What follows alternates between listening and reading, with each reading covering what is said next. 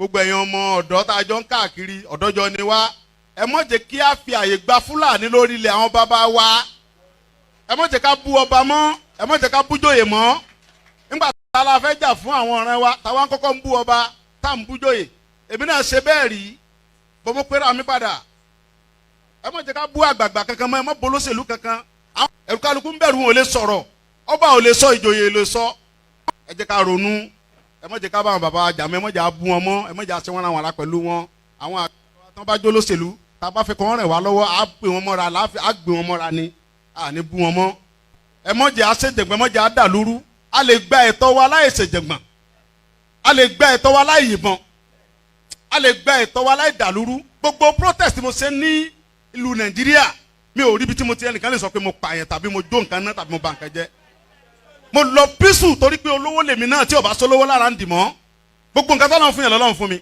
mi ṣe tálákà tó dé pé mo dìde fúnjà Yorùbá big man ni mi àwọn tó jẹ́ ọ̀rẹ́ mi tó súnmọ́ mi tó ní owó ní kí ni mo wá lọ bẹ̀ pé sọ́wọ́ ni mò ń fẹ́ ni kí n sọ yìí tí mo fẹ́ mo ní ìsọ̀rọ̀ owó àní ọ̀rọ̀ ìran mi ni mò ń sọ kí n wọ Ìgbòho kí n gbéra kí n pé mò ń lọ ọ̀dọ̀ ọba Ìgbòho mò ń lọ ọ̀dọ̀ oníbodè of Ìgbòho kí n kójó wọlé kọ́kàn mi balẹ̀ kí n dá wa mọ́tò kí n mọ́ rìn bọ̀ kí Fúlàní mọ́ da mi dúró títì kí n délé kí bàbá sọ pé kí n gbé tírélà sùn kí n mọ́ gbé lọ àwọn bàbá wo lè lóko mọ́ wọn ò lè lóńdò ẹ jẹ́ ká fọwọ́sowọ́pọ̀ ká ti àwọn bàbá wa lẹ́yìn ká dá security ti wa lẹ̀ ká sọ fún wọn kí wọ́n bá wa fọwọ́ tì í ká lé wọn kó nu oko wa ẹ ṣé mo dúpẹ́ Jésù Olúwa wa.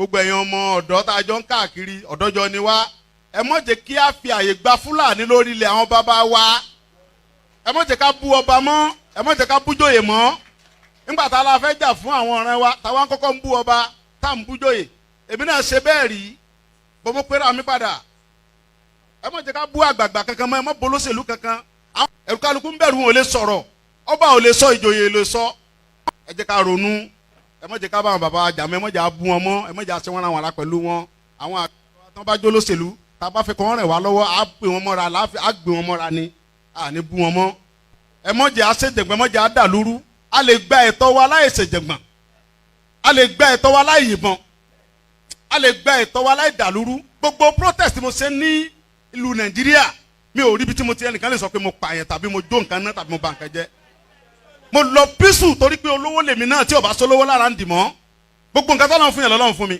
mi ṣe tálákà tó dé pé mo dìde fúnjà Yorùbá big man ni mi àwọn tó jẹ́ ọ̀rẹ́ mi tó súnmọ́ mi tó ní owó ní kí ni mo wá lọ bẹ̀ pé sọ́wọ́ ni mò ń fẹ́ ni kí n sọ yìí tí mo fẹ́ mo ní ìsọ̀rọ̀ owó àní ọ̀rọ̀ ìran mi ni mò ń sọ kí n wọ Ìgbòho kí n gbéra kí n pé mò ń lọ ọ̀dọ̀ ọba Ìgbòho mò ń lọ ọ̀dọ̀ oníbodè of Ìgbòho kí n kójó wọlé kọ́kàn mi balẹ̀ kí n dá wa mọ́tò kí n mọ́ rìn bọ̀ kí Fúlàní mọ́ da mi dúró títì kí n délé kí bàbá sọ pé kí n gbé tírélà sùn kí n mọ́ gbé lọ àwọn bàbá wo lè lóko mọ́ wọn ò lè lóńdò ẹ jẹ́ ká fọwọ́sowọ́pọ̀ ká ti àwọn bàbá wa lẹ́yìn ká dá security ti wa lẹ̀ ká sọ fún wọn kí wọ́n bá wa fọwọ́ tì í ká lé wọn kó nu oko wa ẹ ṣé mo dúpẹ́ Jésù Olúwa wa. KOIKIMEDIA, we're bringing the world closer to your doorstep.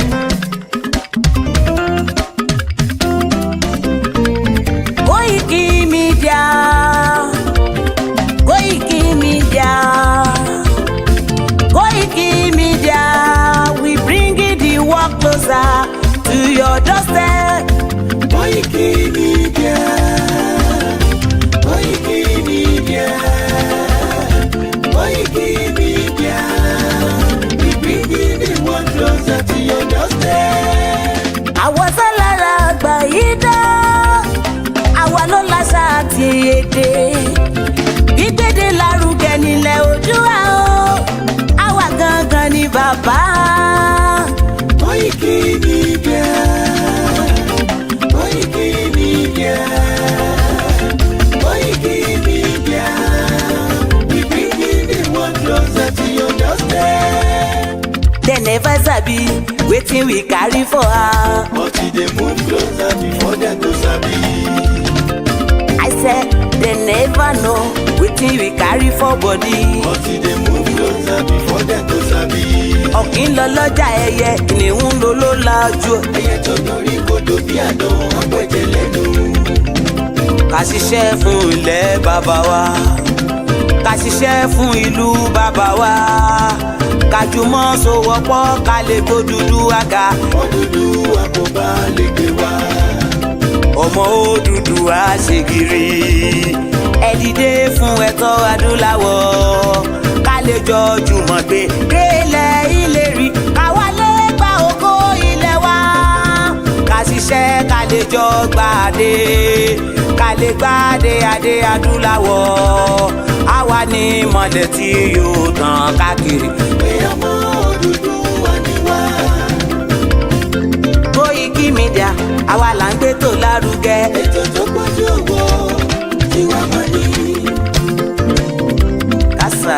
gbogbo ẹ̀yin ọmọ ọ̀dọ́ tá a jọ ń káàkiri ọ̀dọ́jọ́ ni wá ẹ má jẹ́ kí a fi àyè gba fúlàní lórí ilẹ̀ àwọn bàbá wa ẹ má jẹ́ ká bú ọba mọ́ ẹ má jẹ́ ká bú jòyè mọ́ nígbà tá a la fẹ́ jà fún àwọn ọ̀rẹ́ wa táwa ń kọ́kọ́ ń bú ọba tá à ń bú jòyè èmi náà ṣe bẹ́ẹ̀ rí bọ́mọ pẹ́rẹ́ àmì padà ẹ má jẹ́ ká bú àgbààgbà kankan mọ́ ẹ má bolóṣèlú kankan ẹ̀rù kálukú ń bẹ̀rù wọn ò lè sọ̀rọ̀ ọba ò lè sọ ìjòyè lè sọ ẹ jẹ́ ká ronú ẹ má jẹ́ ká bá àwọn bàbá jà mọ́ ẹ má jẹ́ bú wọn mọ́ ẹ má jẹ́ àṣẹ wọn ra wọn la pẹ̀lú wọn àwọn àgbà tó bá jó lóṣèlú tá a bá fi kàn rìn wá lọ́wọ́ á gbé wọn mọ́ra á gbé wọn mọ́ra ni à ní bú wọn mọ́ ẹ má jẹ́ àṣejẹ̀gbọ́n ẹ má jẹ́ àdàlúrú a lè gba ẹ̀tọ́ wa láì ṣèjẹ̀gbọ́n a lè gba ẹ̀tọ́ wa láì yìnbọn a lè gba ẹ̀tọ́ wa láì dàlúrú gbogbo protest tí mo ṣe ní ìlú Nàìjíríà mi ò rí ibi tí mo ti ẹnìkan lè sọ pé mo pààyàn tàbí mo jó nǹkan náà tàbí mo bà nǹkan jẹ́. Bear with me. There's a lot of noise feeding back on my. Okay, let's go with that. Emma Bino, I think I'm getting a lot of feed coming back in the broadcast. I'm not too sure why. I'm trying to see if we can rectify that problem. But at the moment,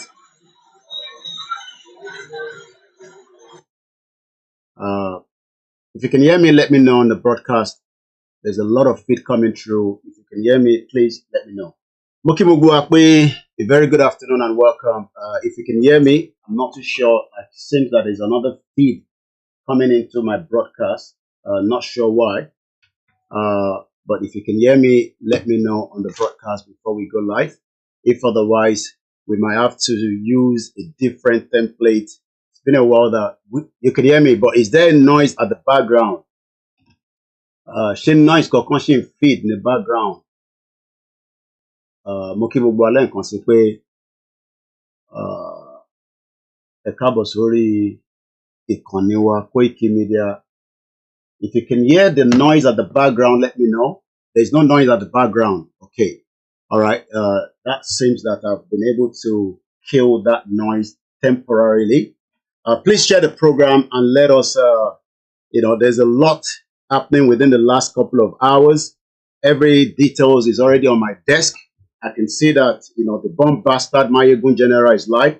I've listened to some of the things he have said within the last 10 minutes. I will respond to him and I will first deal with the rumor that is out there in the public domain. So let's play our anthem to kickstart and then we'll deal with them one at a time. One thing is nobody can ever, right, bring Oloye down. There's nobody. I can assure you that. There's no amount of game that they want to play to bring Oloye down. It cannot happen. So I want us to sit back and let us first deal with the vanguard that pull out this information that did not confirm with me before going into the press. And then we can then deal with the other issues as we have them. So let's play the anthem. Again, if you can hear me, please let me know in the broadcast. It's very, very important because if otherwise, I might just be going on and on without knowing that you are not with me this broadcast today. We haven't used the software for a while, so that's the reason why we are having some technical issue with it. But I can assure you that we are live on the other platform as well. So I will be live on multiple platforms so that in case one is giving us headache, we are sure that the other ones will hold on as well. So thank you so much. If you're watching us, my name is Oluwole Koiki, and as many of you know, I am still the original spokesman for Igboho, not Mayegun General. You know, if it's the position he's looking for, he will probably have to wait until Oloye says otherwise. And for the rest of those that are probably also thinking that they can, you know, hijack that from me, you know, by going into the press and they want to come out, they are all bomb bastard. Look, I know Mayegun very well, but I'll deal with Mayegun in the course of the program. Oh, mommy, dada. Oh, mommy, dada. Oh, mo Ìjẹ̀bú kan náà ni gbogbo wa. Oh, mommy. But my uncle deal pẹ̀lú àwọn rumors tó lọ níta. Torí pé rumors yẹn ibi tó ti wá, I don't need to know. But you know go better for your papa fact check. You're a bomb bastard for even coming into the broadcast in the first place. You know go better for your papa. Your papa, you know go better for your papa. Olórí burúkú man, bomb bastard. You know, let your father go and do what Igboho has done. So let's play the anthem and then we go into it gradually. I can hear the feed coming into it. I've killed the feed, but it seems that as long as Ebatine Egbo any other feed apart from my voice, that will be fine in the broadcast. But in Toba Muigbo another feed, you need to let me know so that we can go into it one at a time. It's a very difficult time in Nigeria. I told you the country is going down, but any feed, all the bomb bastard, including Mayegun, that called himself Mayegun General, Olori Buruko Mo Yoruba, bomb bastard. You know, he couldn't go home. I told him, let us go home together. He would dare not go to Nigeria because he's probably been paid for some of the things that he's doing as well. So let me mute my mic and play the anthem.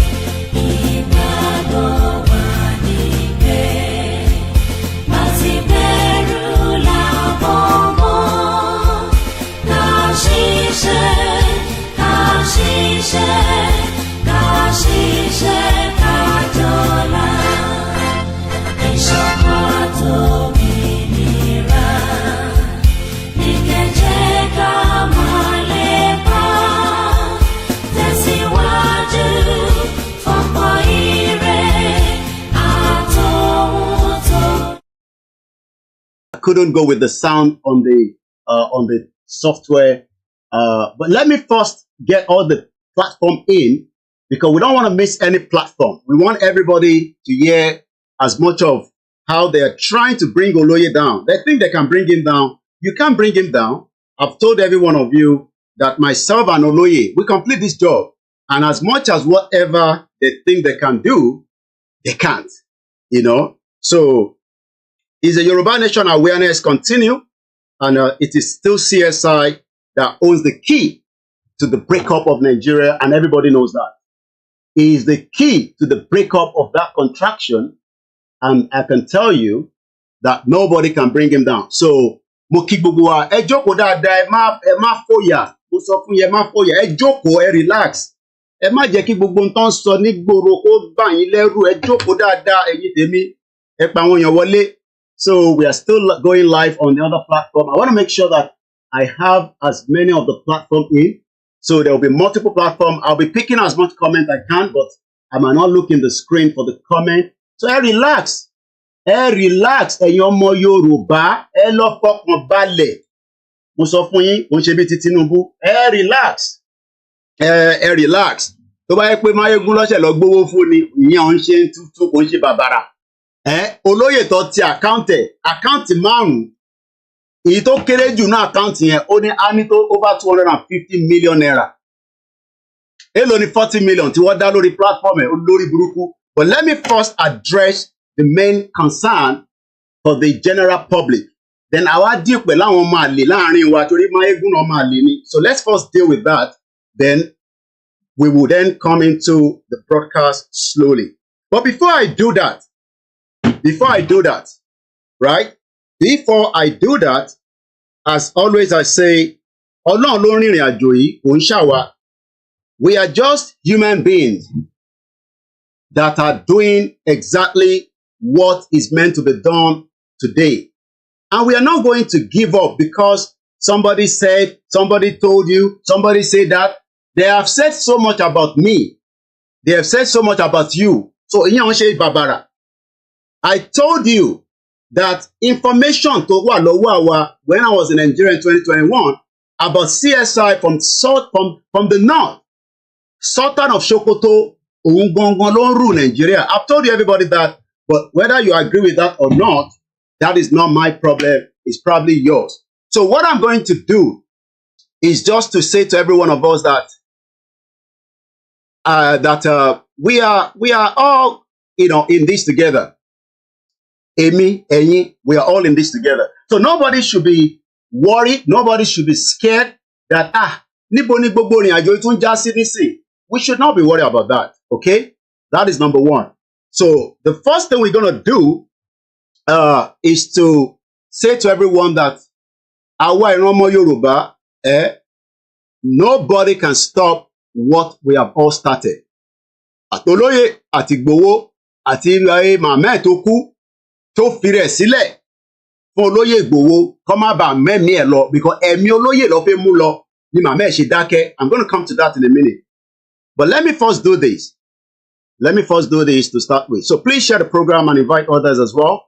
Mo kí bàbá wa Akintoye, mo kí wọn dáadáa pé Ọba Elédùmarè á jẹ́ kó pẹ́ fún gbogbo wa.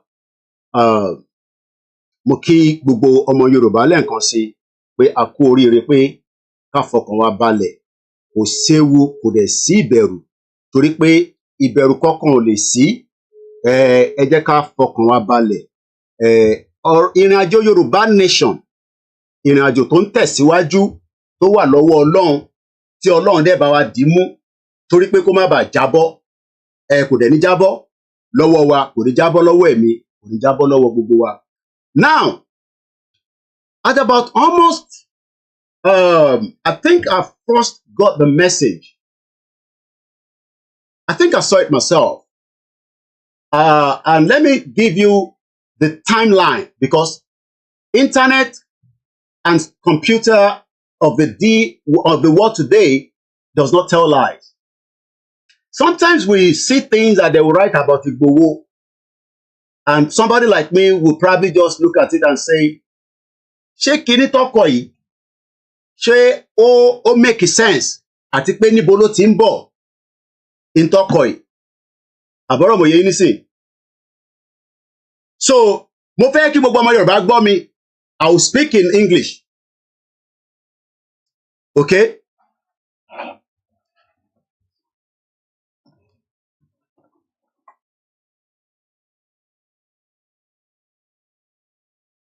Mo ní àwa ìran aládé, we are very intelligent, but it seems that many people are also out there to make sure that we are destroyed.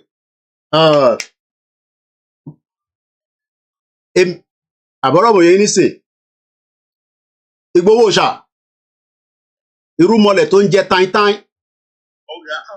èmi náà ni mo tó bẹ́ẹ̀, torí pé iṣẹ́ tó gbélé mi lọ́wọ́, life Olóyè Igboho lẹ́ ń rí yẹn, life pẹ̀lẹ́ mi àti ẹ̀. Mo ò fẹ́ kẹ́ búra kankan, kò ní ìgbà ń búra. Bó bá ṣe jẹ́, òun ni kẹ́ sọ fọ́mọ Yorùbá. Kó tó di pé mi máa gbóhùn sílẹ̀, torí pé mo fẹ́ sọ̀rọ̀. Torí pé mo fẹ́ sọ̀rọ̀. Ẹ kọ́kọ́ bá wa béèrè pé kí ni in tó ń ṣẹlẹ̀, torí pé kò fẹ́ clear sáwọn kan. Èmi mọ̀ pé ó clear sí mi, àbáwọn kan sọ pé kò clear sí wọn. Mo mọ̀ pé busy gan. Ẹ gbóhùn sókè bàbá mi. Okay now, àkọ́kọ́ náà, mi ò mọ àwọn tó plan ní protest pé ebi ń pa àwọn èèyàn ní Nàìjíríà. You understand? Because Yorùbá nation làwọn gbé dání. Yorùbá nation làwọn adẹ́tí ń pariwo ìjọba Tinubu tó débẹ̀ láti pariwo. Tó ti ẹ́ sìn, bàbá rẹ̀ pariwo kiri yìí, àwa ti rí àpẹẹrẹ fún ọmọ àṣẹlẹ̀ ní ìjọba pariwo láyé Buhari tó yá. Àpèsè kẹ́tí ṣẹlẹ̀ ní Nàìjíríà, ìkọ̀sẹ́lẹ̀ kankan tó dà sí ìgbà yẹn náà, ó ti lọ́ ń bú ẹ̀kọ́ ń ṣètò. But why expect to take it away if you buy plan a protest or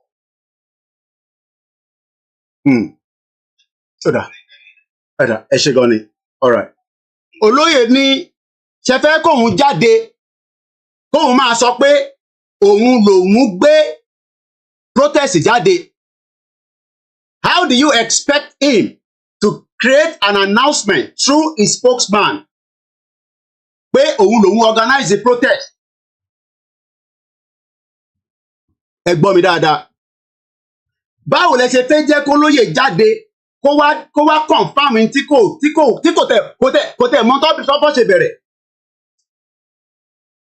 So at about 8:20 a.m. this morning, yes, at exactly 8:22, and there's a screenshot that I don't need to give you. When I saw the message, just as usual, I knew that they are already playing a lot of things out there. It is not new to people like us. We know what they can do because one need Olóyè Igboho to bring and calm àwọn Yorùbá tó fẹ́ protest, and they have every right to protest. Mo ti sọ yẹn even before Olóyè is speaking about it. Olóyè dẹ̀ ti sọ pé kò ń ṣe ebi ló ń pa wá. Ebi tó ń pa wá nísìn is to get the hell out of Nigeria now. Torí pé Nigeria fúnra rẹ̀ ó ti di wàhálà sí gbogbo wa lọ́rùn, including you, including me. Ó ti di wàhálà sí wa lọ́rùn. And these are the reason why some of us are saying that let us pull out today.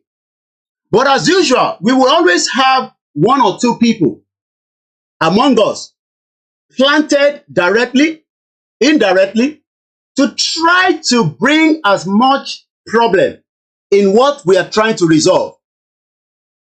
So let me say to the whole world, as usual, that whatever you read from the Vanguard newspaper that pull out that information, they did not tell you where it was referenced to, whether it was the spokesman, whether it was Igboho himself, whether it was Gani Alagbala that could also write on behalf of Igboho, whether it was Shola Kogbodoku, whether it was Baba Akintoye.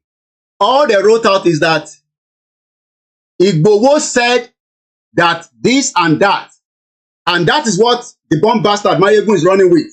And he also said he has some evidence. We are waiting for that evidence. I am waiting for that evidence. I've given him 24 hours to release all the evidence that point that Igboho is a criminal and Igboho is working for Tinubu, the criminal, bomb bastard, a drug baron. But let's first deal with the issue one at a time, because what is playing out right now is a lot of things playing out. Yesterday, day before yesterday, if you have followed my broadcast, it will just be like, Koiki, ṣé oríran ni, ṣó mọ̀ pé nǹkan báyìí máa wáyé? Ṣé o mọ̀ pé irú nǹkan báyìí ṣó máa wáyé?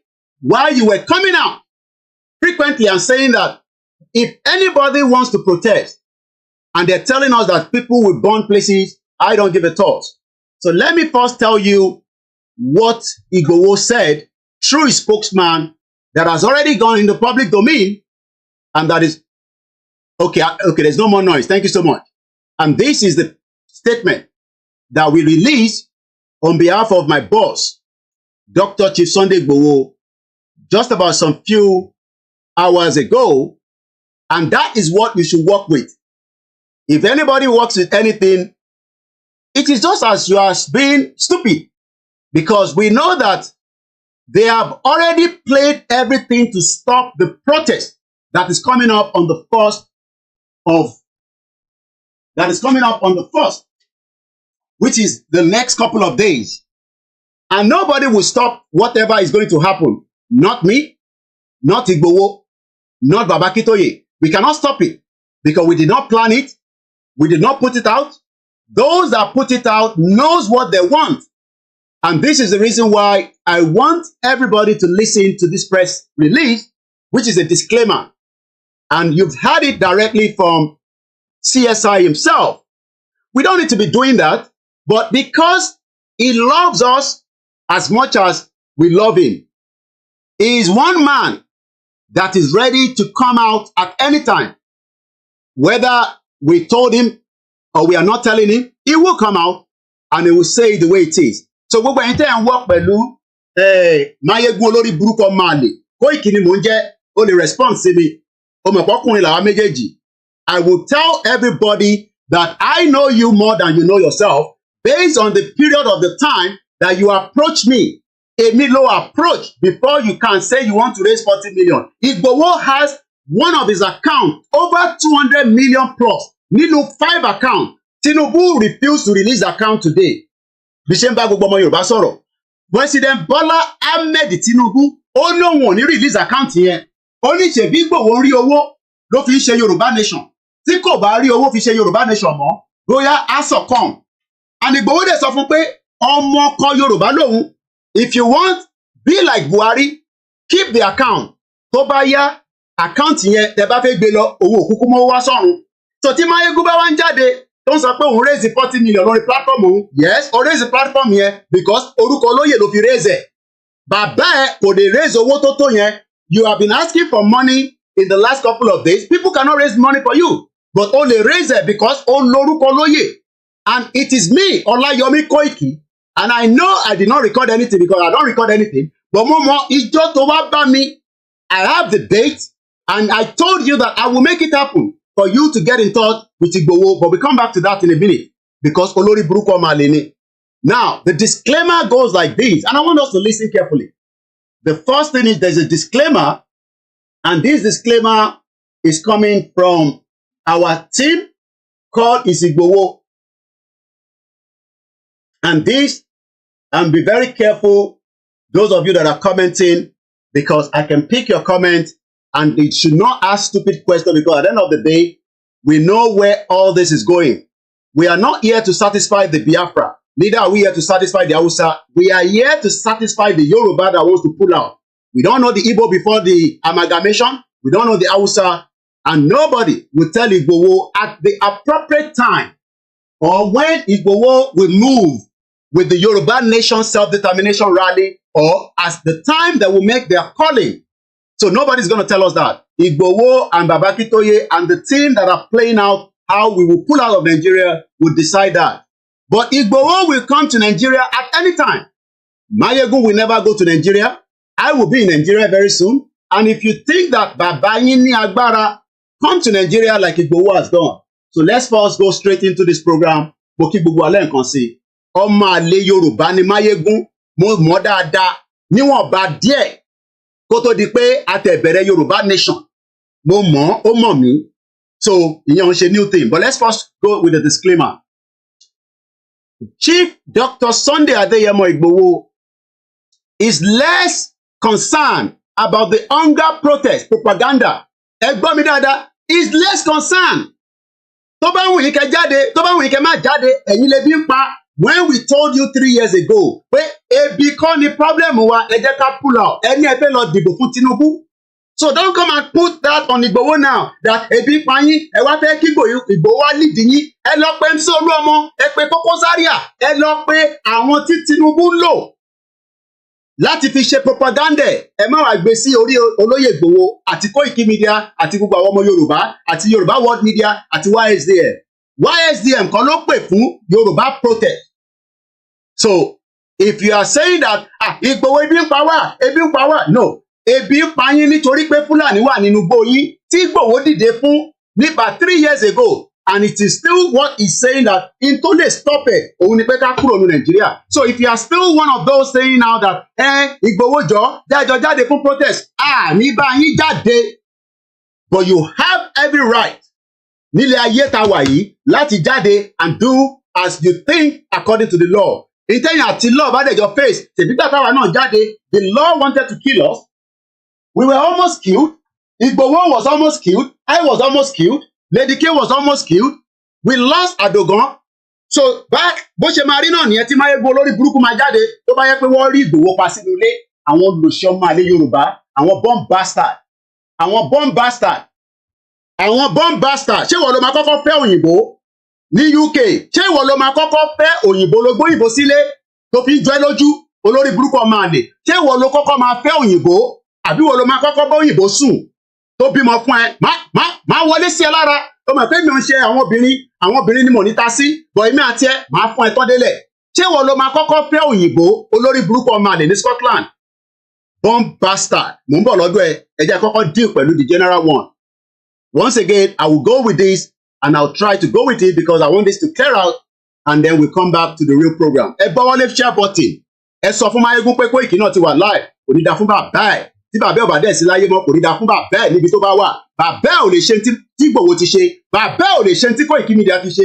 Òun fúnra rẹ̀ mọ̀ pé òun ò lè ṣe tí mo ti ṣe torí pé ó confirm ẹ̀ pé mi Ọláyọmí Koiki. Chief Dr. Sunday Adeyemo Igboho is less concerned about the hunger protest propaganda. Activists stand on self-determination of the Yoruba people. Self-determination of the Yoruba people. We are not here to satisfy the Biafra. We are not here to satisfy anybody. We are here to say to the Yoruba people that that is where we stand. If any other person says, Igboho has collected money, it no go better for your papa, you to go collect money. Go and do what Igboho has done so that you can collect money. Bomb bastard all over the place. Kò ní dá fún gbogbo yín. Igbo ló bá sọ bẹ́ẹ̀ ni ẹni ṣoríire. Yorùbá ló bá sọ bẹ́ẹ̀ ni Ògún máa wọlé pa gbogbo yín ni. Haúsá ló bá sọ bẹ́ẹ̀ ni Ògún máa wọlé pa yín ni. Ó kù díẹ̀ ni but ẹ fẹ́ fi ọ̀rọ̀ sí mi lẹ́nu ni mo dẹ̀ ní sọ.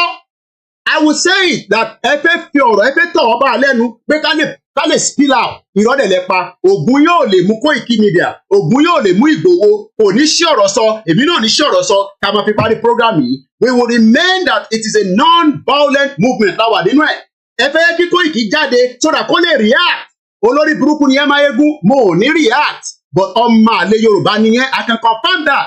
Torí pé oní proof. Tó o bá gbé proof yẹn jáde pé olóyè gbọ́wọ́ lọ́wọ́ Tinubu. Bàbá ò ní ṣoríire. Ìyá ò ní ṣoríire. Níbikíbi tó bá wà, you're a bomb bastard. Mọ̀mísí mi náà náwó sórí platform ẹ. Bó ṣe ń náwó sí gbogbo platform tó bá kù. Àfi tó bá jẹ́ pé ò jẹ́ nínú ogún màmá mi. Ò ní kúure. Bomb bastard. Tó bá raise 40 million, ìwọ ló máa kọ́kọ́ raise owó ni, tèbórúkọ olóyè ló fi raise owó, olórí burúkú, mò ń bọ̀ lọ́dọ̀ ẹ̀. Olóyè ní òun dúró lórí self-determination. Ẹ tó bá wù ní kẹ́ ṣe lórí protest, he doesn't care. If you like, go out and protest, it is under the fraudulent constitution. If you like, don't protest, it is still your right. Ọ̀nà méjì ni, if you want to protest, gbàgbá. If you don't want to protest, gbàgbá. Nigeria go break. Ó ti wà lórí iná tó fẹ́ jábọ́, òun lọ̀rọ̀ Nigeria. This is a live program, Koiki Media. Yoruba activists. This is a press release. Reaffirming commitment. Commitment yẹn ni Igboho tún fi bá mi sọ̀rọ̀. Tó sọ pé yes, òun sì dúró lórí Yoruba Nation. Òun ò ṣí ẹsẹ̀ òun kúrò nínú ẹ̀. Ẹsẹ̀ òun ò dẹ̀ mì rárá. Ẹsẹ̀ òun dúró dáadáa nínú Yoruba Nation. Ẹni tó bá wá ní ẹsẹ̀ Igboho ò dúró lórí Yoruba Nation. Kí bàbá ẹ̀ náà jáde kó wá bá wa ṣe díẹ̀ nínú ẹ̀. Àbí kẹ́ pé Ìbàdàn ní Adams. Tó bá jẹ́ pé òun ló máa tì í débẹ̀, bomb bastard all over the place. Ẹ ní kúure gbogbo yín. So where the propaganda is coming from, I don't need to know. Bóyá Tinubu ló ń play ẹni, Báyọ̀ Ọ̀nàdúgà ni, bóyá Máyégún general ló ń play ẹni, kò ní dá fún gbogbo yín lẹ́yìn kọ̀ọ̀kan. Mo sọ fún yín pé kò ní dá fún gbogbo yín one at a time because you know that Igboho will not come out and lead any, I don't want to use the F word, so let me restrain that. Igboho will not come out to lead any protest, but he will say it as he has said it, that he cares less if hunger is killing you, because he told us all that we are already in hunger, that we should pull out of Nigeria. Ẹ̀yin ọmọ Yorùbá sọ pé olórí burúkú ni, ọmọ àlè ni. Kódà, most of you were happy that they were going to kill him while he was in the house. I would have been a dead man. So irú Máyégún olórí burúkú yẹn ló bẹ́ẹ̀ pé wọ́n rí mi pa ni, bó ṣe máa jáde náà nìyẹn, tó máa ní olè ní Koiki. Tó máa ní olè ní 419 ní bla bla bla bla bla. But èmi Ọláyọmí Koiki ló lò platform tèmi ló lò tó fi rí olóyè raise owó yẹn. Well, people, if I have rejected it, kò sí nǹkan tó lè ṣe lórí platform yẹn láti fi raise owó yẹn. You know that and I know that. Oh, tó bẹ́ẹ̀ láti jáde kó ní o fẹ́ lọ raise 40 million. Tó o bá gbàṣẹ lẹ́nu mi ló gbàṣẹ and I know what olóyè asked me. Ṣé kí n fún ní go ahead? Ìwọ ló lè fún mi ní go ahead yẹn Koiki Media. Kò ní dá fún ẹ Máyégún general. Kò ní dá fún ẹ níbi tó bá wà ní mo sọ, kò ní ṣoríire. Àfi tó bá yẹ pé màmá tèmi náà kò ń sanwó sínú platform ẹ tó dẹ̀ ń wú ẹ dáadáa just like I watch you as well. Tó bá yẹ pé wọ́n rán ẹni sọ fáwọn tó rán ẹ pé o ò bá wa nílé pé ọmọ Ìjẹ̀bú kan náà ni wá but Ìjẹ̀bú jù Ìjẹ̀bú lọ o ò bá mi nílé mo dúró dáadáa mo sọ fún ẹ o tó bẹ́ẹ̀ kí wọ́n lọ Nàìjíríà bẹ́ẹ̀ mi ṣe lọ yẹn mò ń bọ̀ mo ì tí dé. According to his spokesman èmi sì ní spokesman ẹ̀ Èmi Ọláyọmí Koiki ṣì ní spokesman olóyè Ìgbòho. Tẹ́ bá wá fẹ́ di spokesman Ìgbòho, ẹ jẹ́ kémi ṣe tán. Ẹ jẹ́ kémi Ọláyọmí Koiki ṣe tán pẹ̀lú olóyè Ìgbòho. Àtọ́lóyè bá tún jáde pé Koiki kì í ṣe spokesman ni, mo sì dúró tí 100%. Ibi tó bá lọ ni mò ń lọ. Tó bá ti give order, I've told my wife I will leave this country and I'll be making my way down to Nigeria. Kò sẹ́ni tó lè dá wa dúró, but ó ní àwa kọ́ la pè fún protest. Ṣòwòrẹ́ ló pè fún protest, Peter Obi ló pè fún protest, Atiku, why are you adding Igboho's name to protest? Kí ló dé tẹ̀ ń gbé orúkọ Ìgbòho along with the protest? Why? Kí ni Ìgbòho ṣe fún gbogbo yín? Ẹ̀ṣẹ̀ wo gan ni Ìgbòho ṣe fọ́mọ Yorùbá? Tẹ́fẹ́ fi ba tiẹ̀ jẹ́, tẹ́fẹ́ gbé wálẹ̀, tẹ́fẹ́ bà lórúkọ, tẹ́fẹ́ bà lórúkọ jẹ́. Èèlò ni Tinubu fẹ́ fún Ìgbòho? Èèlò ló fẹ́ fún? That is the question I'm asking. Tó wá ń sọ pé o ní evidence. Tó o bá gbé evidence yẹn jáde within 24 hours, ó ní ṣoríire níbikíbi tó bá wà. Ṣé ìwọ ló máa kọ́kọ́ fẹ́ òyìnbó ni? Ìwọ kọ́ ló máa kọ́kọ́ fẹ́ òyìnbó náà. Ìwọ kọ́ ló máa kọ́kọ́ fẹ́ òyìnbó. Èmi ò fẹ́ òyìnbó, ọmọ Yorùbá àtàtà ni mo fẹ́. Tó dẹ̀ bímọ fún mi, a dẹ̀ sì ń retí ọmọ tó pọ̀ rẹpẹtẹ láṣẹ Èdùmàrè. Mo kí gbogbo ọmọ Yorùbá, ẹ gbọ́ wọlé share button. So, according to the spokesman, Olayomi Koiki, Igboho is not concerned to the planned protest set to begin on August 1st. Igboho is not concerned, is not connected rather. He is not connected to the planned protest that is set to begin on August 1st, 2024. Àwọn wòlíì sọ pé wàhálà ń bọ̀ ní Nàìjíríà. Àwọn àfáà sọ pé wàhálà ń bọ̀ ní Nàìjíríà. Babaláwo sọ pé Nàìjíríà pé wàhálà ń bọ̀. Níbo ni ẹ̀yin ọmọ Yorùbá, ẹ̀yin ọmọ Ìgbò, ẹ̀yin ọmọ Haúsá, níbo lẹ ti wá rí pé Ìgbòho sọ pé òun lòun máa ṣe protest o tí wàhálà máa fi dé sí Nàìjíríà? Wàhálà ti wà nínú Nàìjíríà látayébáyé ni. In response, myself, Olayomi Koiki, the spokesman described this report as false and another propaganda. It is not going to be the first and it will not be the last. There will be more propaganda on Igboho and Baba Akintoye and the rest of the Yoruba people, including as many of us that are dedicated, and reason that we are dedicated is because we want to be free from the shackles of what is not today. So gbogbo ọmọ Yorùbá tó bá wá ṣì ń doubt pé níbi tí ilẹ̀ ṣúdé lẹ́ni, òkú àdògán ṣì wà lọ́wọ́ Tinubu olórí burúkú tó fún wa. Òkú àdògán wà lọ́wọ́ Tinubu, kí ló dé tí kò gbé sílẹ̀? Tó bá jẹ́ pé wọ́n negotiate pẹ̀lú Ìgbòho lóòótọ́ ni, Ìgbòho ní gbogbo tó ṣì ń dùn òun jù pé òkú tó kó lọ ẹ fún wa lókù so that we can be able to bury them officially. Tinubu ò fún wa lókù, ẹ fi ológbò sílẹ̀ ẹ máa gbólógbò lọ. Tó bá jẹ́ pé ẹ fi pé níbẹ̀ ni agbára òun wà, ẹ máa gbólógbò lọ. But ẹ fún wa ní òkú àdògán, give us the body so that we can bury them officially and properly. Oní wọ́n feed àwọn ẹjẹ pápá pàdé, oní òun feed àwọn bàbá professor. Bàbá tiẹ̀ ta ló ń feed ẹ̀ kó tó kú. You're a bomb bastard, Máyégún, ò ní kúure níbi tó bá wà. Bomb bastard ni ẹ́, ọmọ àlè. In response, Olayomi Koiki described this report as false and propaganda.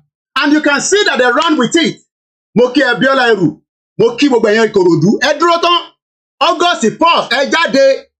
Ìgbòho ní pé torí pé ó ní tó bá wù ní kẹ́ ṣe, òun kọ́ lòun pè fún protest. Tí olóyè Ìgbòho bá pè fún protest, àwa ọmọ Yorùbá máa sọ̀kalẹ̀, èmi náà máa bọ̀ ní wásàlẹ̀. So don't expect me and Ìgbòho to join you on the picketing line because you are protesting. We are not coming out. Àwa kọ́ la pè fún protest, ẹ̀yin lẹ pè fún. So àwọn tó pè fún náà ni kó jáde. So ibi tí Máyégún ti wá, Máyégún ní nọ́mbà mi náà, kò ṣe pè mí, tó bá ṣe fọ́ máa lè ní. Sahara Reporter ti pè mí, Punch ti pè mí, àwọn tó fẹ́ confirm wọ́n ti pè mí láàárọ̀ yìí. Many media from Nigeria, even some that we cannot tell you, they have already called to confirm that. Ṣé olóyè ló kọ ilé because àwọn ọ̀rẹ́ Ọláyọmí Koiki lábẹ́. And I told them that we do not have anything to do with it. But we will release a statement at the appropriate time. And I've released a statement, which is what I'm reading right now. And that is what else to work with. So any media out there still writing any propaganda, that is a cup of tea. Olórí burúkú Linda Ikeji tí kò ní kú síbi táṣù ẹ̀ wà. Linda Ikeji also picked this. Linda Ikeji ò sọ fún gbogbo ọmọ Nàìjíríà pé Ìgbòho wà ní Ìmẹ̀kọ ní on the 24th of July, just last week. But ó wá write eléyìí jáde. Ó ní Ìgbòho ní òun ò sí nínú protest so that ara owó tó ń sọ fún Linda Ikeji kó lè fi operate. Kò ní dá fún Linda Ikeji, ò ní kú síbi táṣù ẹ̀ wà. Ọmọ àlè, bomb bastard. The same thing with all the other ones. wọn ò ní gbé ọ̀rọ̀ olóyè Ìgbòho. Olóyè was in Ìmẹ̀kọ on the 24th. Kò tí pé 1 week. Ẹ lọ wo péèjì gbogbo wọn ò gbé pé olóyè wà ní Ìmẹ̀kọ. But the moment that wọ́n sọ pé olóyè is not involved in the protest, so they are working with it. Àwọn yẹn ni Máyégún náà wá ń gbé. Ṣẹ́rípọ́ máa lè ní. Why is it that kò reach out sí Koiki? Ẹ béèrè lọ́wọ́ Máyégún pé kí ló dé tí kò pé Koiki Media láti confirm. Kí ló ṣe tí kò pé Koiki Media kò lè pè mí? Because ọ̀dàlẹ̀ ni wọ́n ti bẹ̀ mí títí pé kí n reach out sí mo ní mò ní láti reach out sí. Kò bá mi jà mọ́ ò bá jà. Ẹ jẹ́ kó máa ṣe tiẹ̀ kí n máa ṣe tèmi. Nítorí pé àwọn nǹkan kan wà tó mọ̀ pé òun ti ṣàṣìṣe. Kí ló dé tí ẹ béèrè lọ́wọ́ ẹ̀ pé kí ló dé tí kò ṣe pé Koiki Media? Ṣèbí nọ́mbà Máyégún lélẹ̀. I'll give you in a minute. Ó ní nọ́mbà mi now. Máyégún has my direct number. Kò ṣe pé kò ní nọ́mbà mi. But he will not call because bí àwọn ọ̀dàlẹ̀ ṣe máa ń ṣe nìyẹn. Máyégún number is +760631010. Nọ́mbà nìyẹn. Máyégún general. He has my number. I have his number. So kí ló dé tí kò pé Koiki Media láti béèrè pé Mr. Koiki o Koiki Media kí ló ń ṣẹlẹ̀? Mo máa rí kankan. Bọ̀ nítorí pé ó ti ní Ìgbòho sínú. Ó ti ní Ìgbòho sínú. And it's not new. So bẹ́ẹ̀ bá ní Ìgbòho sínú problem yìí nìyẹn. If you think that Igboho is not doing enough, ìwọ náà lọ sí Nàìjíríà now. Mo sọ pé orí social media kọ́ láti máa gba Yorùbá Nation. Yorùbá Nation will happen right on the bottom of where it's meant to be, not on social media. And I've told you, Igboho remains the key to the self-determination of the Yoruba people. Nítorí pé àwọn tó jẹ́ kó ṣe, they refuse to do it, and that is where we are all where we are today. This is intended to discredit Igboho's commitment to Yoruba self-determination and to discourage the public participation in the protest. Because idea tí olórí burúkú Bọ́lá Tinubu, the bomb bastard criminal, drug baron, in tó fẹ́ ṣe ni pé ó fẹ́ fi orúkọ lóyè síwájú. Igboho sí nínú protest o, kò mọ̀ nípa protest o, and that will bring the morale of the people that are going for the protest. That will bring the morale down. Ìyẹn ló ṣe máa bring the morale wọn down, because when people hear that Igboho is not in support of Yoruba people that are going to protest, then many people will start worrying. Ó mà ṣe o. Bí Igboho bá tẹ̀ bá wa dá sí, kó má tún sọ̀rọ̀ síta. And that is exactly what they wanted to do. The protest is planned for how many days from now? Èní ni 30. Ọ̀la ni 31. Ìjọ́ wo ni 1st. So we are talking about less than 72 hours to a massive protest that people have planned. Those that are planning, people are prepared for it, yet they want to destabilize that protest. And they would want to use Igboho's name because orúkọ Igboho gangan òun ló ń jáwó ní gbogbo ayé nísìn. Kódà mo lè prove ẹ̀ fún yín pé more than 10 people, àwọn kan ti gbàwé wọ̀ tí gbàwé, I don't know, but I can tell you that 10 people around the world, I will not tell you the location, but I know that there's some in UK, I think there's one in France. Wọ́n ti fi orúkọ lóyè láti fi apply pé àwọn fẹ́ gba ìwé ní America, ní UK. Ẹni mo parọ́ mọ́ àwọn yẹn, evidence wà. Wọ́n lo orúkọ lóyè Igboho pé àwọn wà involved nínú pé wọ́n wá àtakò lóyè sínú ilé. I am telling you today, that is the value of Olóyè Igboho. Kódà ìkan bẹ̀ wá títí anibọ̀, you are not part of the Yoruba Nation. Kódà ìkan ti kúrò ní Nàìjíríà before kí gbogbo wàhálà tó bẹ̀rẹ̀. Ó ṣàfẹ́ rú gbogbo ẹ̀ mọ́, and we refuse. But no, it's not possible. Tí bá dẹ̀ parọ́, we will tell you when my book comes out in the near future. We are documenting everything, and the near future, you will release all that for the public domain. So if Igboho's name is now being dragged into a protest, I am telling you that orúkọ Igboho ti wà nínú gbogbo home office àti èyí tẹ́ wà l'America immigration. The name Igboho is already trending in the immigration of France, America, Canada. Ìlú mẹ́rin yẹn, I can tell you that people have used Olóyè Igboho's name towards this movement. So kí lẹ wá ń sọ? Àwa ta ní olóyè gan sẹ̀, àwa gan tẹ̀, ìjọ́ tí kan tẹ̀ pè mí tó sọ fún mi pé òun fi orúkọ lóyè, òun fi ń tòwé. Mo ní kí ló mean by that? Kí ló mean kò fi òun forúkọ lóyè fi ń tòwé? How? Báwo? Ó ní kí ni kọ́? Let me just leave it like that. So what I'm trying to explain to us is that what we are dealing with right now is bigger than them. In time, deal lọ́wọ́lọ́wọ́ nísìn, it is far bigger than them, and they are ready to scuttle it, they are ready to destroy it, and they care less. One of them is Máyégún. So tó bá rò pé òun lè fi orúkọ lóyè òun lè ta níṣẹ́ ẹ sọ fún pé èmi Ọláyọmí Kóìkì sọ fún pé mo fún ní 24 hours and I need evidence. I don't need a side talk. I don't need a get up. I need those evidence in a black and white that Olóyè Igboho was given 1 billion naira by Tinubu to stop Yoruba Nation or to not involve himself in the protest. Olóyè tó pa sínú tó pààyàn sínú ilé ẹ̀. Olóyè tó ní àkáǹtì tó tì pa tí kò rówó gbà. Àbí ó dà pé orí yín ò pé èyí tẹ́ ẹ máa ń sọ̀rọ̀ bẹ́ẹ̀ yẹn. And one thing is because it is all part of the propaganda. It is all part of the propaganda. And when they are playing that propaganda, it is because one more dájú. Ẹ má bínú, bear with me. One more dájú pé Olóyè still remain the only hope tí àwa ọmọ Yorùbá agbọ́kànlé àti Ọlọ́run Elédùmarè kó dá. Wọ́n mọ̀ bẹ́ẹ̀. Wọ́n mọ̀ dájú pé Olóyè Igboho is our hope.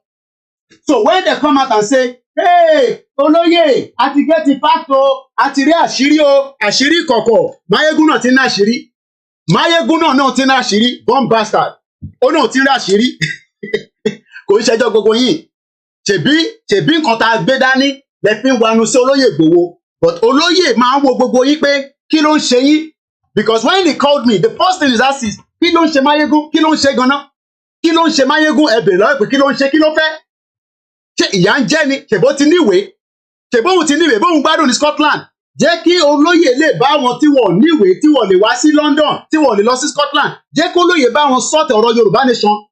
Irọ́ kò fẹ́ yẹn torí pé ara ń ta gbogbo wọn. Ara ń ta gbogbo wọn. And that is exactly what you need to understand. I am not here because I am a spokesperson for Olóyè Igboho. I went to Nigeria to prove that Olóyè was truly involved in this movement. Ìyẹn mo ṣe lọ sí Nigeria. I wanted to confirm that Olóyè lóòótọ́ ṣe ń dagbé dání ṣé lóòótọ́ ni àbẹ́kan parọ́ fún gbogbo wa. And I was gonna be killed.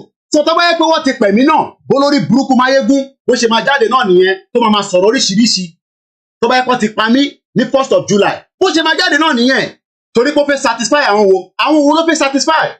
Ẹ bèrè lọ́wọ́ Máyégún pé àwọn wo ló fẹ́ satisfy tó fi ń jáde pé òun ní àwọn evidence òun láwọn evidence ìwọ ló máa kọ́kọ́ gbówó fọ́lóyè ni ìwọ kọ́ ló máa kọ́kọ́ fọ́lóyè lówó náà ìyẹn ṣe big deal o bá raise 100 million ìyẹn ṣe big deal and we are not going to give you the money back owó tó bá raise ṣé owó tó raise yẹn ò ná nínú ẹ̀ jáde kó fi ògùn búra pé owó tó kó fún ẹ ò ná nínú ẹ̀ personally for your own personal use torí èmi sọ pé owó tẹ̀ ń pè mí èmi lò nínú ẹ̀ ibi tí wọn bá ti ń ṣe nìyẹn ti ń jẹ ẹni kí Máyégún jáde kó wá fi ògùn búra pé gbogbo owó tó rèsì fún kò ná nínú ẹ̀ rárá ẹ sọ fún pé kó jáde kó fi ògùn búra pé òun ò ná nínú owó tí wọ́n fún un láti lò fún personal use tó jáde tó sọ pé òun rèsì 40 million fún Olóyè Igboho and then so bloody what tó bá rèsì 40 million fún Olóyè nǹkan kò ní dá fún ẹ pẹ̀lú 40 million yẹn tó bá yẹ pé òun retí 40 million ni 40 million yẹn orúkọ Olóyè ló fi rèsì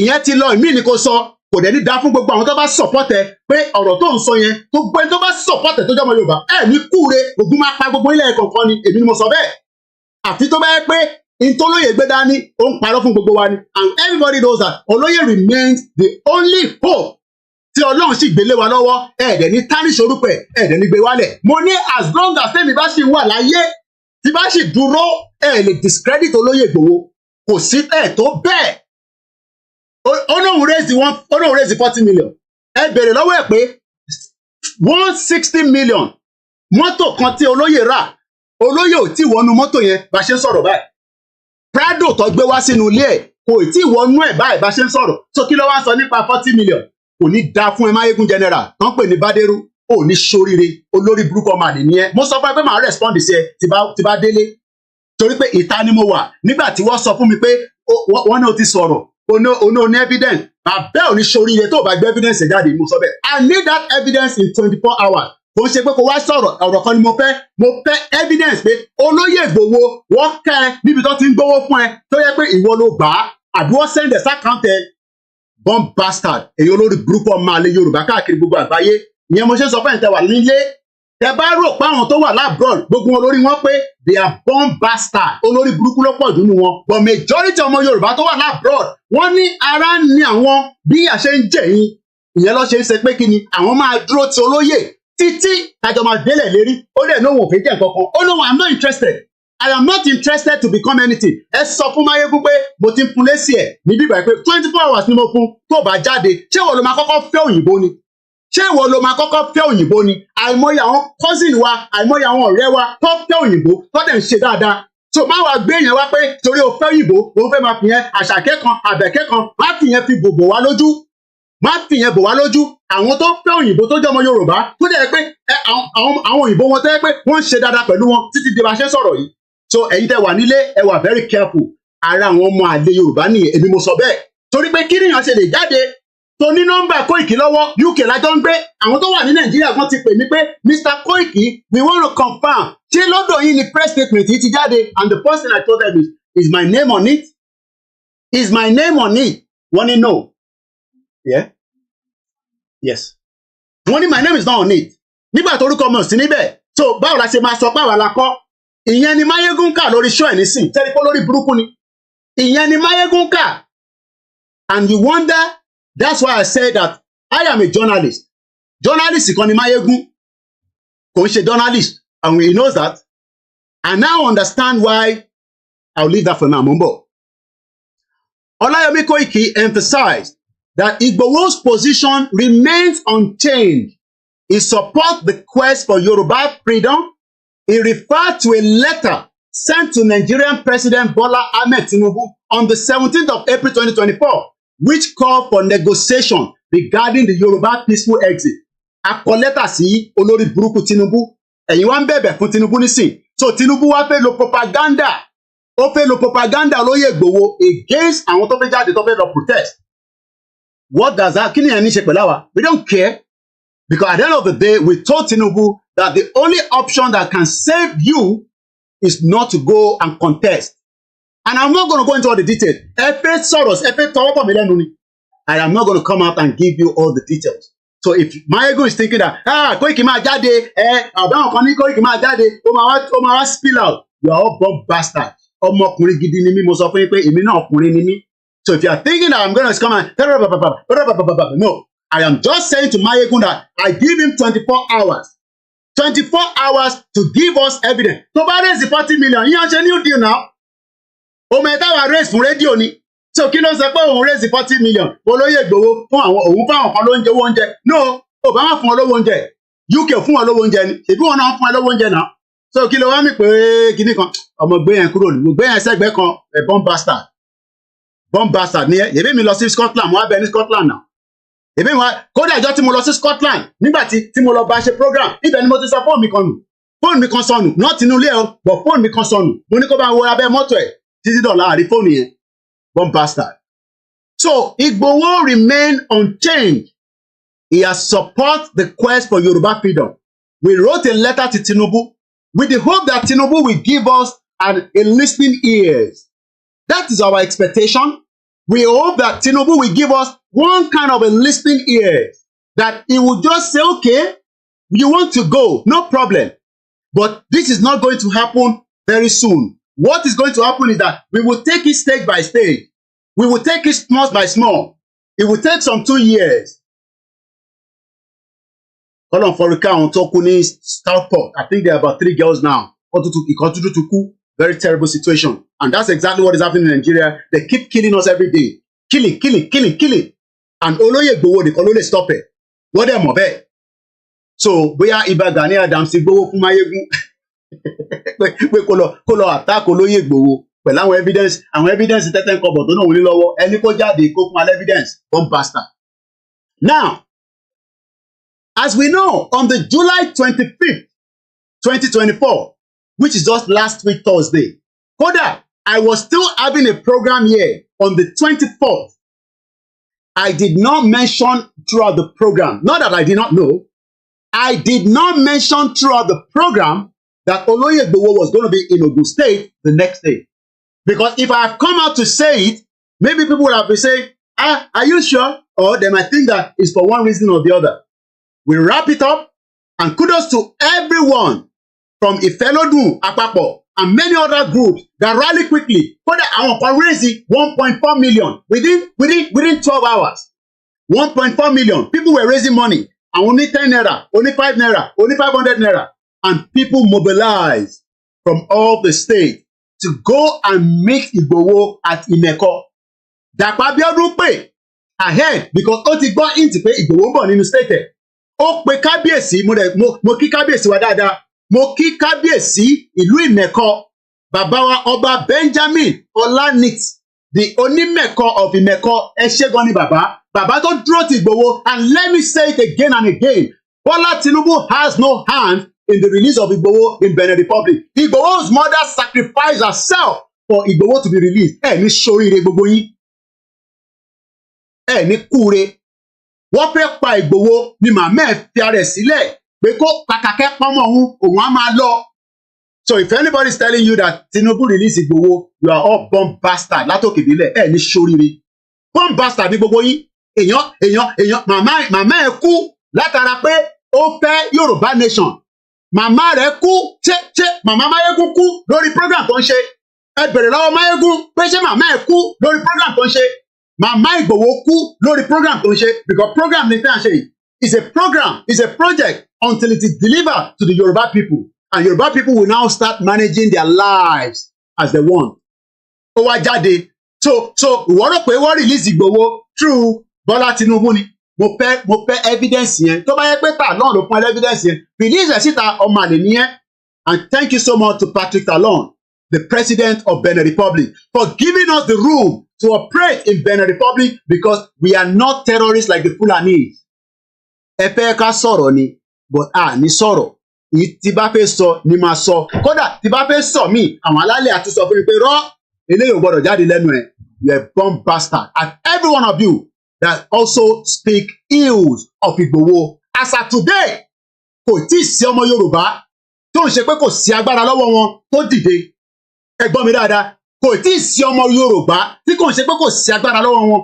We have millions of Yoruba people at home tí ṣìgìdì ń bẹ lọ́wọ́ wọn. But wọ́n dúró wọ̀ jáde. Wọ́n dẹ̀ pọ́n Igboho lé bẹ́ẹ̀ ni Igboho ń pọ́n wọn lé. But for the fact that Igboho ní kankan, kò ní kankan, ó wá jáde tán. Ìmọ̀ kan wá jókòó sí Scotland. Kí ni ṣe? That's the question. Olóyè ń bi mí pé coordinator kí ló ń ṣe Máyégún náà? Ó ń ṣe bí obìnrin ọmọ àlè. Àmọ̀ bí a pussy ló ń leak lójoojúmọ́ nu yàrá ẹ̀. Idiot all over the place. Èèyàn máa lé Yorùbá. Ṣé Yorùbá lélẹ̀ náà ṣá? Ṣé Yorùbá lélẹ̀ ṣá? Eléyìí náà dẹ̀ àwítọ́ ní sọ náà fẹ́ ṣe Yorùbá summit. Ó fẹ́ ṣe Yorùbá summit. Kò tẹ̀lé sọ pé Koiki ṣó máa wá. Tèdè mi lọ sí Scotland. Téèyàn ti mọ̀ pa lábòsí ni. Ó náà fẹ́ ṣe Yorùbá summit. So àwa tá wà ní London báyìí. Tó bá tẹ̀ ní pé gbogbo yòó. Ṣé èmi àti ẹ̀ ń jà ni? Níjà tẹ́lẹ̀ náà. Níjà tẹ́lẹ̀. Wọ́n ẹ bèrè lọ́wọ́ ẹ̀ pé kí ló fà á tí kò bá ń ṣe pé àwọn kan nílé àbí níta wọ́n kùn sí létí. Ó yá ìwọ náà tèbó ní crowd. Àjọ ní crowd ni forget about that. Mo dẹ̀ ti wà nílùú ibi fún ẹ. Mo ti ń gbé ní UK kó tó wọlé. Mo mọ bó ṣe wọlé. So máa fún mi ní fúbù. Ìwọ́dẹ̀ kan tí bá fẹ́ fẹ́ òyìnbó nígbà tí mo wọlé 1998 tí máa fi níwèé. Màá ti fẹ́ òyìnbó. Tèmi wọ̀ fẹ́ òyìnbó láti fi gbàwé ni. Èmi fẹ́ ọmọ Yorùbá ni. Àwọn ọmọ Yorùbá lè ní gbé sílé nítorí pé inú mi á máa dùn. Ara mi á máa yá ní gbogbo ìgbà. Àwọn tó fẹ́ òyìnbó ohun yìí lẹ́fẹ́ kọ́lọ̀ bá wa jẹ́ kí ìfẹ́ tó wà láàrin yín kó má bàjẹ́. Ìṣó pé o fẹ́ òyìnbó yẹn yánṣẹ́ big deal náà. Tó bá ń fọ òyìnbó fẹ́ máa fi takara fún wa 1998 tí mo wọ̀ lùí òyìnbó sùn lẹ́gbẹ̀ẹ́ mi ni mo lé gbogbo wọn dànù ni. So máa fún wa ní fúbù yẹn. Respect yourself so that we can respect you. One bastard ọmọ àlè. So now ní July 25 kò tí pé 1 week èyí sì ní Monday ó sì kújọ́ mẹ́ta tí olóyè máa fi dé pé òun padà wá sí Ogun State. Àwọn kan tẹ̀ tún sọ pé ṣé old video ni. Àwọn èèyàn sọ date wọ́n sọ time. Wọ́n sọ date wọ́n sọ time. People are still saying ṣé old video ni. How can you say that is an old video? Báwo lẹ ṣe máa sọ pé old video nìyẹn?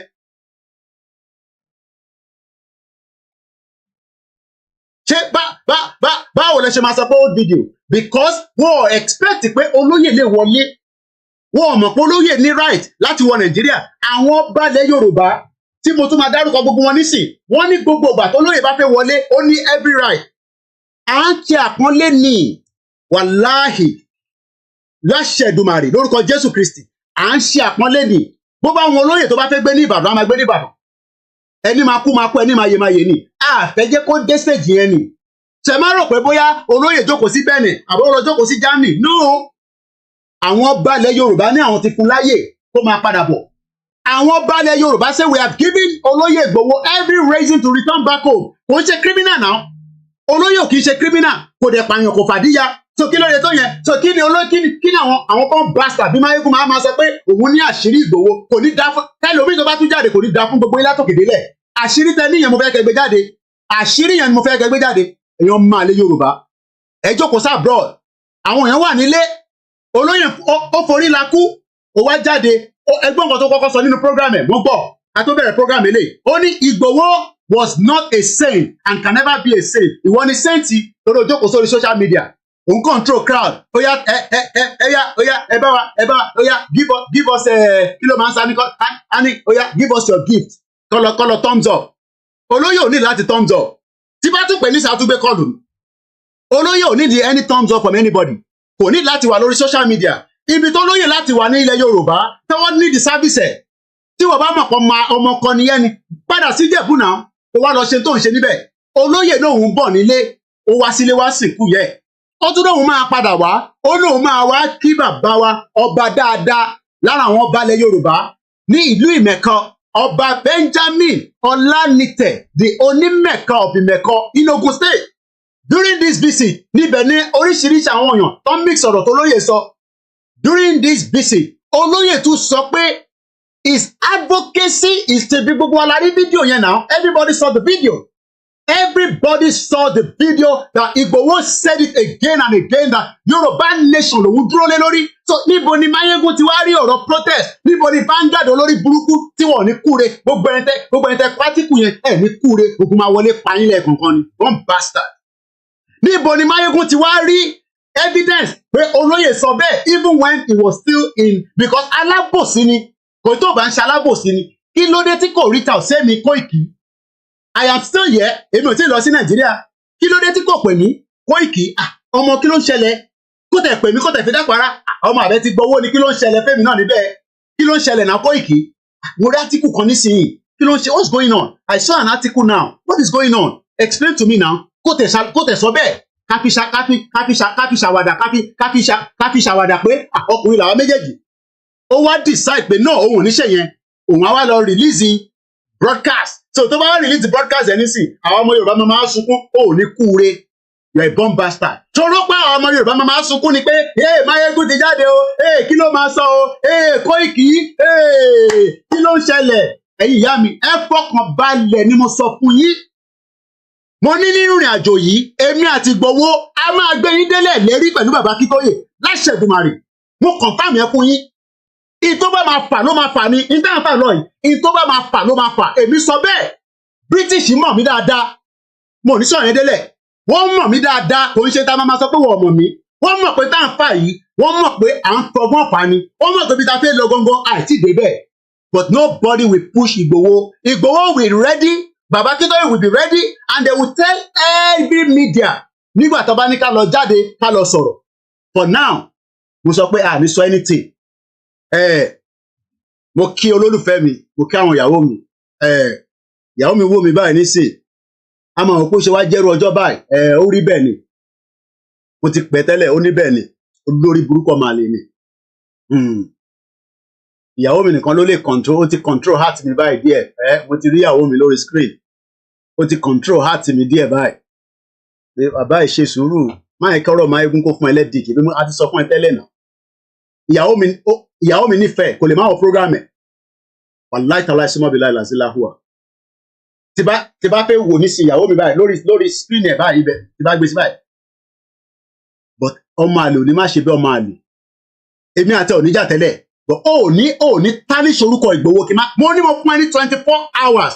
Ó fi release gbogbo evidence fún ọmọ Yorùbá. Ẹgbẹ́ síta sí public domain. Àwọn ò ní kan tán hide. Kí ni mo fẹ́ máa hide? Ní kankan tán hide. Wọ́n ní ìyàwó Mr. Koiki, let's free our mind today o. Ẹ jẹ́ ká ṣe sùúrù. Mo máa ṣí phone line fún yẹn, yín náà máa sọ tí ẹ jẹ́ kí n gbé délẹ̀ náà. So ní last week, ẹ má bínú pé I'm trying to speak Yoruba and English, but I will still read this straight away without any interruption again. Mo kàn fẹ́ kẹ́ get the grasp of it. So Igboho was planning to go to Imeko and he flew back from Germany. I can tell you that. Kò sí nílé. Ó ṣe travel dé ni. Èmi àti ìyàwó ẹ̀ àtàwọn ọmọ ẹ̀ Ọlọ́run bless èmi náà pẹ̀lú ẹ̀ ni àtàwọn méjì mẹ́la kan tó bá fẹ́ gbéra mo mọ ibi tó fẹ́ lè lọ but ní láti máa jáde Ìgbòho ti yàgbẹ́ síbẹ̀ yẹn o but when he was going to Meko we decided to not come to the public. A fẹ́ jẹ́ káwọn public mọ̀ pé olóyè wà ní Ìmẹ̀kọ. Kódà ẹlòmíì gan ṣe ó wà ṣọ́ pé Koiki kí ló ń ṣẹlẹ̀? Àwọn team mi they started travelling overnight.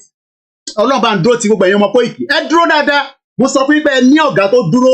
Mo ń bọ̀ wá darapọ̀ mọ́ yín. Journalist òun ṣe tó máa sá fógun. Journalist máa ń wọnú ogun lọ ni. Journalist tèmi ò ṣe journalist máa ní à ń pẹ̀pẹ̀ náà. Èmi ò ṣe journalist Mayegun general. Àwa ń wọnú ogun lọ ni. Ẹ bèrè lọ́wọ́ àwọn ọmọ yẹn. Mo ń tẹ̀lé wọn wọnú igbó. Nígbà tí mo lọ lé ní 2021. Àjọ ń wọnú igbó ni. Kí ló jẹ́ pé màá jókòó sínú mọ́tò? No, ẹ já wọnú igbó. Ìta bá máa jẹ léwédú ẹfẹ́ mi náà kémi náà jẹ katọ́lá. Ọkùnrin làwa náà. Mo dúró, ó gba ẹyàn ọmọ yẹn dúró dá. Ẹ má jẹ́ kí ìrẹ̀wẹ̀sì kankan kó sí yín lára. Mo dẹ̀ mọ̀ pé ìrẹ̀wẹ̀sì ò lè pé. Tẹ̀gbẹ́ ṣe olóyè ní last week. Kò tí pé 1 week now. Ẹlòmíì pé for the fact that ó kò rí olóyè báyìí. Egu wọ́n wá fẹ́ fi olóyè sáàrin méjì àwọn ọmọ tó fẹ́ jáde fún protest. Wọ́n fẹ́ fi olóyè sáàrin méjì. So that olóyè bá ti sọ pé protest kò sí tó kàn mí o kìnnìkan. Then ẹlòmíì tó fẹ́ jáde bá ọmọ ilé tó lóye tún sọ yóò dá o. Kò jẹ́ kó lóye sọ̀rọ̀ báyìí now. Koiki bá má jẹ́ kó lóye sọ̀rọ̀ báyìí. And that is the reason why we ask him again. Ẹni tó bá lọ rewind the program yìí, video call ni mo tún polóyè. I don't have to. Bàbá kí ló ń ṣẹlẹ̀? Àwọn ọmọ Yorùbá ní kò yé àwọn. Ó yé àwọn ọmọ Yorùbá, but àwọn alábòsí tó wà láàrin wa ló fẹ́ dànù àjò ẹrú. So the fact is that, like I said, I don't have anything against Mayegun. But ní jáde lórí olóyè Ìgbòho tó máa expect Koiki kó pọ́n ẹlẹ́sìn padà ní kúure mo sọ fún ẹ. Ìwọ náà bú èmi náà lọ́hùn. Ọkùnrin làwa méjèèjì àjọ máa tá tán. Ìwọ dẹ̀ kọ́ ló máa kọ́kọ́ fẹ́ òyìnbó mo sọ fún ẹ. And my mom is also part of your Mayegun general. Mom sí mi wo Mayegun wọ́n dẹ̀ sanwó síbẹ̀. Àfi tó o bá jẹ nínú ogún mom sí tèmi. And ìwọ dẹ̀ kọ́ ni ọmọ máa sọ fún wa pé o raise 40 million. Ṣé báwọn ọmọ Yorùbá báyìí náà ló lọ bẹ́ẹ̀ kọ́wọ́ síbẹ̀? Mélòó láwọn tó wà lórí platform ẹ tó ń sọ pé o raise 40 million? Mélòó láwọn tó wà lórí platform ẹ tó ń grow wings? Ìwọ ló máa kọ́kọ́ ní platform ni. Ìwọ kọ́ ló máa kọ́kọ́ ní platform náà tó ń grow wings. Tó wá sọ̀rọ̀ o fẹ́ sọ̀rọ̀ di King Kong. Ọmọ rẹ̀ sílẹ̀ kò lè rí ayé gbé rẹ̀ sílẹ̀. Tọ́ba tẹ̀ ń ṣe nǹkan fún ẹ rẹ̀ sílẹ̀ ni mo sọ fún ẹ. Ìwọ kọ́ ló máa kọ́kọ́ gbé nílùú òyìnbó. Bẹ́ẹ̀ kọ́ lébi kọ́ ni máa kọ́kọ́ gbé nílùú òyìnbó. Ìlú òyìnbó tẹ̀ ti súrọ̀ àwọn báyìí. Tó bá súrù wọ torí pé wọ̀ fi wálé àwọn fẹ́ padà lọ sí Ìjẹ̀bú. Àwa dẹ̀ ń jàjà pé ká lè tètè lọ. So máa fún wa ní fúbù wàá máa ṣe program Igbo wàá máa ṣe program Yorùbá wà straight forward. Àfi tá a bá fẹ́ parọ́ fúnra wa wà straight forward. Pé ibi báyìí ló ń lọ. Even though pé o bá fẹ́ dá ṣe tiẹ̀ náà kọ́. Òwa náà ń feed àwọn bàbá Akintoye kò ní dá fún ẹ. Ìwọ ló máa kọ́kọ́ feed àwọn èèyàn ni. UK ò feed àwọn ọmọ tiẹ̀ náà ní ibi báyìí. Ẹ máa gbé gbogbo yẹn sẹ́gbẹ̀ẹ́. Kó tẹ̀lé kó máa jáde kó máa sọ pé òun fáwọn bàbá Akintoye lówó oúnjẹ ọmọ àlè ó ti gbéraga jù. The bomb bastard. Koiki ló ń sọ̀rọ̀ wojú mi. Kò sí nǹkan tó lè fèmí ṣe ọmọ Ìjẹ̀bú kan náà ní gbogbo wa. Mo dẹ̀ mọ̀ pé tí kò bá ń ṣe pé ìdí tó fẹ́ mú wọ ni kò lè mẹ́mi torí pé ìwọ ni ìdí fẹ́ mú kò lè múra wa. And we know where all this is playing from. So tẹ́yìn bá ń sá ògùn yìí Mayegun ló máa mú kò lè múra wa. But we need to come out and let the Yoruba people know pé ọmọ àlè kan lòun náà tí ó ti fẹ́ gbàbọ̀dè fáwọn ọ̀ràn ọmọ Yorùbá. Kí ló ń sọ tó ń dùn lẹ́nu ẹ? Kí ni nǹkan tó ń sọ tó ń dùn lẹ́nu ẹ? Tó wá fẹ́ sọ̀rọ̀ àìmọ́ àwọn tó ní 1 million subscribers gọ́sẹ̀ wọ́n rẹra wọn nílẹ̀ ni rẹ̀rẹ̀ nílẹ̀. I have Igboho story. Bàbá ò ní story Igboho lọ́wọ́ olórí burúkọ màlì. Àwọn tó tẹ̀ ní story Igboho lọ́wọ́ gan wọ́n ní jáde kó sọ pé àwọn ní story Igboho lọ́wọ́. Àwọn tó ní story Igboho lọ́wọ́ gan wọ́n gbọ́dọ̀ jáde kó sọ pé àwọn ní story Igboho lọ́wọ́. Kò dẹ̀ sẹ́ni tí kò ní story gbogbo ala ní story kan tẹ́lẹ̀. So máa wà fún wa ní fúbù kan pé kinní kan múvì ní Igboho mo sọ fún yín pé tí kò bá sí actor nínú múvì mọ́ kò sí fíìmù mọ́. Bàbá múvì ni múvì tàdé máa play títí táyé máa fi dáyé ni ta máa rántí ẹ̀ ó dẹ̀ máa dàgbà sí gbogbo wa lọ́wọ́. Ikú kan dẹ̀ nípa Ìgbòho lọ́wọ́ wa báyìí. Ikú kan ò ní pa nítorí pé ìyá rẹ̀ gan ti fẹ̀mí rẹ̀ ó ti fi jíǹkì ẹ̀. so bí nǹkan bá rò pé ẹ máa fi itọ́ sí gbogbo kiri kan ẹ máa irọ́ rẹ̀ pa ẹ̀ ní gbégbó wá sílẹ̀ ni mo sọ fún yín. Ìgbòho ti kọjá stage yẹn. I don't have any problem with Mayegun, but I am telling you that gbogbo evidence tó ní, I give you 24 hours to release it. Tó o bá release ọmọ àlè nìyẹn. Ìwọ tó rí press statement Vanguard. Ṣé Vanguard wá jẹ́gẹ́ bí àwọn paper ó jẹ́gẹ́ bí BBC. BBC gan says a bias corporation, CNN bias ní gbogbo wọn. Ìwọ wá ń ka statement Vanguard. Kéèyàn ti mọ̀ pé orí ọmọ yóò pé. Kéèyàn ti mọ̀ pé orí Mayegun orí ò pé. Because torí ẹ bá pẹ́ ni ìwà máa ka Vanguard newspaper ó wá ń lo report Vanguard open discredit olóyè Igboho, you are a bomb bastard. How can you ó máa block yín olórí burúkú ni. So what we are saying here is that Igboho is still a Yoruba nation movement. He's not here to satisfy anybody. He's only here to say to the Yoruba people that he remains adamant and firm with the Yoruba nation struggle. But we know that there are so many people that want to discredit him. They want to use propaganda. Tinubu olórí burúkú ni. Tinubu is good at propaganda. Mọ̀mísí mi mọ̀ Tinubu dáadáa. Wọ́n jọ ń ṣe meeting ní London ni nígbà AD. Tí mo bá fẹ́ máa fi gbogbo sẹ́rí gbogbo ọ̀rọ̀ Tinubu tẹ̀yìn tẹ̀ ń pọ́nlé yẹn bá criminal gidi ni. Gbogbo àwọn tọ́jọ́ fẹ́ lọ ṣe Lagos State governor ní 1999, most of them returned back to London. Ẹ wọ́n sọ pé Tinubu has always been lọ dárin wọn rú, go there gbogbo ẹgbẹ́ pátápátá lọ́nà fọ́. But Ọlọ́run Elédùmarè á bá wa dúró ti olóyè Igboho àti bàbá Akintoye, and no high blood pressure will kill any one of them, because ẹ rò pé bí àtẹ̀bá ẹ tẹ́ jẹ́ kí àwọn ọba jàre ká tó máa tẹ̀síwájú. So mo lọ bẹ́ẹ̀ lẹ́ẹ̀kan sí, mo kí gbogbo àwọn kábíyèsí orí adé tán ní olóyè máa bọ̀ wá sí ìyẹ́ ẹ. Anytime you want to come home, máa bọ̀ kò sẹ́nì kankan tó lè dẹ dúró. Buhari ò tó bẹ́ẹ̀, Tinubu ò tó bẹ́ẹ̀. Come home and bury your mother, because your mother is worth to be buried. So mo kí bàbá wa ọba Ọládipúpọ̀ Kọ́ládé Olúpòtì of Ìpòtì Èkìtì. Àtọ́ bá rò pé àníjáde pé wàá kọ́ sọ̀rọ̀ Ìgbòho ọmọ gbogbo mídíà ló máa jáde fún ẹ. Gbà bẹ́ẹ̀ mo ti fi instruction fún gbogbo àwọn ọmọ mi, wọ́n máa jáde fún ẹ lójoojúmọ́. Wọ́n ti fi ọmọ mi tó bá ń ṣe mídíà pẹ̀lú mi tó bá jáde, mo sọ fún ọ̀pọ̀ màlè ni wọ́n. Gbogbo wọn ni mo ti fún instruction, they must come out. Bẹ́ẹ̀ ló gbọ́ yẹn. Ta ló rí pé àwọn olóògbé káàdì mélòó ló ní? Followers mélòó ló ní? Ìwọ wá gẹ́gẹ́ bí Ìgbòho ni. Oní o raise 40 million. Orúkọ dá díẹ̀ ló fi raise owó ni. Ṣèbí nígbà tó máa raise owó yẹn, ó kọ Ìgbòho síbẹ̀. Ó ṣe kọ Máyégún síbẹ̀. Kán wá raise 40 million fún ẹ. Àwítọ́ ní I raise 40 million for Ìgbòho, so I have every right to talk. You have every right not to talk. You are a bomb bastard. How much did you raise? Ṣé orúkọ tiẹ̀ ló kọ síbẹ̀ nígbà tó fẹ́ raise owó yẹn? Orúkọ Ìgbòho ló kọ síbẹ̀ náà. You put Igboho needs money for legal care. O send owó sí Igboho tó bá nàjẹ́ ó nàjẹ́ náà nìyẹn. O send owó sí anybody tó bá nàjẹ́ ó nàjẹ́ náà nìyẹn. So tí yẹn bá ń tẹ́ lára, fuck off. You a bomb bastard lẹ́ẹ̀kan sí. Mo kí kábíyèsí ọba Ọládipúpọ̀ Kọ́ládé Olúpòtì of Ìpòtì Èkìtì. Mo kí ọba Joseph Adébáyọ̀ Adéwọlé ọwọ́ àjẹrò òfìjẹrò.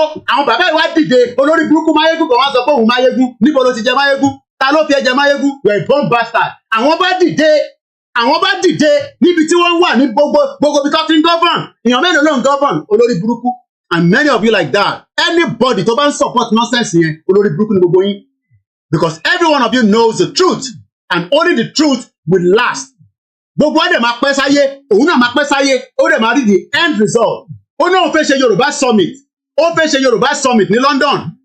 Dẹ́ ìbá ti gbọ́. Ó náà fẹ́ ṣe Yorùbá summit. Irú àwọn ò wà ní interested now. Torí pé alábòsí ni. Ṣèbí ó sanwó fún mi tí mo fi wá. Èbí night bus èmi fi wá bẹ́ẹ̀ ṣe program ẹ̀ ní Scotland. Ṣèbí night bus èmi wọ̀. Idiot all over the place. Mo kí bàbá mi Ọba Johnson Fọlọ́runṣọ́ Adéríyè kí àwọn máa pè ní sí. Mo bẹ̀ wá torí Olódùmarè. Ẹ má ti pè wá ní sí. Let's not call now and disturb. Mo mọ̀ pé ara gbogbo yín hot. Ẹ fọkàn yín balẹ̀. Gbogbo yín náà lè máa dá sí. Gbogbo yín pátápátá lè máa dá sọ̀rọ̀ tó wà nílẹ̀. Wọ́n sọ fún pé ní mídíà tó dáńtọ́ èmi ò ń ṣe Máyégún blogger lòun. Journalist lèmi. Journalist ẹ gbọ́dọ̀. Sahara Reporter was the first media that called me. No Ṣòwòrẹ́ o. Ṣòwòrẹ́ ti gbé fáwọn tíìmù ẹ̀. And Mr. Koiki, àárín kankan báyìí, then Punch newspaper, gbogbo wọn bẹ̀rẹ̀ sí pé kí lélẹ̀ táwọn rí. Kódà mo sọ fún Sahara pé èwo lélẹ̀ ìtẹ́túkọ̀ yìí. Wọ́n ní àwọn tó jáde tó ń sọ pé olóyè kọ́ àwọn ti bìlì, mo ní no problem. They both pè mí tẹ́lẹ̀, and we gave them all the press release. So mo kí Ọba Johnson Fọlọ́runṣọ́ Adéreyè, the Aláyégún of Ayégún Èkìtì. Àwọn bàbá yẹn wá gbéra láti ìlú Èkìtì. Máyégún kan wá jókòó sí Scotland. Ó náà Máyégún kọ́, Máyégún ni. Mo kí gbogbo ẹ̀yin ọmọ Yorùbá ẹ fọkàn balẹ̀. Ọba Moses Akínwándé Ògúnlànà Oníkòyí of Ìkòyí Èkìtì. Imagine 1, 2, 3, 4, 5 royal fathers presented themselves to Igboho on the day he was doing the ceremony of his late mother. Do you understand what that means? Àwọn orí adé gbéra. Kódà bàbá mi, bàbá dáadáa, bàbá lálùbáríkà, the Ọọ̀ni of Ifẹ̀, ó pe Ìgbòho. Ó náà fẹ́ gbóhùn Ìgbòho, àríbí bá Gani Adams bó ṣe ń gbọ̀n dí káàrẹ̀ ọ̀balẹ̀ lórí ṣíà. Ìwọ wá jókòó sí Scotland. Ṣé kábíyèsí mú ẹni? Ṣé kábíyèsí mú ẹni? Ta ló mú ẹ? Kábíyèsí pé olóyè Ìgbòho. And I don't have to, mo sọ pé ó fẹ́ ọ̀rọ̀ sí wa lẹ́nu ni, and I don't have to go into all the details, all the nitty-gritty. Kò necessary, because gbogbo tó ń lọ l'Amẹ́ríkà ó wà classified. Mo kí gbogbo lélẹ̀ nǹkan sí, gbogbo yín náà lè máa dá sí, ẹ fún mi ní time díẹ̀ sí. Mo kí bàbá mi, bàbá tó gba gbogbo alálejò nílùú Ìgbòho, ibẹ̀ lọ sí àwọn ọba ilẹ̀ Yorùbá bíi 5 kan sí. Àwọn ọba ilẹ̀ Yorùbá tó ń pè ní Aláàfin ìlú Ìgbòho lọ sí wọ́n sí. And we are happy that when everybody travel to Ìgbòho, ààrẹ accident ẹrù pójú lásán ni. Wọ́n ti bẹ àwọn onílẹ̀ ní pé àwọn tó ń bọ̀ nílùú wa yìí ká má rí ogun gbàmígbàmí, ká má rí ogun gbẹ̀gbẹ̀gbẹ̀. Wọ́n ti ṣe gbogbo ètùtù tó yẹ kán ṣe, wọ́n ti bẹ the gods of the Yoruba land. And nobody can come out and say that wọ́n jíyàn kan gbé àbíyàn kan ní accident throughout that period. Kódà àwọn tí mọ́tò wọn ṣe pákálá báyìí, kódà wọ́n survive ẹ̀. Kò sẹ́ni kankan tó farapa, and we continue to give thanks to the gods of the Yoruba land. Mo ní ẹ fọkàn balẹ̀, Koiki lu mí, èmi ò ń ṣe Máyégún. Koiki lẹ ń gbọ́ lọ́wọ́lọ́wọ́. Yorùbá nation ṣì dúró. Tó bá wọn anybody kó jáde fún protest, and I'll continue with that in a minute. Mo lọ bẹ́ẹ̀ mo kí bàbá mi lẹ́ẹ̀kan sí. Ọba ọ̀nà oníbodè Abdulrasheed Adétóyọ̀sí Aníkúlápó, the ọ̀nà oníbodè of Igboho land. Mo lọ kí bàbá mi, bàbá tó bá wọ London tó máa pe Koiki pé mo ò ní kó wá bá mi.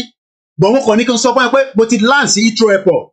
Bàbá mi, the Ọba Francis Alao Akínbọ́lá, the Olúgbọ́n of Orílẹ̀-Ègbọ́n, bàbá yẹn ò lè wọ UK kó má bá mi sọ̀rọ̀. Mo lọ bẹ́ẹ̀ mo kí bàbá dáadáa. Bàbá tó sọ fún Buhari pé ó lè mọ́mọ́ mi kí wọ́n máa bẹ́ẹ̀ ṣe mítìn. Ṣé Máyégún rò pé Tinubu lórí ìdíje àbọ̀dẹ̀ ni bọ̀bọ̀ yìí ni? Ṣé ó rò pé Tinubu lórí ìdíje Ìgbòho ni? Ẹ fẹ́ mọ ẹni tó rí ìdíje Ìgbòho.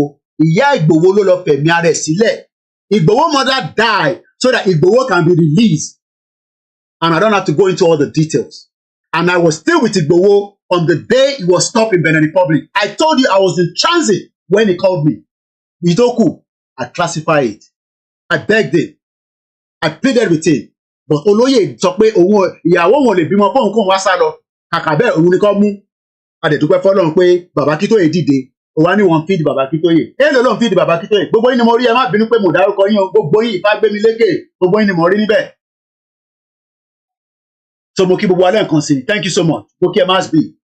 So mo kí bàbá mi, the Olú of Orílẹ̀ Kemta, His Royal Majesty Ọba Adétòkunbọ̀ Tẹ́jú Oṣó. Only you cannot hold Igboho and be asking me to come in a meeting in Abuja. It's not possible. How can you hold Igboho and telling me to come for a meeting? Kò possible. Mo kí bàbá wa Ọba Francis Alao Akínbọ́lá, the Olúgbọ́n of Orílẹ̀-Ègbọ́n. Mo kí wọn. Mo kí ọba Gbọ́láhàn Timson. Àwọn ni wọ́n ń ṣe káràmásìkì pé kọ́ bá gbogbo àwọn ọba sọ̀rọ̀. Kọ́ lè come together. Mo máa fẹ́ gbàgbé bàbá wa yìí. The His Royal Highness Ọba Ọlátúndé Ògíní, the Ológbòdò of Ògbòdò Ìjẹ̀ṣà. Bàbá yẹn ló ní wọ́n ní wèrè. Sójà lòun tẹ́lẹ̀. Àwọn yẹn mọ Ìgbòho dáadáa. Sójà tó bá mọ Ìgbòho ó kù díẹ̀ bọ̀ kò ń ṣe nínú protest. Ẹ má bring Ìgbòho sínú protest. Olóyè Ìgbòho is not involved in the protest, and he has not condemned anybody to go out for the protest. What he's saying is that he believes that the protest should have not been the protest if everybody have agreed with him that self-determination was the way out. And if you want to protest, go and protest. Nobody's holding anybody's back. So let's now read this statement, and then we will continue with the program. We are multitasking everywhere. Tẹ́ bá ti feel comfortable. gbogbo platform ni mo ṣe double ni ẹ ṣe gan ni ẹ mọ ní ẹ fọkàn èmi mo sí lẹ́nì ẹ fẹ́ mọ̀ pé ìgboro ni mo wà ìgboro tí mo wà yẹn mo sáré bọ̀ nílé padà ní pé ta lòun ta ni Máyégún pẹ̀lú Koiki Media wọ́n bíbà bẹ́ẹ̀ da èèyàn mélòó ló mọ Máyégún àti dábàá fi sọ̀rọ̀ àwọn òfin pọ́nra wa lẹ́nì àwọn òfin pọ́nra wa lẹ́nì ta ni Máyégún èmi gan bàbá mi wọ́n mọ̀ ta ló mọ bàbá ẹ̀ ẹni kó sọ orúkọ bàbá ẹ̀ èwo ọ̀nà máa ń sọ sórí ẹ̀ àwa wọ́n mọ̀ àwa ni èmi ti gbórúkọ bàbá tèmi kọjá ibi tí òbé gbedé òbé ń fi orúkọ bàbá tèmi kọrin ni èmi forúkọ bàbá tèmi mo fi ń promote Yorùbá nation èmi ò fi owó fi èmi ò ṣe panky ò mọ ibi tó wà bẹ́ẹ̀ ló ń bá bó ṣe ń bá Simon Ekpaja náà nìyẹn ọmọ nìyẹn ó bá Simon Ekpaja ju bó ṣe yẹ lọ bó ṣe wà yẹn.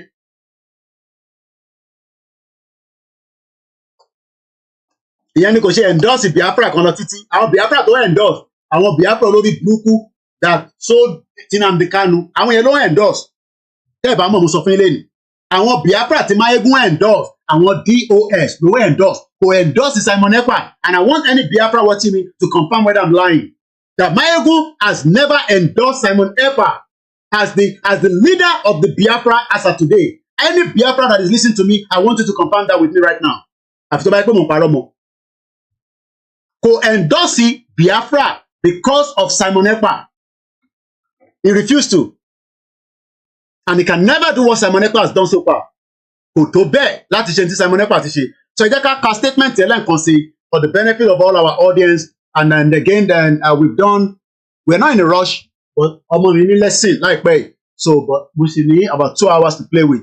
So I will open the phone line. Mo kí brother mi Fádàrè ẹ ṣé gan ni. Àwọn ọmọ Yorùbá tàtà. Àwọn ọmọ Yorùbá tàtà.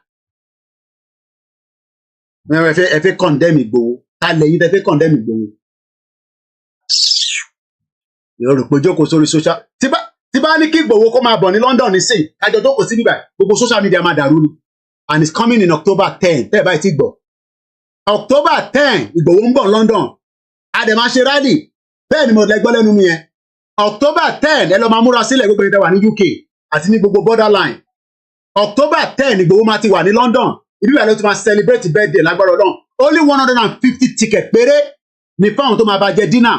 Ẹni tó bá fẹ́ bá jẹ dinner, ẹ máa ra ticket ní £100. Ó pọ̀ tó jù bẹ́ẹ̀ lọ. It's only 150. Tẹ́ bá fẹ́ tètè yá kùn sí mi nísìn nítorí pé kí ni? You okay? Let them play outside now. Just open the door. Let them. It's even oru nǹkan fẹ́ ṣèyàn léṣe mi gan mò ń rọ́jú níbi ìwà ni. Ẹ má ti pèsè ẹjọ́ mo bẹ̀ yín ni. Ẹ má ti pè rárá. Ẹ má ti pè mo bẹ̀ gbogbo wa ni mo bẹ̀ yín. Ẹ má ti pè. Ẹ sì ṣe sùúrù díẹ̀. Ṣé gbọ́ nígbà tí mo pè Igboho lẹ́ǹkan ó ní I am inside the bathroom. Very very honest man. Ìyẹn kan wá jáde ẹ wá ń sọ pé kìnnìkan mo kí bọ́dà mi Gani Alágbàlá. Mo kí gbogbo Amẹ́ríkà ẹ fọkàn balẹ̀ ẹ má jẹ́ kí kankan confuse lórí social media lọ́sàn-án ẹnájì burúkú ló fẹ́ máa jáde rọ́ ni ẹnájì tí wàá da èmi ọjọ́ dáadáa ni fún mi ó fẹ́ ba Yọ̀mí jẹ́ lẹ́ni ni ìrọ́lẹ̀ ló pa mo kí ìyàwó mi lẹ́ǹkan sí Ọlọ́run bá ń dúró tiẹ̀ òun lolóyè send message yẹn nígbà tí mo pè nígbà tá a pè yẹn tá a fi gẹ́tẹ̀ ó náà wà nínú bathroom ni lẹ́sẹ̀kẹsẹ̀ dẹ̀ ló pè mí padà lẹ́sẹ̀kẹsẹ̀ ló pè mí padà lẹ́sẹ̀kẹsẹ̀ mo ní pé kó má pè mí I am not competing with the wife neither am I competing with the children but mo yàtọ̀ sí. Please Biafrans out of this you endorse Simon Ekpa kò ní dá fún ẹja tó bá sọ pé mo endorse Simon Ekpa you no go better for your papa wetin you dey do for my program we endorse Simon Ekpa here your papa you no go better for am. One bastard and I block you. Onishorire. Anybody that come here and say, why am I endorsing Simon Ekpa? I block your father. No go better for you. Can you do what Simon Ekpa is doing? Yorùbá wuyi mori embe. Ṣé n káwọ́ sílẹ̀. Ṣó ń clear. Àbẹ́ gbọ́ Máyégún ṣá. Ọmọ lórí burúkú ọmọ àlè yẹn. Ló máa lọ ń gbóhùn síta kẹ. Ó máa lọ ń máa tẹ̀ sí wa lójú pé òun láṣìírí Ìgbòho. Mo ní kò ní da fún bàbá ẹ̀ tó bá gbá ṣeré náà àti Ìgbòho jáde. Yorùbá wuyi mo káwọ́ sókè o. Ṣé n ká sílẹ̀. One bastard. Ìyẹn kan wá dé sọ pé a tún support Simon Ekpa. October 10, 150 ticket ní £100. But ní rally ọ̀fẹ́ ní rally ẹ pàdé Ìgbòho ní rally kò ṣe dandan.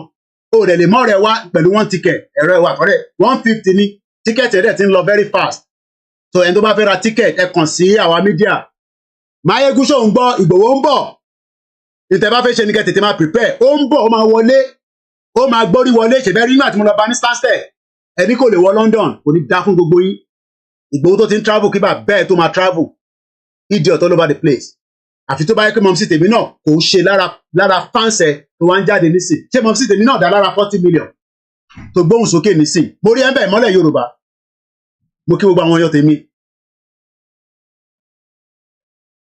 mo jẹ́rìí Yorùbá wuyì ó máa fún tán délẹ̀ ni a máa jáde fún ẹ délẹ̀ èèyàn mélòó ló ní lọ́wọ́ èèyàn mélòó ló ní lọ́wọ́ mo tún sọ fún ẹ Máyégún tọ́wọ́ bá fèdì díẹ̀ kọ́ lọ kéde ẹ̀ máa dèwọ́ èdè òde àwa níbi táwa wà bẹ́ẹ̀ ni kí ló sọ kí ni eléyìí sọ kò ní da fún bàbá ẹ̀ ta lélẹ̀ kò ní da fún bàbá ẹ̀ bó ṣe sọ pé irọ́ là ń pa tí Barack Obama bá fẹ́ ṣe dínà ọmọ ẹ̀dá fẹ́ lọ jẹ dínà pẹ̀lú ẹ̀ no go better for your papa èyí olórí burúkú man olè ní gbogbo wa olè bí bàbá ẹ̀ náà ṣe jẹ́ olè èmi àti bàbá ẹ̀ lólè lájọ́ ń jalè èmi àti bàbá ẹ̀ lájọ́ ló ń jalè lálálẹ́ olórí burúkú ẹ̀yin tẹ́ lè gborúkọ yín jáde ṣé orúkọ lélẹ̀ ṣé o lórúkọ gangan o lè fojú ẹ̀ síbẹ̀ èèyàn ọmọ Yorùbá olóṣì àwọn fans Máyégún no go better for your papa bàbá yóò ní ṣoríire ẹ̀yin tẹ́ lè gbójú yín síta Ìgbòho gbójú ẹ̀ síta mo ò ní super sticker wọ́n ti yọ́ dànù kí ló fà pẹ̀lú super sticker àwọn ń báṣẹ́ lọ super sticker kẹ̀ Láì Muhammed ti ní kọ́ gbé gbogbo program mi wálẹ̀ ọlá Ọlọ́run ọlá Elédùmarè ọlá gbogbo ẹ̀yin náà ni mo bá Google fan tó tán lẹ̀ bó ní jẹ́ mi wà Nàìjíríà ni wọ́n fẹ́ já gbogbo program wọ́n fẹ́ já gbogbo KOIKIMEDIA wálẹ̀ ni wọ́n ti yọ super sticker tipẹ́ àwọn super sticker àwọn ní super sticker mọ́ àfi tẹ́ bá lọ sórí backup channel ẹ lọ sí backup channel WD ẹ bá mi send ẹ̀ sí wọn. So let's read the statement once again. So if you sit down here and say Simon Ekpa kìnnìkan we are not the ọmọ máa block ẹni o gbogbo yẹn wá jẹ́ Yorùbá gan. A ní afẹ́ gbogbo nǹkan tó máa gbóná gbogbo tó máa gbóná lèmi gbàdúrà látijọ́ ẹ̀. Àdúrà kò gbóná wotowoto wotowoto wotowoto woto airborne wotowoto wotowoto Nàìjíríà wotowoto ẹ lọ wo program tí mo ṣe lánàá mo farabalẹ̀ ṣé ni yes kò ń ṣe Tinubu ló dá problem sílẹ̀ but it's part of the problem. Ògbóhùn ló lọ gbé Buhari wá. Tinubu ló lọ gbé Buhari wá náà òun ló fi àkóbá sí wa. I'm telling every Yoruba today Tinubu is an impediment to Yoruba people. Problem ló jẹ́ fún wa. Talele tó sọ pé all this is not needed. Èpè ló fẹ́ gbà ó tẹ́ bá tún rewrite again. Number one mo mọ orúkọ ẹ ṣé orúkọ ẹ ní Showtime. What is your real name? Kí lorúkọ yín gangan kí lorúkọ ọmọ Yorùbá lórúkọ yín? Ẹ sọ pé this is not needed all the time. Tó bá tún write rẹ̀ máa block ẹ̀ dànù. Èmi ò ní the followers mọ́. Èyí tí mo ní Ọlọ́run ti fi kẹ́ mi o Ifágbémi lẹ́gbẹ̀ẹ́ bá jókòó sí bíbá tí bá ní £100 màmá ti máa pè máa sọ fún mi pé ànídìí gbogbo eléyìí ní this time o èèyàn discredit olóyè Ìgbòho ṣé wọ́n lè discredit bàbá ẹ̀ kó má sọ̀rọ̀ ọmọ take time o mo dẹ̀ mọ orúkọ gangan mo ní torí kò sí tó kàn mí pẹ̀lú ace time most of you tẹ wà lábẹ́ fake name Masbi gbójú jáde ọmọbìnrin owó gbójú jáde gbogbo wa ń gbójú jáde gbogbo wa gbójú jáde àwọn èèyàn lórúkọ gangan ó wá síbẹ̀ ó sọ pé this is not needed ọmọ take time lórí platform yìí o a máa ń ṣépè fún bàbá yẹn a dẹ̀ máa ń ránṣẹ́ sí màmá yín náà o rò pé àwọn ń ṣe torí owó ni àwọn ò ṣe torí owó wo ọkàn mi balẹ̀ pa níbi tí mo wà yìí tí màá ti kọjá yàrá mi 3 years mo ti drive nílùú mo sọ fún yín tẹ bá rí mi nínú ẹnu kà yàn rẹ́ǹtì mọ́tò nílùú yìí o má lọ wò pé kíní o bẹ́ẹ̀ ni màá jẹ́ take it easy jàre olórí burúkú ni wọ́n ó dẹ̀ lọ́n wá sọ pé we don't need this all the time so kí Máyégún máa sọ̀rọ̀ fún bàbá Ìgbòho kíró èmi má lè jáde tí mo dẹ̀ wá London pẹ̀lú ẹ̀ èmi ò sí Nàìjíríà jọ wà ní London nínà àdẹ̀ bára wa jà gbòmò ń sọ fún pé ọmọ àlè ni for coming out to say òun ní àṣírí Ìgbòho mo dẹ̀ fún ní 24 hours kó fi release gbogbo in tó bá ní nípa Ìgbòho àti KOIKIMEDIA ṣé mo pe Máyégún pé kó fún mi lówó nígbà tó ń donate owó sí ni ẹ bèrè lọ́wọ́ pé ṣé Koiki pé ní gbogbo ìgbà tó gbà ẹnu mi ló ti gbàṣẹ náà ẹnu Koiki ló ti gbàṣẹ kódà olóyè tún sọ fún mi pé ṣé ká coordinator tẹ́yìn bá ti sọ ni tí wọ́n bá ti sọ ni and I said Máyégún èèyàn wa náà nínà tẹ̀bí bá ṣe fún mọ́rí náà nìyẹn tó da gbogbo ẹ̀rù tí yẹn sọ pé mò ń tọwọ́ bọ̀ òun nídìí àwọn bọ́ bastard gbogbo ẹ̀ náà after 3 years nísìn ṣé gbogbo ò tí clear for everybody báyìí nísìn gbogbo ẹ̀ ti clear for everybody now bẹ́ẹ̀ni ẹni tó ní respect fún bàbá Akintoye èèyàn kan wá síbẹ̀ ó sọ pé ká ṣe sùúrù pẹ̀lú Máyégún àbógun fẹ́ wọlé pa ẹni ẹ̀gbọ́n kan tó ń sọ ni òun fún bàbá Akintoye lówó oúnjẹ kò ní da fún ẹ bó ṣe fún ọ lówó oúnjẹ yẹn náà kò ní ṣoríire pẹ̀lú owó oúnjẹ yẹn. ẹ̀yin tẹ́ wà níbẹ̀ ẹ ká gba kọ́ọ̀lù àbí ẹ ká gba kọ́ọ̀lù so ẹ padà sórí broadcast gangan lọ́hùn. àwọn ọ̀fà followers ìta ti ní kọ́lọ̀ fàlù baríkà sí ni à ń ṣe fídíò tó ń trend Koiki ò ní sọ̀rọ̀ níjọ́ kan tó má trend ní gbogbo Nàìjíríà títí dé gbogbo àgbáyé agbéra wa sílẹ̀ ní arẹra wa sílẹ̀ ní sọ máyégún bẹ̀rẹ̀ sílẹ̀ gbogbo wings tó níyẹn crowd mélòó ló ní o forúkọ lóyè ní crowd ni sẹ́yìn tẹ́wà ní bíbẹ̀ padà sórí main broadcast tó lọ lọ́hùn ká lè gbà kọ́ ẹ ṣe gan ni àwọn take time àpọ́nlé là ń pa aṣẹ́kọ̀ à ń pọ́n ilé o bá dẹ̀ ní ká má pọ́n ilé mọ́ ká má pọ́n ilé mo jẹ lábẹ́ ẹni o send owó sí mi ni owó tó gbà yẹn o send ẹ̀ sí mi ni o dẹ̀ send ẹ̀ sí wa àtìná náà nìyẹn ẹ̀yẹ máa sunkún sábọ̀ náà ẹ̀yẹ ká gba kọ́ àwọn èèyàn ń bínú wọ́n ní kó fún aláyè náà kí ló ń ṣe wọ̀ bọ́ọ̀ì ó yẹ pé wọlé máa pè tó bá ti mọ studio number ok ẹ jẹ́ káwọn ọmọ ìṣeré níta fóònù ti kúlìjàlá ilé kí ló ṣe tí kò charge ẹ má bínú èèyàn wa mo nídìí tó máa charge fast kí ló sọ ọmọ Oòduà kí ló sọ you're the only one okay open the door just open the door I'll come and play with you in a minute ẹ sọ fún kó tẹ ẹ má bínú èèyàn wa kí ló tó tẹ̀sí play nínú ilé gan sẹ̀ wálé ẹ̀pọ̀ ọmọ Oòduà ẹ má bínú èèyàn wa ẹ jẹ́ ń lo small charger tó lè fast ẹ má bínú line yẹn máa padà sókè nísìn ó ti lọ́lẹ̀ ni èèyàn kan wá ń sọ pé kinní kan òun disrespect bàbá Akintoye mo dákẹ́ ní gbogbo táìmù yẹn náà a lè settle amicably tension tó high wọ́n fẹ́ fi orúkọ Igboho wọ́n fẹ́ fi stop èmi fẹ́ kí tension high ní Nàìjíríà ẹ má máa ní ká slow down ẹ farabalẹ̀ game tó fẹ́ play náà nìyẹn tó ká jáde nísìn ká máa fọwọ́ ra lórí so that àwọn ọmọ tó fẹ́ jáde yẹn jẹ́ kó jáde Igboho ní kéèyàn kan má jáde ẹni tó bá fẹ́ jáde kó jáde bẹ̀rẹ̀ má lo orúkọ Yorùbá nation níta sọ fún yín nìyẹn ṣé ọmọ Yorùbá ṣé Nigeria exist mọ́ ni Nigeria ṣì exist now Nigeria is still a country so if anybody wants to protest Igboho ṣe kẹ́ lọ protest but ẹ má forúkọ òun sí láàrin ṣe má sọ pé tension yẹn gbọ́dọ̀ high ní Nigeria tension ò high lọ́dọ̀ tiwa àwọn ọmọ tá à ń ṣe tension ò high lọ́dọ̀ tiwa bí a lọ́dọ̀ tí ó ti ń high so kéèyàn jáde kó máa mọ tó ń pè ní discredit ni ṣé mo lè discredit orúkọ dáàdì yín nísìn kẹ wá sọ pé kinní kan ni ṣe yẹ ká gba àwọn kọ́ọ̀ tó ti wọlé tẹ́lẹ̀ ẹ bá bínú èèyàn wa so ká gba àwọn kọ́ọ̀ tó ti wọlé ká pè wọ́n padà so téèdì bá mú máyégún èdè ò má wa ẹ̀yin tẹ́ bá fẹ́ jáde ní next week Ìgbòho ní kẹ́ má jáde tẹ́ bá fẹ́ jáde kẹ́ jáde kọ̀ọ̀kan wá sọ pé Ìgbòho ní kọ́ má jáde kò ní da fún Vanguard gbogbo àwọn tó wà níbẹ̀ wò ní soríire bomb bastard ni wọ́n so ẹni tó bá fẹ́ pè kó pè wọlé so ẹni tó bá fẹ́ pè kó pè wọlé ó ní ẹ ó ti bẹ́ẹ̀ rí ó ń gbóná ní gbogbo ẹ̀ ló ń ṣe let's hope that we can get calls out of it. mo kí gbogbo alẹ́ nǹkan sí ẹ̀yin ọmọ Yorùbá àtàtà ẹ jẹ́ ká fọkàn balẹ̀ mo ń bọ̀ ẹ jẹ́ kọ́kọ́ gbé kọ́ọ̀lì náà. so mo kí gbogbo alẹ́ nǹkan sí Yorùbá nation is an ongoing movement and nobody can stop it and nobody can end it so let's do something because ibi tí fóònù yìí wà charge dáadáa so mo need it only I need a charger that can fast charge it very well so ẹ jẹ́ kí n move something around ẹ jẹ́ má bínú sọ wa because if not I really enjoy program yìí báyìí so.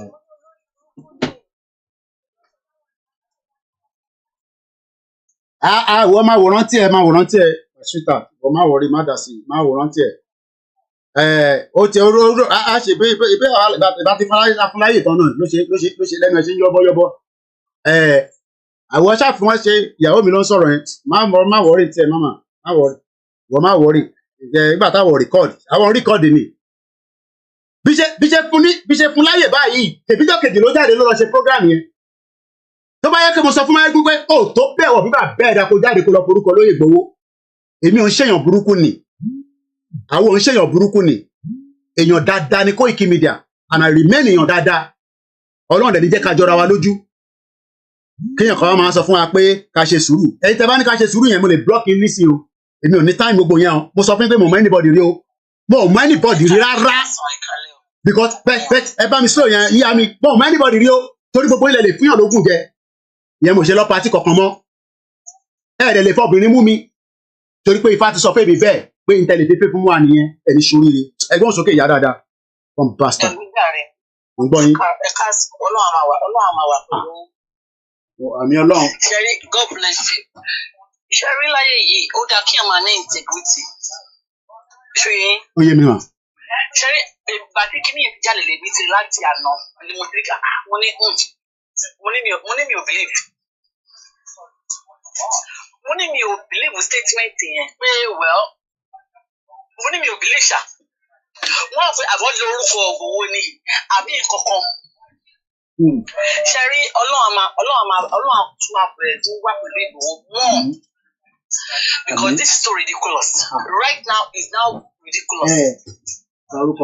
Ṣẹ́rí Máyégún, Ọlọ́run máa bless Máyégún, bó ti sọ láti máa wá Máyégún like gbàtó ti gbà kan tó ti kọ́kọ́ insult about like say was it 3 years ago or 2 years ago? Bẹ́ẹ̀ni, mo rántí.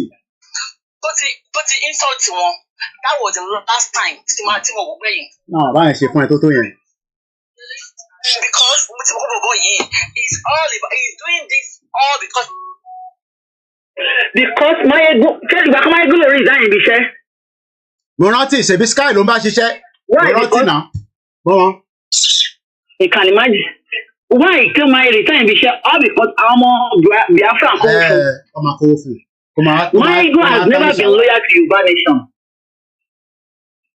Máyégún, he has never been loyal to Yorùbá nation. He is always doing this for money. Kò dẹ̀ sẹ́ni tó kọ́ bá kó má ṣiṣẹ́. Kò sẹ́ni tó kọ́ bá yàwó ẹ̀. Ṣóyè yìí, kò sẹ́ni tó kọ́ bá yà Máyégún, kò dẹ̀ sẹ́ni tó kọ́ bá yàwó ẹ̀. Kí Máyégún máa tarnish image Yorùbá nation. Àwa Yorùbá against ọmọ Igbo, Igbo ọmọ Ìjẹ̀bú for that matter. Ọmọ Ìjẹ̀bú lèmi náà. Àwọn ò ń ṣe ọmọ àlè Ìjẹ̀bú. Ọmọ Ìjẹ̀bú lèmi náà. Bàbá tèmi ọba ni níjẹ̀bú. Olórí burúkú ni Máyégún. Tó bá jọjọ́ ọ̀la tó bá ní kí gbogbo àwọn dúdú kọ́ padà sí ìlú wọn, ibo ni Máyégún fẹ́ gbà ó fẹ́ padà sí. Agbẹ́yàwó. Láyé yìí tí o bá ń ronú, bẹ́ẹ̀ tí o bá ń ṣe nǹkan láyé yìí, èyí máa ń ro pé ibì kan ni mo ti wá. Ó mẹ́ka ní kọ́sídà tí wàhálà bá ṣẹlẹ̀ ní state country tó wà ń bẹ̀ yẹn ń sìn. Kọ́ máa bẹ̀rẹ̀ sí pa àwọn dúdú ẹjọ́ ibo ni Máyégún fẹ́ ká gbà. Because anything tí ọmọ dúdú bá ń ṣe láyé yìí ó yẹ kó máa rò pé ilé wà bí kan tí èèyàn lè sá wọ. Bí ilé Yorùbá ṣe wà ń bẹ̀yẹn lé ní ìjọ ìṣẹ̀ ìdádọ́bá yẹ pé ilẹ̀ Yorùbá ò dá lé ní. Tí gbogbo àwọn táwa nílùú ìbò sẹ́ni tí bá ṣẹlẹ̀ lé ní gbogbo wa ẹni tó ní pálí náà gbogbo wa máa gbọ́ pálí wa máa sápàdà sí Nàìjíríà ni.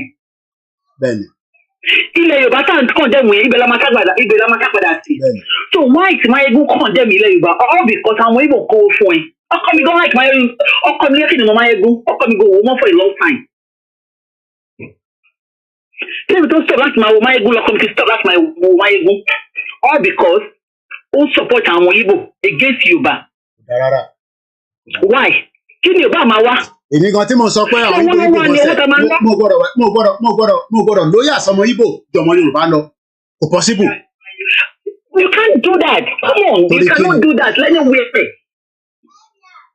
Tí mo ṣe wà yẹn àwọn tó bá mi ṣiṣẹ́ àwọn tó máa wá sí bẹ́ẹ̀ mi àwọn Ìgbò ló pọ̀ jù nù wọn but still wọ́n mọ̀ pé tí máa tó bá pàdé lẹ́nu ìwé ìdèwò sí ṣe àwa Yorùbá ń gbà sí kọ̀mí òde ever fi àwọn èèyàn mi sílẹ̀ because ní ọjọ́ tí ó bá sí àwọn Yorùbá yìí ló máa dúró tì í. Ó ní o ìyẹn ló ń sọ pé èèyàn láṣọ wà. Mo ṣe wà ní àwọn China àwọn China wọ́n ṣe kí lóko Amẹ́ríkà wọ́n ṣe kí lóko Amẹ́ríkà wọ́n always láti fẹ́ kọ́ pé if anything fi ṣe gbáhùn lè ní máa pa àwọn ọmọ mi àwọn àtàkùn àti Nàìjíríà tá a ká ilé Yorùbá tá a ká fún ìbẹ̀rẹ̀ náà la máa sápadà sí. Tó bá ní bí another 5-10 years tó bá ní pé káwọn dúdú kan padà sí ó ní passport ò ní passport ó lè gbé wa dànù kó lu wọn. Ó possible ó lè tún ṣẹlẹ̀. It is very possible. It is very possible because later in the future wọ́n ní àwọn abẹ́gbàlú ọlọ́wọ́ àwa dúdú àwa kílò kìnìkan oníkàlùkù kan kúkú oníkàlùkù padà sí ìlú ẹ̀jẹ̀ bọ́lá fẹ́ gbà. Ìyá mi the fact that èmi àti ẹjọ́ wà ní London the fact that àjọ wà ní London ó lè confirm pẹ̀lú mi Koiki in tó ń rí kí ló ṣẹlẹ̀ So kí ló ní tó kò confam mo kí àwa kan fọ́tò ológun jà. He has never been faithful. Forget, he's just a player. Mayegun is a pure player. Forget, ó man over láti rí owó tó máa jẹ. Ó dẹ̀ ń kọ́rọ̀ jọ, aṣíwèrè ń kọ́rọ̀ jọ ní kò mẹ́ tó máa ná. Ẹjọ́ àwọn tó ti wà lóyìnbó 20-30 years ago tó ti kówó jọ. Ilé Ìgbòho ní síta ló ń gbé níbẹ̀. Ṣèbó wà empty ni. Yàtọ̀ sáwọn tó kọ́kọ́ síbẹ̀. Odindi mansion Ìgbòho ti àbájọ́ rẹ̀ láti bí 2 years nísìnyí tó sùn bẹ̀. Á dá fún yín. 2 years ní Ìgbòho ti sínú lẹ́yìn. Ọlọ́run tí ó bá yẹ kó bóyá Ọlọ́run pe bàbá yẹn. Ọlọ́run nìkan ló lè pè tó máa fi irú ọ̀rọ̀ yẹn lẹ̀. Mayegun ẹnu ìpínlẹ̀ Koiki. Ọlọ́run nìkan ló lè pè èèyàn tó máa fi irú kan báyẹn lẹ̀ tó máa lọ fẹ́ jà fún tálíkà. Because èmi kan tí mo wà yìí máa ń tọ́kọ́ mi pé wà yìí kọ́kọ́ ó tẹ̀ gbọ́dọ̀ fight for anybody. Ibi tá ẹ wá tí wọ́n mọ tó ṣẹlẹ̀. Nǹkan méjì ni mo gbọ́ nígbà tó bẹ̀rẹ̀ program ẹ̀. Ó ní Ìgbòho is not a saint. Ó ní ìlànà hijack Yorùbá nation ni. Ó ní ìlànà wọ́n hijack Yorùbá nation ni. Ọ̀rọ̀ burúkú. Why táwọn ọ̀lànà òṣè bọ́sìtà kọ́lọ̀ ló jẹ Yorùbá kọ́lọ̀ máa ṣe rally. Àwọn tí wọ́n ẹ̀mí Ìgbòho hijack Yorùbá nation lọ́wọ́ ẹ̀. Why tí wọ́n ṣe lọ forí gba ikú tí Ìgbòho forí gbà ní Nàìjíríà kọ́lọ̀ máa ṣe rally bẹ́ẹ̀. Tó bá fẹ́ ṣe rally kọ́ lọ ṣe rally. Ẹ tó bá fẹ́ ṣe protest. Ẹ má mú torúkọ Ìgbòho mọ́. Anybody tó bá fẹ́ kọ́ mọ́ òun kó ké o Yorùbá ni ẹ̀mí kí ló kọ ẹ̀ bàbá kíkẹ́ ìbọn kọ́ ló wà nínú movement yìí. Àwọn kọ́ àti pé they might not come out. But káwọn náà bọ́ta kọ́ lọ ṣe kọ́ tí bàbá kíkẹ́ àti Ìgbòho ṣe káwọn náà ṣe who support them. Because a lot of them they are not being loyal, they are just about nǹkan tó máa rí kọ́kọ́ bọ́ta díẹ̀ kọ́ fún wọn ní nǹkan tó máa rí kọ́ dẹ̀ kọ́ ní kálukú lè gbòde wọlé padà but Ìgbòho is doing it with his own heart because he really wanted freedom for àwọn Yorùbá. Wọ́n ní kò mọ̀rọ̀ sọ ó tún adjust wọ́n ní kinní kan. tí ó bá fẹ́ kí ilẹ̀ Yorùbá kó bí tí ó bá fẹ́ kí ilẹ̀ Ìjẹ̀bú kó bí tí ó bá fẹ́ kí gbogbo orí ọmọ Yorùbá bí ọ̀rọ̀ kò bọ́ ṣe gbé jáde ẹ̀ nísìn àwọn ọmọ Ìgbò tó tẹ̀lé wa máa fi wá rẹ́rìn kí ni ìyá ní ṣe pẹ̀lú àwa. Àwọn Ìgbò gan mọ̀ kọ́dàlẹ̀ ni náà ń tẹ́ bá àwọn Ìgbò mọ̀ kọ́dàlẹ̀ ni ìwọ tó bá da ẹbí ẹ̀ tó bá rògbé àràkà máa fẹ́ wọ́n mọ̀ kọ́dàlẹ̀ yẹn. Wọ́n máa padà bẹ orí ẹ̀ ní kí ni fíìmù yẹn bá mi send text message ó ní fíìmù kan tí mo wò wọ́n padà bẹ orí ọ̀dàlẹ̀ yẹn ni wọ́n ní because ó máa padà wá dalẹ̀ tiwa náà ó ta àwọn ọ̀rọ̀ ẹ̀ ní wọ́n gé orí ẹ̀ náà ni. Àwọn Yorùbá náà ló ti máa ń sọ pé tó bá tara lé ẹ lọ́pọ̀ o ò lè ríra lọ́wọ́n. O ò lè ríra lẹ́wọ̀n. Mayegun tara lé ẹ lọ́pọ̀ tó bá tara lé ẹ lọ́pọ̀ fáwọn Yorùbá. Àwọn Ìgbò tó ń tà wọ́n fún wọn ò lè adopt ẹ̀ bí wọ́n á ní pé you are a betrayer ó da family ẹ̀. I'm coming mama. Ó máa fẹ́ kó da family ẹ̀ so díẹ̀ fún àwọn gòlè accept ẹ̀ ìkọ́ tó bá tọ̀dọ̀ wọn ló máa dà wọ́n. Bẹ́ẹ̀ ló ṣe máa rí gbogbo náà nìyẹn nítorí máa ń dọ̀ ṣe náà nìyẹn. Ó máa dà wọ́n nǹkan tó ní òṣè pé nìyẹn Mayegun lè bímọ sílẹ̀. Ọdún bá ti bímọ sílẹ̀ láyé ó máa ń bí ẹ̀tọ́. Kájọ máa wòran. Ìjà tó fẹ́ lómi láyé ẹ̀ṣẹ́ gan nìyẹn ẹ bá ń kí àwọn ọmọ ọdún wa bẹ́ẹ̀. Intan sọ ní bíbá mo fẹ́ ká mix ẹ̀ up. Ẹgbọ́n kan tí Mayegun kọ síta some few hours ago ká tó gba the next call. Sunday Igboho don cast. Sunday Igboho don cast. It is time to expose the mofo. Boko Haram was right. One regret I have. Tani right tó ní tó máa sọ pé Sunday Igboho don cast. Èló ló fẹ́ fi cast. No eléyìí kéléyìí ṣe misunderstanding. Mayegun wà ní UK pẹ̀lẹ́ mi tẹ̀bẹ́ yìí fẹ́ wà Nàìjíríà kan ń pè mí tí mo ń gbé kọ́ọ̀lù yín náà ẹ má wà carried away ọ̀dàlẹ̀ ni ó wà ní UK pẹ̀lẹ́ mi níbi àjọ ń gbé ní UK ni distance tó fi ń gbé tó bá ti bá wọ bọ́ọ̀sì lálẹ́ máa dọ́dọ̀ Mayegun láàárọ̀ la wọ́n wá release statement ó wá lo statement yẹn ó wá lọ post ní 5 hours ago Sunday bí a kì í fi wọ̀nyí ní background ó ní Sunday Igboho ó ti cast. It is time to expose the mofo. Ẹ̀yin wá sọ pé Yomi try to understand each other. Ṣé mo sọ pé ṣé mo jáde bẹ́ẹ̀ rí láti wá attack ẹ̀mí? Ó tún máa lọ tán, ó tún wá tún post another one. Today, I will tell you why this betrayer. Ó pe olóyè Igboho ní betrayer. Ẹ má ẹ̀ka bára yín jà mọ́ ọ̀mọ́ anybody rí o. Ó sọ pé olóyè Igboho betrayer ni. Ṣé betrayer lẹ́yìn? Ẹ bá máa pè mí náà ní betrayer náà. So tó bá ti pa èmi àti olóyè sínú ilé ní July 1st bẹ́ẹ̀ ṣe máa sọ pé betrayer wa náà nìyà pé ṣèbí wọ́n dáwó rédíò sí lọ́wọ́ ó ti ná ṣèbí wọ́n dáwó kinní kan sí Ìgbòho lọ́wọ́. Ó ní mò ń bọ̀ Mr. Adam ó ní today I will tell you why this betrayer sellout was pardoned by Talon but wọ́n fẹ́ yẹ ká sọ̀rọ̀ ni kódà àwọn èèyàn sì ń surprise pé olóyè sì lè wọ London wọ́n sì ń surprise pé ó lè padà sí Germany ẹ fẹ́ ká sọ̀rọ̀ ni mo dẹ̀ ní láti sọ gbogbo ẹ̀ torí bomb bastard ẹ̀yin tẹ́ bá fẹ́ ká sọ̀rọ̀ ni ta ló sọ pé kò sí volume ìyàwó Elizabeth ẹni kò sí volume kẹ̀ volume wà rẹpẹtẹ ẹgbọ́n sókè Mr. Adam tó ẹjọ́ mo fẹ́ ká mix ọ̀rọ̀ tó wà lẹ̀ rárá ó ń polóyè ní betrayal tó bá ti polóyè ní betrayal lèmi náà tó kí ni mo wá ń jókòó sí ibìbà fún ẹ wà careful gan kí ni mo ń ṣe àìsàn fún kí ni mo ń ṣe wàhálà fún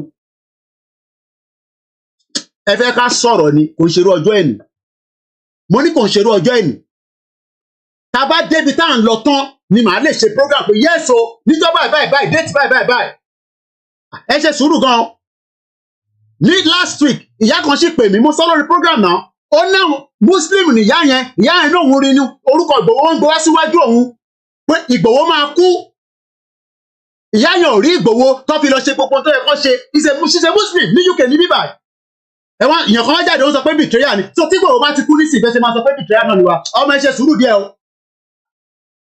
gbóhùn sókè Adam Smart tó bá ń sàsóhun wọ̀ sàsẹ́ mi o mo dẹ̀ ń ka gbogbo comment tó bá ka comment òfin kan máa block ẹ̀ dànù ni wàá lọ máa wò mí nígbà tó bá ti parí program lò mo mọ anybody rí o gbóhùn sókè. kó má jẹ́ ìgbè kan ni wọ́n kàn dáńkọ̀ ẹ̀ lásán ẹni tó bá dáńkọ̀ ẹ̀ kankan ní Yorùbá nation yìí wàláì ikú gbóná ni gbogbo yìí máa kú bá. Ṣẹ́dùmarè èèyàn pèèyàn ní betrayal ẹ máa sọ̀rọ̀ lọ Mr. Adam máa ṣó yín ní background mi nísìn. ẹnikẹ́ni tó bá ti tẹ́kì Vanguard àti The Nation gbogbo àwọn mídíà àtọ̀gbẹ́ ní Nàìjíríà ẹni tó bá ti tẹ́kì wọn serious láyé wàláì láyé because all the people they are the same. They are the same, telling you lies every day because they know what to like they just know exactly what you just want to get. I look at the comment section, look at everybody, all of them are put together. You have not heard this person say anything since all this while. But once they write, and ordinary write of all of this honestly fully people under it. Just because you are just getting proud up and down. People know gbogbo yín máa àtẹni tó bá ti fẹ́ fún ẹ̀sìn ọ̀gán ní Yorùbá nation yìí lórí títà yẹn wọ́n máa wọ̀ wàhálà ẹ̀jẹ̀ bẹ̀rẹ̀ ní anybody lọ́wọ́ ká wà yìí ó kàn sọ wẹ́ẹ̀ nìkan Yorùbá nation yẹn wàhálà ẹ̀wọ̀ ní púpọ̀ tó lè máa kópa. Aṣẹ́dùmarè. Gbogbo òdílé yín pátá ẹ̀ ní kéèrè.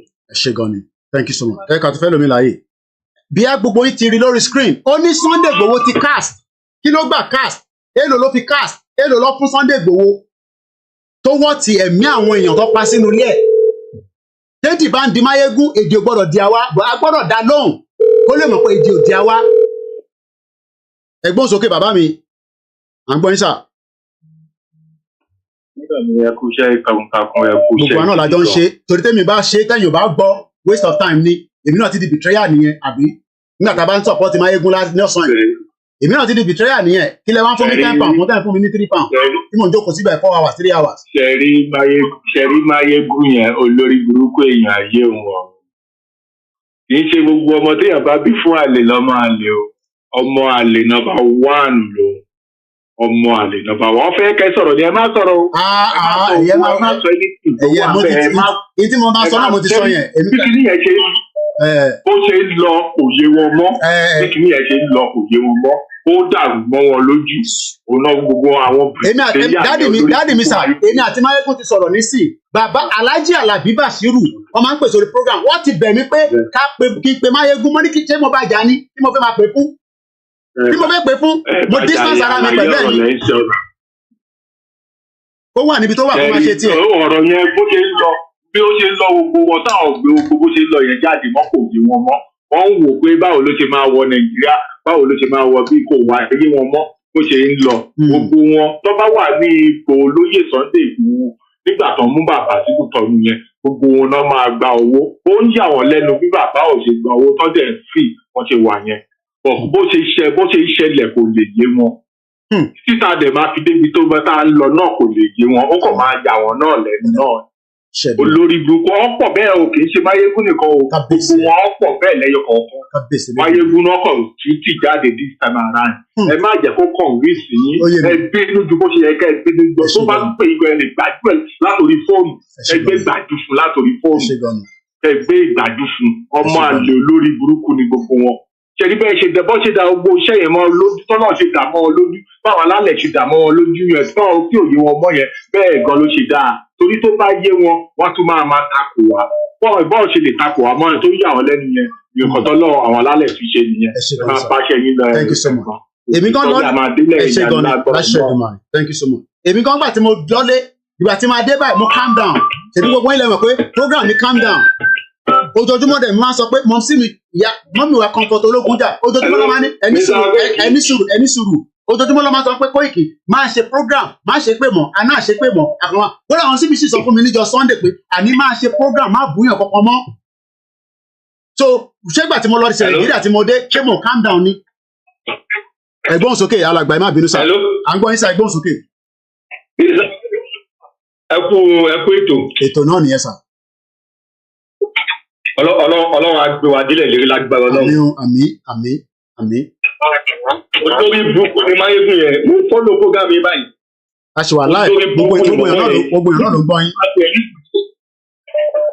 bó ni ẹ ti máa pè é ní betrayer ṣé wọn mọ tún mọ betrayer ni. àwọn Yorùbá kan nìkan wọn ní kò lè yé wọn bí ò yé wọn kò lè yé wọn lọ́la kò lè yé wọn. Kò lè ìgbà tí bàbá ti pariwo láti bí 3 years ago ipe ẹ fọwọ́sowọ́pọ̀ ẹ jẹ́ ká jáde àwọn Fúlàní ti fẹ́ pàwá tán kí ló dé ẹ wá já ẹni sìn ẹ sẹnu falafolo ẹ sẹnu bí ẹnu gbèrè kẹ́ni lẹ́yìn kọ́ lọ dídì gbósẹ̀ kò pa kéńgbà yẹn olórí burúkú máyégún yẹn wá sọ̀rọ̀ nísìn ẹ̀yìn tí wọ́n lẹ̀ wọ́n fẹ́ kẹ́ sọ̀rọ̀ ní gbogbo wọn tọra wọn ni wọ́n tọra wọn kò sí nǹkan tí wọ́n ẹni tọ́lọ́run ti rán nìyí Ọlọ́run dẹ̀ máa mú délẹ̀ lérí lágbára Ọlọ́run. Àmín ẹ ṣé gan ni. wọ́n tọra wọn ni ẹ̀yẹ tí wọ́n lẹ̀ wọ́n fẹ́ kẹ́ sọ̀rọ̀ ní. mo tẹ̀lé ìgbẹ́sẹ̀ sẹ́nu kù yẹn wọ́n fẹ́ gbọ́ tẹ̀lé ní. kò possible ẹ̀yẹ máa wọ́n ti olórí kúkú ọ̀wọ́n sọ fún wọn fún bàbá àgbàlagbà ìwọ́n fún olówó jẹ. bomb bastard ìyẹn bomb bastard very bomb bastard. Wọ́n wá sọ pé wọ́n fún bàbá yẹn lówó oúnjẹ. Ẹ tó bá fẹ́ máa ṣe protest kọ́ máa ṣe protest ẹ̀ tó ní kọ́ máa ṣe protest ni wọ́n fẹ́ abájú kó ọ̀tọ̀ ní kọ́ sí bàbá kí náà. Wọ́n wá sọ pé wọ́n fún wọn lówó oúnjẹ ìwọ́n akínníkan. A sọ̀bù dànù ni. Ṣẹ́dùmarè ẹ ṣé gan ni sà. Lórí burúkú ẹ̀dá ẹ ṣé gan sà. Ìṣàkó ìṣe. Mo ti lórúkọ múfì tí mo wá Barbarian lórúkọ múfì yẹn mú bọ̀. Backend team mi ti send ẹ sí mi ẹ ṣé gan ni Barbarians ẹni tó bá ti wo movie yẹn go and watch it a ṣì ń gba kọ́ọ̀lù gbogbo ẹni tó bá fẹ́ pè mo fẹ́ kí gbogbo mo ti send ẹ mo ti tag Máyégún ẹ sọ fún Máyégún pé kó lọ wo movie yìí wọ́n máa padà gé orí ẹ̀ sógun ni ẹni kó lọ wo movie yìí ọ̀dàlẹ̀ máa padà kú náà ni ọ̀dàlẹ̀ ẹni tó bá ti dalẹ̀ torí pé ó ti dalẹ̀ kí ni Ìgbòho ṣe fún ẹ o raise 40 million no kò raise 1 billion kankan Ọ̀rúnmìlà gbóhùn sókè ọmọ Ọ̀rúnmìlà àwọn èèyàn ti ń hot mo ìtanimọ̀wà táwọn èèyàn ti ń pè mí pé Koiki kí ló ń ṣẹlẹ̀ mo ní ẹ fọkàn balẹ̀ ọmọ àlè ní bomb bastard ni ó fẹ́ kí n sọ̀rọ̀ ní gbọ̀mọ̀ ní sọ̀rọ̀ mo ń gbọ́rọ̀. Brother Koiki, I was very very surprised and I was very very disgusted nígbà tí mo rí kíní fídíò yẹn tí mo rí gbogbo kọ́mẹ́ǹtì. Brother Koiki, tí olóyè Ìgbòho bá sọ pé káwọn Yorùbá nation máa jáde sí protest kankan, is it wrong? He's not wrong, he is right. Nigerian government dey yẹ pé for the past 2 weeks Nigerian government wọ́n ti ń wá ọ̀nà tó máa put orúkọ kan to the forefront tó máa bully for the rest of their life. That's what Nigerian government is looking for the past 2 weeks the entire media gbogbo Twitter everywhere Nigerian government ṣe sọ pé show your face put your name put your address kìnnìkan wọ́n ń wá ojú tó máa gbé sórí face ní pé international community o ẹni tó dá wàhálà lẹ ní Nàìjíríà lélẹ́yìí o kí ẹ̀kú ẹ ti dàrú o that is what Nigerian government is looking for. So now olóyè Ìgbòho dẹ̀ sọ pé ẹ̀yin ọmọ Yorùbá nation ẹ má lọ ní sọ pé kéèyàn ọmọ Yorùbá má lọ protest o ṣùgbọ́n tẹ bá lọ protest ẹ má pariwo Yorùbá nation Wọ́n máa sọ pé Ìgbòho ló gbé gbogbo yín jáde. Gbogbo wa ọmọdé gbọ́n àgbà gbọ́n la fi dálé Ifẹ̀ kó táwọn rájò bá sọ nìyẹn. Ọmọdé là wà àdẹ̀gbọ́n ọgbọ́n wà lórí wa. Báwo lolóyè ṣe jẹ́ bìtìrẹ́yà torí Ọlọ́run? Báwo lolóyè ṣe how? Láti bó sí ìgbò. Ọ̀nà wo ní how? Nígbà tí yóò how? Sọ pé kẹ́nìkan má lọ protest. You can go and protest. But tó bá lọ protest, má pariwo Ìgbòho òòṣà, má pariwo Yorùbá nation now, má pariwo ẹ̀ lọ ṣe protest ẹ̀ tó bá fẹ́ lọ ṣe protest ẹ̀ nínú Nàìjíríà láyé wa. Àti gba Yorùbá nation. Tó bá fẹ́ lọ protest, go ahead and protest, but don't go there and go mention my name pé Ìgbòho òòṣà, because táwọn Nàìjíríà government bá ti rí wípé gbogbo àwọn set of people yìí gbogbo wọn lọ pariwo Ìgbòho òòṣà, olóyè Ìgbòho ló máa bẹ̀rẹ̀ sí ń dà láàmú. Bẹ́ẹ̀ni. Àwọn ọlọ́wọ́ bẹ̀rẹ̀ sí ń dà láàmú. Kí ni olóyè dẹ̀ mọ̀? Olóyè mọ̀ anything, olóyè kan sọ pé tẹ bá fẹ́ èmi ò support protest ní ògbọ́n tẹ bá fẹ́ lọ protest go ahead. But tẹ má pariwo mi ló tẹ má pariwo orúkọ mi tẹ bá débẹ̀. Don't mention my name because I don't hear anything láti associate pẹ̀lú gbogbo protest tẹ fẹ́ lọ ṣe. I don't have anything to associate myself with. How is it a betrayal? How is it a betrayal? Ọ̀rọ̀ burúkú. That's a common sense from a common man. Bí àwọn èèyàn mọ mínú tó ń pè betrayal bí a kì í bu ní English ṣan àbáṣe máa ń ṣe ẹmọ tó ń pè betrayal ṣá. Yes now. Táwọn èèyàn mọ tó ń pè ní betrayal. A betrayer is a person who is not loyal to their country or to another person, often doing something harmful such as giving information to an enemy. Bọ̀dá mi Koiki, inú Google definition betrayal nìyẹn, ṣùgbọ́n táwọn èèyàn tẹ̀ bá fẹ́ understand, nǹkan tí Judas ṣe fún Jésù, nǹkan tó ń pè betrayal nìyẹn. That's what they call betrayal. Nǹkan tí Judas ṣe fún Jésù ló ń pè betrayal. Judas Iscariot was one of the 12 apostles. He's a notorious for betraying Jesus by disclosing Jesus' whereabouts. Ojoojúmọ́ ló máa pè mí níbo ni Ìgbòho wà nísìnyí níbo màmá sọ pé báwo ṣe máa sọ pé níbi tí Ìgbòho wà tó possible ni báwo lè ṣe máa pè mí pé Mr. Koiki ṣé Ìgbòho ti wà ní Benin nísìnyí báwo ṣe máa sọ bí tí Ìgbòho wà fáwọn èèyàn àwọn kan náà nídìí nọ́mbà Ìgbòho n ò lè fún ní nọ́mbà Ìgbòho kò possible ó dàbí gbàtẹ́ ń bèrè nọ́mbà Joe Biden ni Ìgbòho ti kọjá ordinary person tá a kò máa sọ pé bíbẹ́ ló wà ẹ wá bẹ́ẹ̀ kí n sọ̀rọ̀ ẹ wá gbé gbogbo ẹ̀ jáde. Àwọn èèyàn kò gba gate school kọjá ní ọlọ́pọlọ ní ọwọ́ ti I don't understand. Ọ̀rọ̀ this law. Àwọn èèyàn mọ tí ẹ má bínú brother mi ẹ má bínú pé mo interrupt ó náà bá àwọn èèyàn mọ tí mò ń face lójoojúmọ́. Wọ́n ti gbé ọ̀yàn wá gan sẹ̀ oríṣiríṣi ìdí nítorí àdákẹ́ oríṣiríṣi method. Brother mi Koiki ṣẹ́dẹ̀ mi gan nínú Yorùbá nation struggle yìí bí mo ṣe máa hot tẹ́lẹ̀tẹ́lẹ̀ ìgbà tó wá yá mo wá step back tí mo step back pé mo kó nínú Yorùbá nation struggle or Yorùbá nation agitation mo step back mo wá ń wo everything from a distance pé I want to understand something the way ṣẹ́dí tẹ́yọ̀ bá fẹ́ understand nǹkan ní in this life sometimes you have to leave that thing alone and you look at it from a distance so wá understand pé okay nǹkan tó ń ṣẹlẹ̀ ní wàá padà lọ sínú ẹ̀. So what are we talking about? What betrayal? What betrayal? I don't understand. Okay, go ahead. You still want to complete? Thank you so much, brother. I am not the best. Mo máa ń sọ ẹ lọ wo movie ẹni tó bá ti wò mọ́ ń bọ̀. Brother mi Táíwò Thomas. Ẹ lọ wo fíìmù kan tó ń pè ní Barbarians.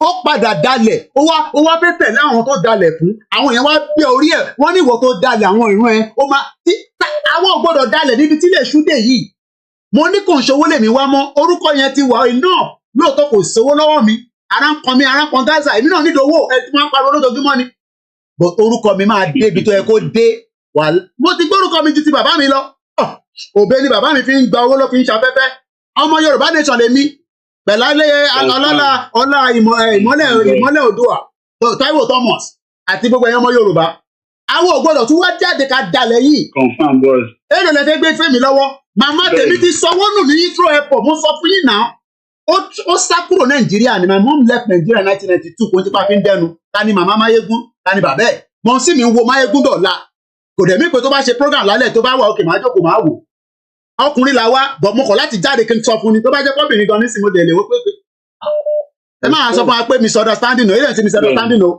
ó mọ tó ń ṣe o máyégún mọ tó ń ṣe o ó mọ tó ń ṣe o ó lè discredit olóyè Ìgbòho ó lè discredit bàbá táwa gbé sẹ́yìn Táíwò Thomas gbóhùn sókè kí ló fẹ́ sọ àwọn yẹn wà ń lé Táíwò Thomas wà ń lé máyégún máa bọ̀ Nàìjíríà kí Táíwò Thomas padà sí ní Scotland kájọ swap ẹ̀ gbóhùn sókè jàre Táíwò Thomas. Confirm my boss mo appreciate voice yìí gan sir and gbogbo time tí mo wá ní school bí mo ṣe ń gbọ́ torí mo lo earpiece I'm very very happy and mo dẹ̀ máa appreciate effort yìí because a number one standing media tó dúró tán even nígbà tí wọ́n yọ monetization kó lè page jáde ní nígbà tí wọ́n yọ kúrò bẹ́ẹ̀ bàbá yìí ti ṣe program lọ without looking back láì wo any viewers ẹni tẹ́mi máa ń gbé fún jù nínú Yorùbá Nation sir you are the first white lion because sir kí wo viewers tó ṣe program ẹ máa ṣe program yẹn straight forward ni and secondly lórí ọ̀rọ̀ tó balẹ̀ lórí ọ̀rọ̀ chief gbogbo àwọn tó ń sọ̀rọ̀ mọ̀ wípé bàbá ti ní heavy voice ṣùgbọ́n fọ́sí kí ó kọ́ appreciate ẹ̀yin dáàdì mi tí ẹ stand fún olóyè tí tẹ́yà bá ti ní a good and current spokesman things will be going on lively and smoothly because wọ́n mọ̀ wípé Ìgbòho voice Ìgbòho lásán tó máa sọ wípé àwọn ọmọ anything nípa protest àwọn tó máa tí wọn ní jáde nínú Yorùbá Nation tí wọn ní jáde mú nílẹ̀ Yorùbá wàlẹ̀ wọn àwọn billions wọ́n fẹ́ fi ara yẹn láti fi discourage wípé òkè o Ìgbòho ti sọ̀rọ̀ wípé kẹ́ má jáde sẹ́ ẹ̀ because wọ́n mọ̀ wípé orí ìgangan ló ní the power voice ní ilẹ̀ Yorùbá lẹ́nìí kò sẹ́lò míì sẹ́lò máa jáde lẹ́nu wípé òun jẹ́ kíní kan lẹ̀ Yorùbá irọ́ ni ìlú mẹ́ni kò ní anything olú ìlú ní power voice wọ́n fẹ́ máa lo gbogbo destruction láti fi destroy òkè o Ìgbòho sọ̀rọ̀ fọ́ọ̀kì inú mi dùn wípé wàhálà bàbá yóò jẹ́ láti wá sọ anything because tí wọ́n bá sọ̀rọ̀ àwọn tó máa dẹ̀wẹ̀ lórí protest wọ́n máa pọ̀ gidi gan even ó máa ju àwọn tó ń prepare gan lẹ̀ lọ because wàhálà gbogbo tó lóye ní ó heavy gan tó ti jẹ́ big voice and bí mo ṣe wọlé last week sọ̀dájú mi nípa ọdún yìí ó yà èmi fúnra mi jẹ́rẹ̀lú because inú group tó ní kálukú wa I love Yorùbá Nation at this point because even group tó ní kálukú wa gan no one loud this wípé Ìgbòho ń bọ̀ ọ́ lé and most of àwọn tí wọ́n wá sí láàárín Yorùbá Nation wọn ò mú bó wá ṣe ń lọ mọ́ they are not getting confused last week Thursday yẹn sir níbi after one ọ̀sán èmi àtẹnìkan sọ̀rọ̀ níbi tí mo wà nínú kinní ìbàyí ẹni ẹ jẹ́ àgbàlagbà tó tún á jẹ́ a very big politician wọ́n sọ fún mi pé ṣọmọ pé ẹni tẹ́yìn sọ wípé ẹ pè é nídẹ̀ẹ́yìn kò lè wálé mọ́ dípò bá wálé kò lè sọ Yorùbá Nation because after one ọjọ́ Thursday after one ọ̀sán and I'm very surprised nígbà tí mo rí fídíò olóyè nírọ̀lẹ́ olóyè tí wọ́n sọ nínú bẹ̀rẹ̀ pé Yorùbá Nation inú mi dùn pé that video I caught it wọ́n á ṣèǹjẹ̀ sí ẹnìyẹn pé dáàdì ṣẹ́ni gbọ́n dípò sàn bì ṣẹ́ni wípé Ìgbòho sí nígbà tẹ́mi àti sọ̀rọ̀ nínú ọ́fíìsì mi olóyè ò sí bẹ̀rẹ̀ rárá that means Ọlọ́run bá wà bẹ́ẹ̀ ń ṣiṣẹ́ pẹ̀lú ọ̀kọ̀ọ̀kan ó dẹ̀ mú ohun tó ń ṣe who are those standing there saying that Igboho is a betrayer Igboho is a betrayer and gbogbo nǹkan tó ní gẹ́gẹ́ bí dúkìá ó dẹ̀ sílẹ̀ for like 3 years bàbá yẹn ò sí ilé o kò sí ní Nàìjíríà o and you are there you are shouting ranting on ohun tí ò tiẹ̀ ní ìtumọ̀ ṣé àmọ̀túnmọ̀ betrayer ni betrayer ń bo wọ́n wá léèyàn wọ́n fẹ́ pa ẹ̀mí èèyàn wọ́n fẹ́ pa even nínú kinní náà níyà ẹ̀ ti sọ ìyá ẹ̀ lò sí o ìyá ẹ̀ sọ̀rọ̀ sínú kinní yìí o 3 years kò dé nídìí ẹ̀ ẹ̀gbọ́n olóyè náà sọ̀rọ̀ síbi kinní yìí o ọ̀rẹ́ tímọ́tímọ́ náà sọ̀rọ̀ síbi kinní yìí why are you so daft like this kí ló dé ta máa ń sọ̀rọ̀ bẹ́ẹ̀ tí ò kàwé náà kí ni Ìgbòho tiẹ̀ ṣe fún ẹ̀yin tẹ́ máa tẹ̀lé tẹ́ máa ń sọ̀rọ̀ wípé kinní Ìgbòho kí ni Ìgbòho ṣe fún oníkálukú yín tẹ́ ẹ̀ bá lè ṣe ẹ̀dẹ̀ fílẹ̀ tọ́lọ́run bá rán náà tí ò bá wù yín àti ṣe fílẹ̀ tọ́lọ́run bá rán náà ẹ̀ lè jà fún mẹ̀kúnnù ẹni tó lè jáde ti jáde tán tí yóò ju wípé àbí gbogbo ọdẹ iná orílẹ̀ Yorùbá lẹ́yìn ẹ̀sìn tí wọ́n gba donation fún yín ṣọba wọn láìkì yín ni wọn lọ́ọ̀bù yín nínú ìfojú tí yín làwọn ti ń yọ Ìgbòho fẹ́ yọ nínú ìfojú tí yín tó lè bá fẹ́ ṣe kí ni Ìgbòho lè ṣe àwọn àlejò ẹgbẹ́ tá máa gbádùn ayé ẹ̀ tẹ́lẹ̀ máa wá sẹ́nu ọ̀rọ̀ lójoojúmọ́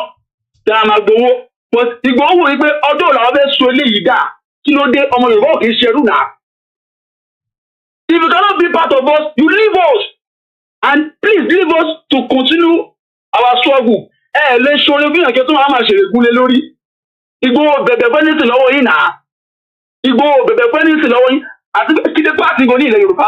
I could remember vividly 2015. Èmi ní fídíò máa ń rí ní 2015.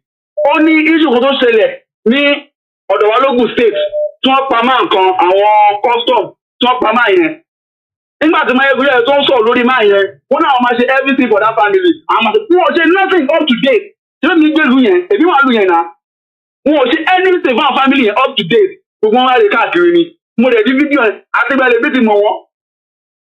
Àtìgbàlẹ̀ bí ti mọ̀ wọ́n. Kí ló fọ gbélé yìí? Ẹjọ́ kó gbogbo ó sí mi, kí ló dé? Ẹ bá trend mọ́, ẹ bá wọn bọ́. Kí ló kù kẹ́ bí trend? Mo gbádùn ẹ̀ táwọn ọmọ. Ẹ máa gbogbo trend. Tẹ́ ẹ bá ti ní láìfù wọn, ẹ máa gbogbo Igboho trend.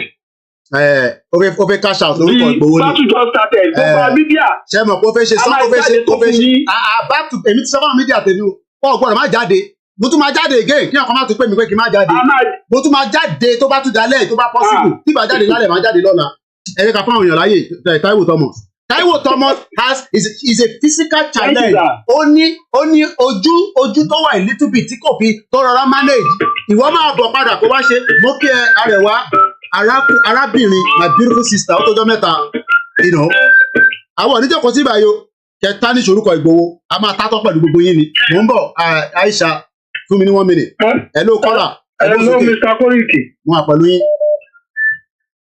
Mr. Koiki ṣe rí Mayegun rẹ Mayegun is after the Igbo's money ó mọ bó ṣe wọ́n mú àwọn ọmọ Igbo a máa pe Nnamdi Kanu ó ti ní fídíò wọn orin wọn is a crook you know how to catch the Igbos nǹkan tó máa ń ṣe nìyẹn ó ti gbọ́ yín náà lórí iṣẹ́ ẹ̀rí náà tí prince jẹ́jẹ́mà náà pè wọlé tó bu yín náà ó dà pé yín ò láìpẹ́ ìtààmú ẹ̀ pa this Mayegun yes tòkò ń ṣe níyì ó ti pẹ́ tó ti ní ẹ̀yìn àtolóyè tí mu ó pẹ́ àtàwọn bàbá yẹn ó kàn wá ọ̀nà tóun máa gbà láti fi àtàkùn olóyè yìí anybody that come for olóyè Ìgbòho go collect wotowoto tí àwọn ọmọ Ìgbò ṣe fi Nnamdi Kanu ṣeré làwa náà ó fi Ìgbòho ṣeré kí Mayegun tètè lọ báńkì àwa náà wá wo ṣú ẹ̀ àbọ̀ ṣí èrè ni àbújọ ló ti fóyìnbó àbọ̀lórí burúkú ni. ọ̀rọ̀ máa ń kọ́ fóyìnbó ni yẹn mo ṣe wọnú lé pẹ̀lú ẹ̀ gbàtọ́ wá fóyìnbó ńkọ́ ó máa ń yàn tó wà lọ́wọ́ mi tó fóyìnbó ni. ànábì tèmi ni Ìgbòho èmi wíṣẹ́ Ìgbòho òun ṣe Jesus tó ń sọ fáwa nísìn àbí kìíní yẹn èmi wíṣẹ́ ẹ̀ ní tó fi gbogbo nǹkan ní ẹ̀lẹ̀ níjà olówó London àbọ̀lórí burúkú ni anybody tó bá sọ rọ́bìṣì pé kọ́ máa bù Mayegun máa ṣòfò ni àbọ̀lórí burúkú ni àwọn òfin Ìgbòho ṣeré àwọn òfin Ìgbòho ṣeré ọmọ wíkìn fọ̀tà àwọn ọmọ Ìgbò yẹn wọn kọ́ ṣe wá mú wọn. Adáre lo Nnamdi Kanu wọlé á lo bí wọ́n ṣe kìíní kan wọlé náà tún fọ́tò tètè wọ́n máa dáwọ́ sí i. Àwọn yẹn ò lè tún sọ̀rọ̀ yẹn bá gbàgbé àṣà wọn, wọn ò lè gbẹ́dùn ní wọn. Àwọn ọmọ Ìgbò ń fi ara ṣeré. Wọ́n ń lò wọn náà ní ìjọba mọ̀ wípé tí wọ́n ń lò ẹni ṣé wọ́n mọ̀ ni. Àwọn náà máa ọmọ Yorùbá di bímọ náà ṣe fún àmọ́ bó ṣe ń lọ ni. Gbogbo ṣé ẹ̀tọ́ pé based on Igbo Biafra Igbo jẹ́ ọ̀dọ́ ti ní pé tó sọ̀rọ̀ Ìgbòho rí tó sọ̀rọ̀ Ìgbò tó ṣe wá sọ̀rọ̀ Nnamdi Kanu. Kẹ́kọ̀ọ́ tó rí ní ti olóyè Ìgbòho. So we all know we watching. Àwọn kì í ṣe ọmọ bó ṣe wọ́n mú àwọn followers tó máa lo reverse psychology fún wọn. A máa tètè sí a máa lẹ̀ mọ́ wọn. Ṣé mo nípa sọ̀rọ̀ ń wò ó tó pé àwọn òfin Ìgbòho ṣeré o. Anybody tó bá wá fún Ìgbòho a máa fún gbogbo àṣepè gbogbo fámìlì tọmọtọmọ ni. Ìyá mo ṣe wọlé sí lára ìwọ kọ́ ló máa kọ́kọ́ fẹ́ òyìnbó sẹ́ mo ṣáájú ẹ̀ wọ UK mo ní every right láti fẹ́ òyìnbó mo refuse láti fẹ́ òyìnbó ni tó fẹ́ ọmọ Yorùbá. ìgbà tó fẹ́ òyìnbó kí ló kọ́ wa pẹ̀lú yẹn. àníyàn ń já àwọn èèyàn nílé. àwọn ọ̀rọ̀ ẹ̀ náà kọ́ ló kọ́ wa tí wà láàyè àwọn ọ̀rọ̀ ẹ̀ náà kọ́ wa tí wà láàyè àbí kí ni. ìyẹn wá jà sí twenty. ẹ ṣé gan ni ẹ ṣé gan ni thanks so much. lásìkò ni mo ń bá yín tẹ́ ń pè irọ́ Aisha let's go ahead quickly ẹ jẹ́ ká gbé yín wọlé mo kí àwọn tó wà lórí program go ahead please. Ọláyọ̀mí Koiki my darling brother. I'm with you. Nǹkan ṣẹlẹ̀ nǹkan lọ. Are they with you? Ẹ máa wo àwọn support protest to ẹ̀mí àṣà àpàlù because it has political undertones to it. And Emi Toba fellow, as one Nigerian is to, but people might keep the Yoruba Nation or Yoruba Nation now. Our tactics to protest because let me share you set up new. All of my take a chat with you over something, you over terrorist movement. Because this is where it's hard heading. Although you thought Igboho, may he live long for us. May God continue to bless him. Always. How many times have I been on this platform? Lórí àwọn Igbo platform yẹn tí wọ́n máa put olóyè Sunday Igboho pé terrorist ni. Ṣé eléyìí kan ní set up ni wọ́n fẹ́ ṣe fún olóyè o? Ara ń ta àwọn Igbo yẹn because Nnamdi Kanu is still in the prison. Kò dẹ̀ sí ní ọ̀dẹ̀ ṣe problem tiwa wá kọ́ la mú Nnamdi Kanu Igboho kọ́ ló mú Nnamdi Kanu. Àwọn ló ta Nnamdi Kanu olórí burúkú Ifeanyi bá wà lára àwọn tó ta Nnamdi Kanu. It's as simple as that. They are upset, they are angry that Igboho is out operating while their leader is in there. And that is not our problem. Our call Nnamdi Kanu. So they are always and that's why Mayegun is promoting this agenda. That is the reason why.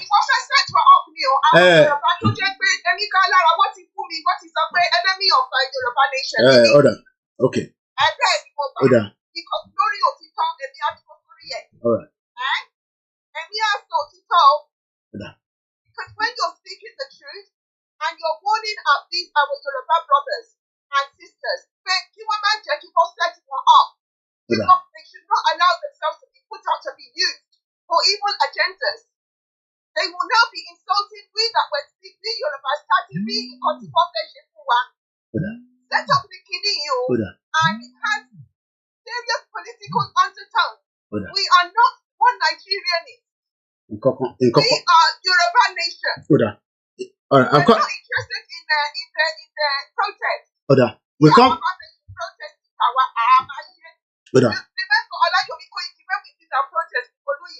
All right, we come back to you because I'm very pressed. 1 hour, I have less than 1 hour. I'm about to share lesson, and if you are doing my lesson here, so I'm trying to manage as many of us. I'm going to come back to you again. Just mute there, please. I'm going to come back to the next Twitter space. Let's come straight back again to the phone calls. The phone calls is very hot.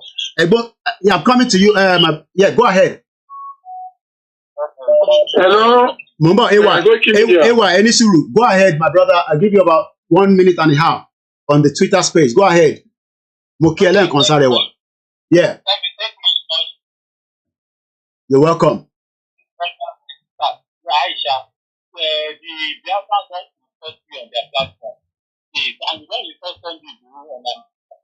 No, hey, 1 minute there, Mimi, 1 minute. There are Igbos that doesn't believe in Biafra. So when we are saying Igbos, we know what we are saying. We know that there are Igbos that will not abuse Yorubas. But there are some Igbos that doesn't believe in Biafra and they'll abuse Biafra, they'll abuse us, and it's vice versa. So just go straight to the point because of the time. Okay, thank you.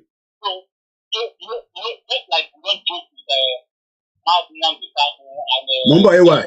And I don't see why you guys allow people to even report or understand the rules down. Don't show in our time. Very good thing why.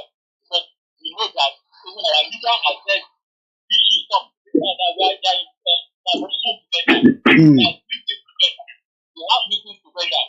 That we do anything that we should work for it to support them. Okay. Whatever that we have to bring them down or to talk about it. Anyone that is bringing them, telling them to go after that person, if you will back or you will. All right. Okay. All right. Thank you so much. That's one of our Biafra brothers that also disagree that Mayegun should not have said what he has said. AY, Igboho's okay. I want to take as much calls and I'll come back to the Twitter space. Like I said, my daughter, lesson, and I'm looking at the time and I don't want to occupy this place for the next half an hour. Igboho's okay straight away. Let's hear from you. Yes, sir. Ọmọ àlè Yorùbá wọn lè má fojú ara wọn wọ̀n síta ẹgbọ́ gbogbo Yorùbá kọ́ lọ́mọ kọ mo fẹ́ kó fi dá mo fẹ́ dá wọn kó dá wọn lójúlé ní gbogbo ọmọ Yorùbá tí wọ́n lòdì sí Yorùbá nation ojú inú wọn fọ́. Kí ni Ìgbòho sọ tí ò ṣẹlẹ̀ lénìí? Ó ní tí ebi bá pa yín ará ìlú ẹ jáde síta ẹ gbára yín lẹ̀. Ìránṣẹ́ Ọlọ́run ni Ìgbòho. Kí ló sọ tí ò ṣẹlẹ̀ lénìí? Bẹ́ẹ̀ fẹ́ bí ẹ kọ̀ kọ́kọ́rọ́ Nàìjíríà wà lọ́wọ́ wa mú kọ́kọ́rọ́ tó ṣí àmọ́ kọ́kọ́rọ́ tó tì Nàìjíríà máa pín bẹ́yìn ni. Yorùbá nation máa dúró no going back. Òsìkẹ́ tí ẹ fẹ́ ṣe sí tí ló yẹ ò ní pín. Yesterday 102 community ní Zamfara Boko Haram ti take over wọn ò bá power army. Ìlú ti pín already. Ojú inú ẹ̀yìn kan sì fọ́. Going to university speaking English have certificate it not make you educated if you don't know. Ìgbòho sọ fún yín ìrẹsì Ọlọ́run sọ fún yín ìyá Ìgbòho tẹ bá dìbò fún olórí tí ò ṣe ìdára ìlú fẹ́ náà pa ara ìlú máa dìde fún ara ẹ̀. Ṣé Ìgbòho ló sọ fún yín sí pé dìde nígbà tó ti ń pa yín?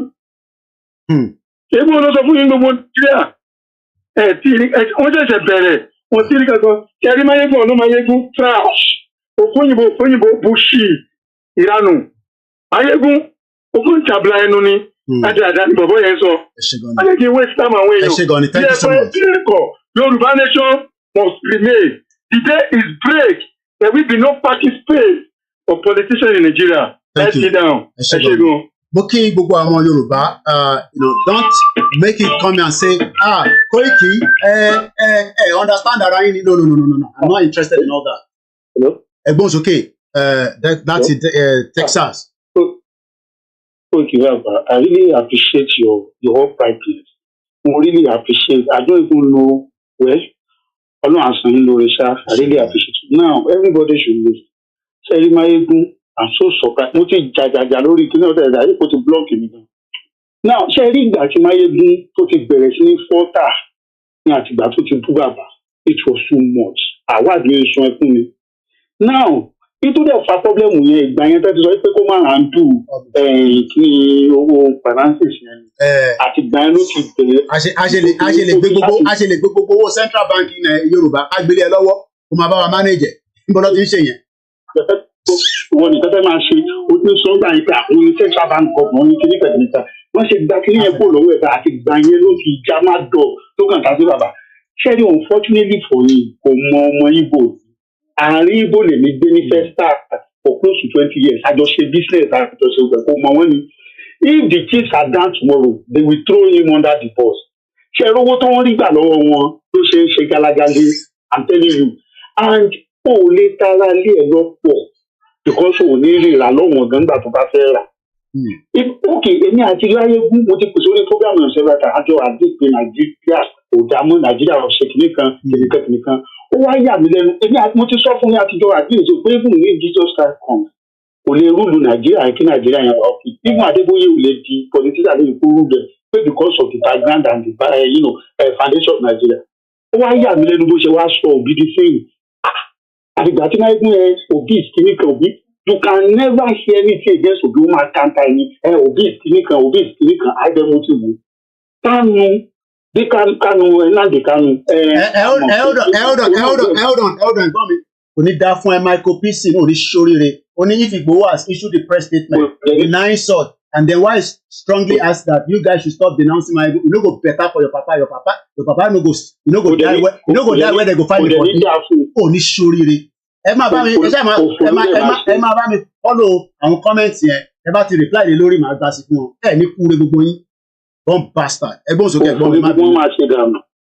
Now tó bá fẹ́ sọ̀rọ̀ Kánú náà ò rí lè ṣe 100% bẹ́yẹn náà a rí gbogbo nǹkan tó ṣe kámẹ́nu kò ń bẹ̀ ni because ó ń kálukú wá bó ṣe máa jáde ni bọ́ kó lè sọ̀rọ̀ ẹ̀ ó máa pọ́n lé ní Kánú kìnìkan ó ti ń wá ọ̀nà tipẹ́tipẹ́ láti àtàkì Ìgbòho ó ti ń wá ọ̀nà lóde nǹkan ṣe bá oríṣi aráàlú kan táwọn tẹ̀ sí kọ́kọ́ rí náà mo ní kí lélẹ̀ kó tó di pé gbogbo mo lọ sí starblog mo lọ sí gbogbo ẹ̀ so if at all there is anything let's even assume pé gbòó sọ bẹ́ẹ̀ mo tẹ̀ tún wá tùrò gan is Yorùbá land supposed to be a battleground let's just talk one on one now is Yorùbá supposed to be a battleground so ṣẹ́ni tí Amẹ́ríkà bá fẹ́ jáwọ́ Amẹ́ríkà ò ní bá ń jáwọ́ lórílẹ̀‐èdè wọn wọ́n wá ka yín mọ́lẹ̀ yín wọ́n á ta jíjà lọ́dọ̀ yín ni because a place cannot be a battleground. So even if people say so, it's right. Yoruba land cannot be a battleground for whatever reason. So okay, wọ́n jẹ́ wàá sọ bẹ́ẹ̀ ní báyìí, okay, dédé mu and you are tarnishing, okay, sẹ́yìn bó tẹ̀ ṣe máa ń sọ̀rọ̀ sí bàbá Akintoye yẹn. Ó ti sọ̀rọ̀ sí bàbá yẹn. Kí ni yẹn ń retí kékeré, mo ní láti switch off fún bẹ́ẹ̀ ni. So please, ẹni tó bá sọ pé ẹ má jáde, ẹ má jà olórí búkọ ayáàtọ̀ gbogbo wọn. Àníṣe kò tí ì mọ ọmọ Igbo. Ìjọ kan lọ ṣe program ló sọ pé àwọn Igbo kan lọ máa ṣe nǹkan sílùú wọn pé àfọ̀ǹkẹ́ ṣe wáyé gan-an ó máa lọ ralẹ̀ nílẹ̀ Igbo. Mo kàn rẹ́rìn ní pé bọ̀bọ̀ yóò mọ ọmọ Igbo àkàlẹ̀ fẹ́. Ó dà kó ti ya òwe. Ìwọ́n tó mọ kankan. Èmi gbé látọ̀dọ̀ wọn láti kékeré nígbà tí mo wà lọ́yọ̀ ọmọ Igbo. Gbogbo àwọn ọmọ wa kéékèèké gbà yẹn máa fún wọn lówó, wọn á bá òfin wọn sùn. Tó bá ti di táyì gbàdọ́gbẹ́ tọ́márì, wọn á lọ sílùú wọn, wọn á lọ mú ní ìwà ìwà. Because of cheap money. Thank you so much. Sorry, Akojo manager because of the time constraint. Moki Wogomo Yoruba, let us not be concerned, but we need to respond to this bomb bastard for coming to say that Igboho is a betrayer. Bones okay, Igboho sha, Tibadan. Hello, what's my Bones okay, I'm going. Mo ti gbọ́ ẹ náà máa sọ̀rọ̀ mo ń gbọ́. Ayé tó máa bàjẹ́. Àṣẹ Èdùmàrè. Oríṣiríṣi. Àṣẹ o. Ayé ẹ̀ máa bàjẹ́ ni. Àṣẹ o. Gbogbo àwọn tá a bá jẹ wà ní smoke láti 2020 ẹni tó bá ń sọ̀rọ̀ Sunday Igboho náà ìdání publicly ó tọ̀ máa sẹ́kù láti Èdùmàrè yóò ṣe nírì yẹn máa tako ní máa ṣe mílíọ̀nù máa ṣe fídíò títọ̀ kìíní ayé máa bàjẹ́ ni oríṣiríṣi ayé wáyé kò ní dáa ó ti ẹ máa ṣiṣẹ́ lọ kò ní tó. Ẹni kádákẹ́ wọ́n gbókùn méjì lọ nínú ilé Ìgbòho àti ìgbà ẹmí tiẹ̀ mọ́lẹ̀ ìfẹ́ ìgbọ́nu lé yẹn sà ẹ ti wọlé ẹmí tiẹ̀ mọ́lẹ̀ oh my God.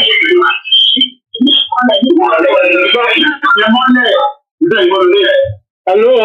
Ẹgbọ́n sókè sà. Hello. À ń gbọ́ yín. Yeah.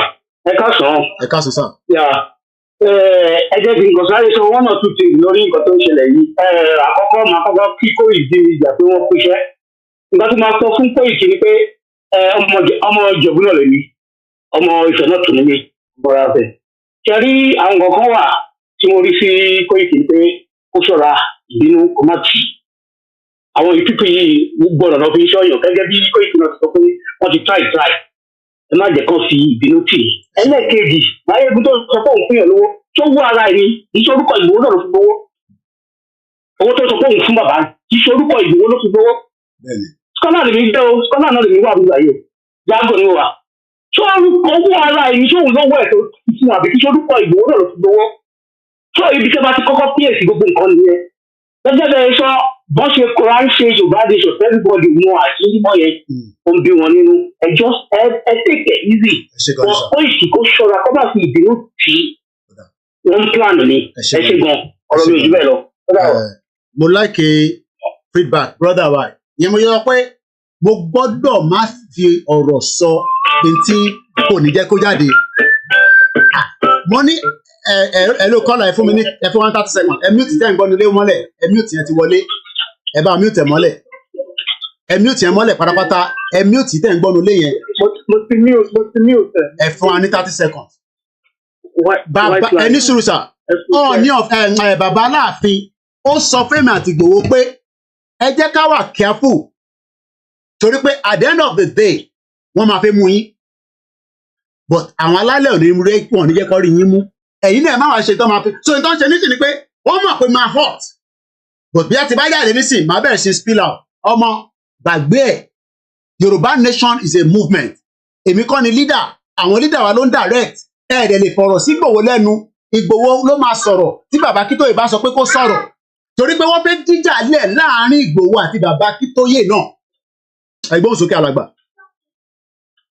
mo kí yín ẹ kú iṣẹ́ ẹ kú tọmọ àṣe àtúntò lọ́wọ́ yín fún gbogbo àtìyàn yín. adúpẹ́ fọ́lọ́run. ṣé wàá bẹ̀. à ń gbọ́ yín sà. mo ti máa ń tẹ̀lé yín láti bẹ̀rẹ̀ ṣe rí ọ̀gbẹ́ni tí à ń sọ̀rọ̀ yìí ó dùn mí pé ẹ láti jáde láti wá pè àkéèsì wá sí mi láti jẹ́ pé tó kẹ́kẹ́kẹ́ ta fún ní èsì díẹ̀ mo bá ti sọ pé ọ̀rọ̀ ò ní ìdè gbogbo àwọn Yorùbá pátápátá la mọrú ọwọ́ tó gbé àmọrú ẹsẹ̀ tó ń gbé. He is just a keypad warrior. He is under the payroll of the Obi. Everybody knows that. But ẹ̀ṣẹ̀ tí Yorùbá nation ṣe máyédú tí ò lè fẹnu sọ tó pọ̀. Nínú àwọn fídíò ẹ̀ṣẹ̀ bá lọ wò ó sẹ́yìn mú nígbà ìlọ́sìkò kò máa mẹ́sàn-án ẹ̀kan náà ẹ̀ ni. Ṣé bá rántí látẹ̀yìn wá tí ẹ wá gbé gbogbo ìwé òfin ilẹ̀ Yorùbá jáde ọ̀rọ̀ kan jáde nínú ẹ̀ nípa pé tó o bá ti jẹ́ full blooded ìkànnà ènìyàn aṣojú ẹ̀ máa ń ti bẹ̀rẹ̀ wàhálà o lórí ló ti tako Yorùbá o. Ṣé bá lọ wo fídíò tó ṣe ẹ lọ ṣe rí ọ̀rọ̀ kò jẹ́ kọ̀kọ́ sí mi ẹ̀ka mọ̀ ní láti ilé tó ń deny rẹ̀ ó block lórí program ẹ̀ àtìgbà tó ti gbé délé báyìí tí mo takú tí mo bá dé délé fárótì fóònù ọmọ mi lọ fi ń pè yìí o wọn kí mo lè gẹ́ sórí fóònù lórí ní ìfowópamọ́ mi pè yìí. Ṣé rí ọ̀rọ̀ yẹn ẹ má jẹ́ fún wọn lọ́mọ wa lọ́wọ́. Ó ti yé mi ẹ kókó tí mo mi àwa lẹ́yìn ilé àwa ti focus lọ ni so àwọn àwọn wà distracted mo kí alájà pinna rẹ̀ káàbọ̀ sórí ètò. kó tò síbi tó máa tò sí kó tò sí ọmọ gbogbo bẹ̀rẹ̀ ẹni tí ohun tó ní fọwọ́ sí júwe lé bàbẹ́ àmọ́ bí tó máa ń gbẹ̀yìn. Èmi mo pé kò sílẹ̀ kankan ní Nàìjíríà tí mo rò pé kí mi ò mọ̀ wọ́n ẹgbẹ́ àkàdémọ́ bẹ́ẹ̀. Ibi tó lórí pé ẹran tí wọ́n ti sọ fún kó jáwọ́ nù Biafra tó bá tún kọ́ bí alẹ́ nù ẹ̀ pèrèntà tó kó pè Biafra tó bẹ̀rẹ̀ sí náà fáró Yorùbá ń gbà yẹn tó ti kọ́kọ́ tẹ̀lé wọn lọ tó fà kókó pé Yorùbá ti Yorùbá pélé tèmi wọ́n ti bọ̀ àwọn tí wọ́n ń bọ̀ àtà rántí àwọn fídíò ẹ̀ wọ́n ń bọ̀ àtà èké wọ́n ti sì máa tọ̀ síbẹ̀ kókó lọ jáwọ́ lẹ́yìn àwọn oríṣiọmọ àwọn oríṣiẹ̀rọ àwọn ìran ọmọkọ́mọ ni ó fẹ́ sọ lẹ́nu ni ẹ sílẹ̀ kó máa bá tiẹ̀ lọ mo ti pẹ́ lọ yín Ọlọ́run á bù èrè la máa jẹ́ ń jẹ́ kí. Àmín ẹ ṣé gan ni. Àwọn ń ṣe ọmọ Yorùbá tó máa sọ fún yín pé báyìí kọ́ ló ṣe rí tí màá tó wá sọ pé báyìí ló ṣe rí. Ọlọ́run jẹ́ káwa gbéra wa ká jọra wa lójú. Mo ní ilé tó da lọ ti bí mi kò ń ṣe tẹnu. But the fact remain that àmọ́ lóye rí Ọlọ́run wá rán sí wa ní sáà yìí ní wákàtí. Àwa rí pé olóyè òun ni shield fún majority of us tí ó dúró ti bàbá Akintoye.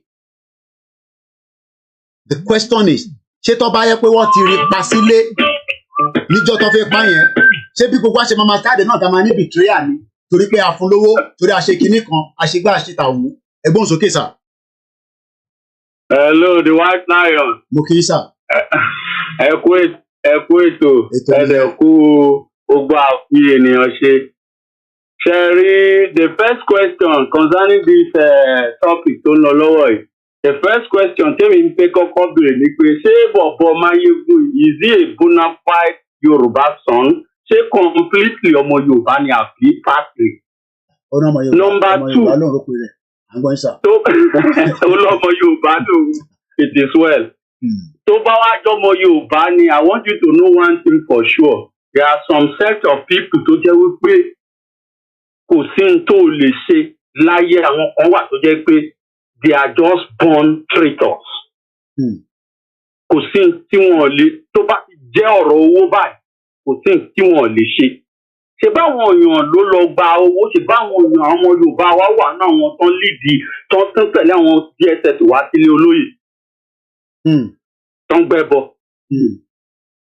So àwọn kan wà láyé tó jẹ́ pé there is nothing you can do about them without bearing that. Ẹni sùúrù kò ní ẹni sùúrù princess. Prince yẹn kan sọ pé níyàn ní I am support pé gbogbo èkó tó ń ṣe fún Máyégún láti kó ìkípe ìkúni. Ẹ ní sóríire ó máa ṣe bẹ́ẹ̀ mọ́. Máyégún is a betrayer kò ní dá fún gbogbo yín. Èmi ni mo fún ní go ahead kó lọ raise owó fún Igboho. Without me he would never have done so. Ẹ ní sóríire. Idiot. Igboho was a little bit skeptical. Èmi mo sọ fún olóyè pé ẹgbẹ́ ọmọ kan náà tájọ́ ń ṣe gbóní ní Máyégún ní gospel plan ẹ fún ní go ahead now. Coordinator tẹ bá ti sọ pé ó wà okay ẹ padà kẹ́ sọ fún pé wọ́n okay. And the next ọjọ́ tó ní fẹ́ raise owó yẹn ìjọ yẹn ló pe Koiki Media ìjọ yẹn ni mo fún ní authorization pé go ahead mo connected pẹ̀lú kọ́ ni pẹ̀lú Igboho ṣá. Ó wá jáde ní sọ̀nsọ̀ gàjàgàjà nípa Igboho ìyẹn kan wá sọ pé wọ́n ń bu lórí Koiki Media. Ẹ ní sóríire gbogbo ìtẹ̀ wà níbẹ̀ yẹn tẹ̀ support ẹ ní kúre Koiki ló sọ̀rọ̀. You no go better for every one of you. Ọmọ Igbo tó bá wà níbẹ̀ you no go better for you. One bastard every one of you there. Koiki lèmi jẹ́. Ẹgbọ́n sókè. Don't mind them. Sẹ́ẹ̀rì, okay, these few days nígbà tí olóyè wọ̀lú, these few days tí máa yẹn wọ̀lú, he made a statement tó lè convince any reasonable Yoruba sons and daughters. Máa yẹn dẹ̀ dúró sí ìta báyìí as he came in nígbà kan dé ìmẹ̀kọ. Ó dẹ̀ swear. The man sworn ó ní tóun bá gba owó ní ọwọ́ olóṣèlú kankan. Ó ní kọ́lọ̀ ń gbẹ̀mí òun. Tó tẹ̀ necessary. Tó yẹ kó lè máa jáde kó máa ṣépè fún rẹ̀. On top waiting. Kí ló ṣẹlẹ̀ gangan? Ẹ lọ fẹ́ pọn Gani Adams náà. Tẹ̀bí Gani Adams ní ààrẹ ọ̀nà kakanfò. Kí ló dé tó ṣe ní tó lè ṣe fún wa? Olórí burúkú ni wọ́n. Ó ní tó bá di ọ̀la tó bá kú ọ̀la pé kóun denounce Yorùbá nation. Pé kọ́lọ́ ń pa òun lónìí. What else do we need from this man? Secondly, tí bọ̀bọ̀ yẹn, the reason tí mo fi bèrè pé ṣé ọmọ Yorùbá gidi ni bọ̀bọ̀ yẹn ni wípé ó lóun fún bàbá Akintoye lówó is a bastard. Tó bá ń gbọ́ níbikíbi tó bá wà, it's a bastard. Ara ń ta wọn kó mo jáde pẹ̀lú ẹ̀. Ara ń ta gbogbo wọn. Koiki lele, voice Koiki ló ń sọ̀rọ̀. You no go better for every one of you. Mayegun, you no go better for you. You no go better for you. Koiki ló ń sọ̀rọ̀. Mo dúró tán lórí Yorùbá nation. Mo dẹ̀ mi ni last man standing. You no go better for you. Àwọn ọmọ Igbo tó ń fún ẹ lọ́wọ́ tó ń support ẹ against Igboho. You no go better for every one of you. Ogun máa wọlé pa yín ni. You no go better for every single one of you ni mo sọ. Kí ni Igboho ṣe fún ẹ? Oresi 40 million and then so what? Olóṣì. Àwa máa ṣẹnu bọ̀lọ̀bọ̀lọ̀. Koiki. Tọ́ba bíbà bẹ́ẹ̀ dá ra tíkẹ̀ kájọ padà sí Nàìjíríà. Tó bá dẹ́pọ̀ ọkùnrin nìwọ ra tíkẹ̀ máa wá sí Scotland kájọ padà sí Nàìjíríà. You no go better for you. Jókòó sórí social media. Olórí burúkú ta ló mọ bà bẹ́ẹ̀ níjẹ̀bú Òde. Tánibà bẹ́ẹ̀ níjẹ̀bú Òde Máyégún. Tánibà bẹ́ẹ̀ ní Ìjẹ̀bú Òde. Ọmọ́táyọ̀ Alhaji Koiki number 34 54th Street níjẹ̀bú Òde. Who be your father for Ìjẹ̀bú Òde? Tí bàbá tí wọ́n bá ń sọ̀rọ̀ bàbá ò gbọ́dọ̀ jáde kó sọ̀rọ̀. Tí Koiki bá ń sọ̀rọ̀ Máyégún bàbá ò gbọ́dọ̀ sọ̀rọ̀. Tí bá ń sọ̀rọ̀ ò gbọ́dọ̀ sọ̀rọ̀. Mo jọ ẹ lọ lọ́jọ́ rí with every fucking thing. It no go better for you. Ẹ lọ sọ fún bẹ́ẹ̀ pé mo sọ bẹ́ẹ̀ lórí program mi. It no go better for you. Tani bàbá who be your father for Ìjẹ̀bú Òde? Torí pé wọ UK. Tó bá wọ UK tán, what the fuck ló wà ní UK? Kí ló wà ní UK? UK táwọn màmá ti wá tó fi ń ta yín lọ́jọ́ ọ̀la. Tó fi ń ta yín nígbà tí màmá tẹ ò lè jáde nínú Nàìjíríà. 23 countries my mother have been to. 23 countries. Màmá mi ṣe dé láti Benin Republic. Kò ní dá fún ẹ. Ojókòó rẹ̀ kórí screen láti fẹ́ gba Yorùbá nation ni. You no go better for you. Mo pè é gbọ́wọ́ lọ́wọ́ ẹ̀rí ni. Àwọn olóṣì. You no go better for any one of you wey dey on that show. Koiki wà lórí live pẹ̀lú ẹ ní tó bá fẹ́ ṣe ní kó sọ. No go better for you. Olórí burúkú ọmọ àlè. Ẹgbẹ́ òsókè ẹ má bínú brother mi. Bàbá mo máa ń gbàdúrà ẹ ọmọ ìyá mi. Bàbá Akintoye is a 90 years old man. Kò sí ní ìlú ẹ̀, kò sí ní Nàìjíríà bá ṣe ń sọ yìí. All in the name of this struggle, that animal olóhùn fún bàbá Akintoye kò ní jèrè láyé, kò ní jèrè ní gbogbo tó bá ń ṣe láyé. At the age of ní èjì bàbá yẹn tí ó yẹ kí bàbá yẹn máa ti kò tí ó yẹ kó jẹ́ ẹni tó ń ṣe ìsáǹsákiri. All in the name of pé bàbá yìí ń fáìtì fún àwọn ìran Yorùbá. Bàbá yẹn ó wà ní outside country now. Kò sí ní ilé ẹ̀. Tí bàbá yẹn bá wà ń lu ìwọ́n ti pa. Tipẹ́tipẹ́. Olórí burúkú ọmọ àlè. He's a bastard. So there is mo ti lọ comment síbẹ̀ ó blọ́ọ̀kì mi bomb bastard ni.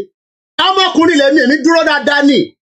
Ọmọ dúró dáadáa pẹ̀lú Jésù Kristi. Mo dẹ̀ dúró pẹ̀lú Ànábì. ẹ sọ fún pé mo tún kọ́mẹ́ǹtì kó lè mọ̀ ọmọ ọkọ lè ní ọmọ ọkọ gidi ni mí mo ti lọ kọ́mẹ́ǹtì síbẹ̀ fún pé bomb bastard ni bomb bastard ó blọ́ọ̀kì mi bomb bastard bomb bastard ni bomb bastard ni ẹ olórí burúkú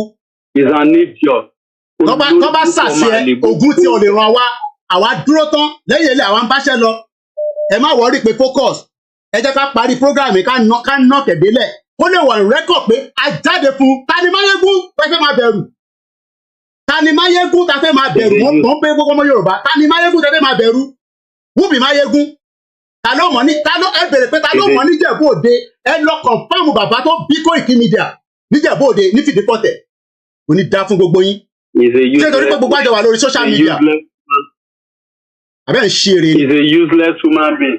Bàbá mi ẹ máa bẹ́ ṣòbò jẹ́ ẹjẹ́ fún àlùmí láàyè. Àní pẹ́ parí ètò yẹn ẹ jẹ́ ń gbé grandma ẹ má bínú èèyàn wa. Ta ló mọ kò lẹ̀ torí gbogbo àjọ wà lábroad àjọ ń wọ jíìsì káàkiri àwọn afẹ́mọ̀ ẹgbàá wọn mọ́ kò ní dá fún ẹ. Bàbá Koiki. Ẹgbọ́n sókè. Bàbá Koiki. Mo wà pẹ̀lú ìsà. Mo mọ̀ pé wà pa ẹ má yẹ kí n láti jù. Ṣẹ́rí ọ̀rọ̀ Máyégún ẹ wò mi ò mọ̀ mú ilé sọ̀rọ̀ yẹn fún yín very very brief. Ṣẹ́rẹ́ nìyẹn èmi mọ̀ wípé ẹni tó bá ń dalẹ̀ ó máa mọ̀ lọ́kàn ara ẹ̀ pé òun ń dalẹ̀ o. Bẹ́ẹ̀ni. Nínú ọkàn ẹ̀ mọ̀ ó máa píríkì máa ń dẹ̀ pé kò tí mò ń ṣe òun dalẹ̀. Ẹ jẹ́ kí gbẹgbẹ́nu ẹ̀ tó ń yọ̀ tó ń ṣe yẹn ẹ jẹ́ kó continue. Fọ̀rọ̀ mi yẹ ẹ mẹ́rin kó jẹ́ ká lose guard. Ó gbọ́dọ̀ wà ní rẹ́kọ̀dì gbogbo eré tá à ń ṣe lẹ́yìn ilé àwọn báṣẹ́ lọ topic wà tá à ń treat lójoojúmọ́. Àwa focus mìíràn Yorùbá ṣe máa bọ́ nínú wàhálà. Igbo ní problem pẹ̀lú wa a ní problem pẹ̀lú wọn kọ́ máa lọ kọ́ bá tiwa lọ mo ti sọ yẹn tẹ́lẹ̀ a máa fingerprint gbogbo Igbo tó bá ń bẹ nílẹ̀ Yorùbá lọ́jọ́ iwájú ni tó bẹ́ẹ̀ ni mo sọ ní tó bá mú Britain fingerprint èmi a gbọ́dọ̀ fingerprint gbogbo yín a máa facial fingerprint yín gbogbo ẹ̀ la máa ṣe. Everybody máa identify ìdílé tó ti wá kó tó fingerprint. Yorùbá nation sọ̀rọ̀ eré ọ̀nà àwọn ọ̀rẹ́ mi wà under pressure èmi ò sí under pressure mo dúró tán dáadáa kò sí ìkọ̀kọ̀ tó mú mi ìyàwó mi ti lọ síbi iṣẹ́ àwọn ọmọ wà nílé níbà kí ló kí ni pressure ó jáde ó sọ pé olóyè Ìgbòho pé pìtìríà ni. òun ló sọ bí. ẹ ṣe gan-an ẹja pẹ́lú mi láì dúró àsìkò ẹ ṣe gan-an ni. very very briefly ẹ má yẹ kó jẹ́ ká lose. no rẹ́kọ̀dì ilé ìlàkọ̀fẹ́ play out ó gbọ́dọ̀ wà ní rẹ́kọ̀dì pé Koiki jáde fún ẹni tó ń pè ní Máyégún ní UK. ó mọ̀ ṣẹ́rí nǹkan tó ṣe yẹn àwọn ọmọ Ìgbò tó pàdé àpòpọ̀ ọmọ yẹn ibi tó ti ń rówó nìyẹn ó ní jẹkújẹ èèyàn ni. torí by the time tó ti ń derail I called him on several occasions. Olùsíní kò ní dá yín lóhùn. ọ̀nà ọ̀dẹ̀ ẹ̀rọ kan mi. Olùsíní. wọ́n pè é pé pé you are working toward the world o máa larí mọ́gìrì o. What you are doing the wrong route ló ń lò. No nínú àwọn fáwọn ó make a public government ṣe é. Okay let's see. ẹ yà fẹ́ lómi ayé ìjà rẹ̀ gbọ́dọ̀ mi ẹ má bínú torí àsìkò ni ẹ tí àsìkò ẹ má bínú ẹjọ́ torí mo fẹ́ gbà wọn 2 or 3 more call gbogbo apádà náà láti máa dá sí ẹ má fi dá sí ẹ èmi ò ní jẹ́ kí tọ̀tọ̀ mo gbọ́ yín sà gbogbo tẹ ti sọ padà ni mo ti gbọ́ wàhálà gbogbo tó ní kálukú ti sọ ẹ ṣe gan ni mo gbọ́. èmi àti ìmọ̀ àwọn àmì bíi èmi àti ìmọ̀ àwọn àmì bíi nígbà tí tó bá run straight to the wall. bẹ́ẹ̀ni gbogbo wọn máa padà wálé náà lọ máa bẹ̀bẹ̀ ní tó máa ń ṣẹlẹ̀ náà nìyẹn gbogbo wọn máa tó wá padà wọn máa bẹ̀bẹ̀. ọ̀dà lè yan ní. bẹ́ẹ̀ni ẹ ṣe gan ni sà. torí àsìkò ni ẹ má bínú torí àsìkò ọmọ mi gbọ́dọ̀ like I said ó gbọ́dọ̀ ṣe lẹ́sìn ní bíbà mo rẹ̀ bẹ́ gbogbo ẹni tó bá wá bíbà tẹ́ bá sọ pé Máyégún lẹ̀ ń tẹ̀lé tẹ̀dẹ̀ ń tẹ̀lé Máyégún tèmi náà ń tẹ̀lé tí mò ń gbọ́ nínú ilé mi tó dẹ̀ ń bó lóye tẹ́ bá wá sí bíbà tẹ́ bá wá sọ ẹni tì kò ní da fún gbogbo yín ni mo sọ. Alalẹ́ ni mò ń gbọ́ Máyégún nínú ilé mi bíbà ó ń sanwó fún mi ni ẹgbọ́n sókè. ẹkú ètò ẹ wo God bless you máa appreciate gbogbo iṣẹ́ tó bá ṣe all the time máa ń rí gbogbo iṣẹ́ tẹ̀ ṣe all the time ni mo máa rí ṣẹ́ni Máyégún ìgbà tó ti lose ẹ̀ ṣẹ́ni àkáǹtì kan ti gbé kúrò lọ́wọ́ Máyégún yẹn òun ni problem tó ní ìgbà yẹn gángan ni Máyégún ti bẹ̀rẹ̀ báwo ló ṣe máa expect wípé gbogbo central bank ìlú ilẹ̀ Yorùbá àwọn ló fẹ́ wà báwo ló ṣe fẹ́ expect yẹn ṣé gbogbo nǹkan tó ń ṣe máyégún àfẹni tí orí ẹ̀ bá pé ní òbí mọ nǹkan tó ń ṣe. àwọn ọmọ nígbà tó kọ̀ ní ilé gbẹbí pàmò àrà tó bẹ́ẹ̀ máa fẹ́ ọjà fún àgbẹ̀ wọ́n máa fẹ́ mọ orí èèyàn tó jẹ́ ẹ lè ní báyìí àti ìgbà tó ti pé yín bàbá ti fẹ́ pé àkáǹtì ò lè sí ní ọ̀gá ẹ̀ báwo ló gbọ́ ló gbọ́ sí ẹ̀. Ferrari no go better for your papa on my mo mad gan o ma pe mo mad.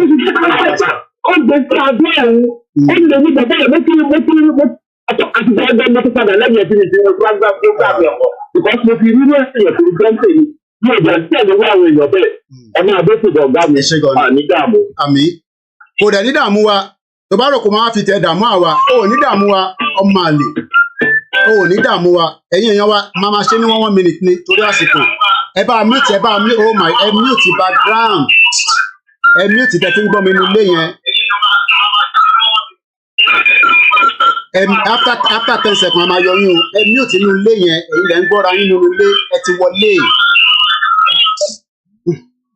tẹ bá ń pè ẹ mute rí tẹ̀ tí ń gbọ́ mi nínú ilé mo gbọ́dọ̀ lọ nísìn because ọmọ yín fẹ́ ṣe lẹ́sìn ní bíbá so a dẹ̀ gbọ́dọ̀ hold it a lè jẹ́ kí ti máa gún bá wa hold it ìyàwó arúgbó àtẹ̀gbọ́n sókè 1 minute náà ní after 1 minute a máa kọ́ tẹ̀ má bínú náà ẹ go ahead. Ok ẹ kú ṣe káàsán láti bí o ẹ kú ṣe gan ni actually mi ò fi bẹ́ẹ̀ mo kàn máa ń gbọ́ máyégún yẹn kọ̀ọ̀kan máa kọ́ stumble on the program àbí nǹkan mi ò fi bẹ́ẹ̀ mọ̀ but mo máa kàn gbórúkọ yẹn díẹ̀díẹ̀ lẹ́ẹ̀kọ̀ọ̀kan so nǹkan tí mo fẹ́ fàyọ̀ rí pé ṣe rí. ẹ̀rọ mọ́mí mi ẹjọ́ ẹ má kúrò lọ́dọ̀ máyégún kí wá sílẹ̀ kí ẹ máa sọ pé kí n kú dáhùn kò ní dáa fún gbogbo yín o ẹ ní sóríire o gbogbo ni mo sọ bẹ́ẹ̀ o ẹ má ti kúrò máyégún ti ṣe tán nísì mo ti lọ sọ fún pé bomb bastard nínú comment section tó bá bí bàbá ẹ̀dá kó block mi ìyẹn ò ní kí n má wò tó tilẹ̀ bá ṣú èmi ò ṣe àwọn obìnrin o tó bá dalẹ̀ máa tún wò pọ̀ ọmọ àlè sí ní for today ẹ má gbé gbogbo yẹn wá síbí ayé o mo wo comment yín o máa fún ilé pè ní o. ẹ má wọrí ẹ má bínú sí wọn ẹ má wò èyí tẹ́ bá lè dá lóhùn ẹ dá lóhùn ẹ má kàn máa jẹ́ kí ẹ máa wà high sínú máa bí ẹ calm down ẹ má wọrí kẹ́rí everybody most people tí ò bá jẹ́ everybody kan ṣé wọ́n ṣàṣírí bí everything ṣe ń lọ ní Nàìjíríà yẹn gan nínú tí wọ́n ń dùn sí inú gbogbo wọ́n ń dùn sí yẹn àbí wọ́n mi. wọ́n rí bàbá bẹ́ẹ̀ ni bàbá Tinubu gan tó wà níbẹ̀ wọ́n mọ̀ nǹkan tó ju wọ́n rí ọwọ́ Fúlàní Haúsá ń sìn nígbà ensars wọ́n pọ̀ wọ́n nírọ̀ àwọn máa kọ́bà Buhari nísìnyí wọ́n dìde ti bàbá Tinubu wọ́n wò pé bóyá ẹ̀sìn o ẹ máa rọrùn èèyàn wa wọ́n wò bóyá torí Yorùbá ni o no àwọn Ìgbò náà fárígá wọ́n ní kó ipe àfòbí ni so wọ́n dẹ̀ ń bú Yorùbá Ọlọ́run wá ṣe wá gbọ́wọ̀n yẹn síta wọ́n wá fojú ọ̀tá wọn hàn àti wá mọ̀ pé ọ̀tá láti ẹ̀ bá gbé láti jọ wọ́n dákẹ́ láti jọ bẹ́ẹ̀ ni wọn láìkì Yorùbá ìṣòro ọ̀rọ̀ tó ibi Tinubu àbí kìíní kan wọn láìkì Yorùbá ẹ̀dẹ̀ ń jẹ́ mu pẹ̀lú wọn ẹ̀dẹ̀ mọ́ wọn pẹ́típẹ́tí gbogbo owó tí Yorùbá ṣe pátá náà ti fọgbọ́n gbà pátápátá lọ́wọ́ wọn. Ibo ti gba gbogbo ẹ̀ mọ́ lọ́wọ́ wọn ti gba gbogbo ẹ̀ mọ́ lọ́wọ́ gbogbo alámọ̀ yẹn náà. wọ́n ti wọ́n ralẹ̀ so yes wọ́n mú wọn bẹ̀rẹ̀ sí ní ralẹ̀ because àwọn náà ṣẹ́ rí inú Fúlàní àti Ìgbò kò sí yàtọ̀ nù wọn wọ́n máa gbọ́ mi báyìí. wọ́n mọ̀ ní sàn ẹ̀ fún wọn. ọ̀rọ̀ ẹ̀sìn nìkan náà kò fi yàtọ̀. oníkàlùkù wọn ló ní mission bí ìmọ̀bí tó fẹ́ sí Yorùbá yà sí. Fúlàní Ìgbò fẹ́ gbalẹ̀ Yorùbá Fúlàní fẹ́ gbalẹ̀ Yorùbá Ìgbò lè fẹ́ kọ́ nílẹ̀ yà sí ẹ̀ lè fi ọwọ́ ìlú ti ní sílẹ̀. káwá tí wàá di fọ́nrín àwọn ilẹ̀ wa ẹ ṣe gan ni gama ẹ ṣe gan. bẹ́ẹ̀ ni ọ̀tọ̀ fẹ́ nìyẹn so nǹkan tí mo wá fẹ́ sọ ni pé nípasẹ̀ ọ̀rọ̀ máyégún ọ̀nùgbà yìí it's so unfortunate pé àwọn kan wà tó jẹ́ pé ọ̀dàlẹ̀ ni wọ́n a lè sọ pé gbogbo èèyàn náà ló máa mọ nǹkan tó ń ṣe quite okay ibi tí wọ́n bá ti máa jẹ wọ́n bá ti rí owó they can do anything they can sell people they can buy people so nǹkan tí ó wà bẹ́ẹ̀ ni ẹ wúrú bàbá Akintoye yẹn ní age tí wọ́n wà yẹn kí wọ́n dúró pé àwọn Yorùbá pé kò yẹ kí nǹkan rí bí eléyìí bàbá yẹn wà níta ẹnìkan make comment lẹ́kọ̀ọ́ inú mi dẹ̀ dùn bàbá ò lè wọlé because wọ́n pé wọ́n wọlé lóòótọ́ wọ́n ti wá bọ́ ẹ máa pa bàbá yẹn because ó ti hàn gedegbe pé anybody tó bá ti gbé orí sókè pé báyìí inú wọn kì í dùn because wọ́n ní mission. So ẹ wọ́n rú bàbá yẹn tí ẹnìkan wá dé kó wá máa fún bàbá yẹn. Kẹ́lí ẹ̀sìn kan tí mo fẹ́ fààyàn pọ́ìntì mi tí mo ṣe pè ní pé anybody nísìnyí tó ẹ bá rí tó dúnkòkò mọ́ ọ̀rọ̀ Yorùbá àbí tó lóun wà lẹ́yìn elédè míì ó wà lẹ́yìn Fúlàní àbí Ìgbò against Yorùbá tó dẹ̀ pè rẹ̀ ní Yorùbá ẹ jọ nǹkan tí mo fẹ́ bẹ̀ yín sìn ẹ̀yin àti bàbá Akintoye o bàbá Sunday Igboho kọ́ ní ọ̀wọ́n kan tó jẹ́ bí kọ́mítì kọ́ máa lọ wádìí ibi tẹ́ni ẹ̀ lóun ti wá ẹ lọ bèrè ìdílé tó ti jáde irọ́ ni púpọ̀ wọn pàǹtì ọmọ Ìgbò tí ń jẹ́ orúkọ Yorùbá àwọn ọmọ Fúlàní tí ń jẹ́ orúkọ Yorùbá wọ́n ti ń sọ Yorùbá mo ti gbà tí mo lọ lédè ọ̀dà táì mo rí bọ̀bọ̀ kan ló ń jẹ́ dámi lọ́la kí ní kọ̀kìnìkan. ẹ bá round up mọ́mí torí àsìkò ẹ má bínú inú ọjà mo ti wà press of time má bínú. so ẹ máa lọ ṣe ìwádìí wọn kúlẹ̀kúlẹ̀ ẹ lọ ìbẹ̀rẹ̀ tí wọ́n máa mú àṣírí wọn jáde wọ́n sọ ìdílé tó ti jáde kí lórí kí wọn kọ́ mu jáde kọ́ sọ so àbí bóyá níjọ wájú náà anybody tó bá fẹ́ ní òun fẹ́ di gọ́vnà àbí òun fẹ́ jẹ kínní kọ̀ọ̀kan anything nílẹ̀ Yorùbá kọ́ lọ ṣe ìwádìí ẹ̀ dáadáa wọ́n ṣe ìwádìí ẹ̀ dáadáa torí ibi tí wàhálà ti máa ń bẹ́ nìyẹn anybody tó bá dìde tẹ̀rí tó ń tako Yorùbá ẹ lọ wò ó dáadáa kọ́ lọ wò sàlẹ̀ ẹ̀ dáadáa wọ́n tẹ̀mí fẹ́ sọ nìyẹn. ẹ má bínú ẹ̀yin wa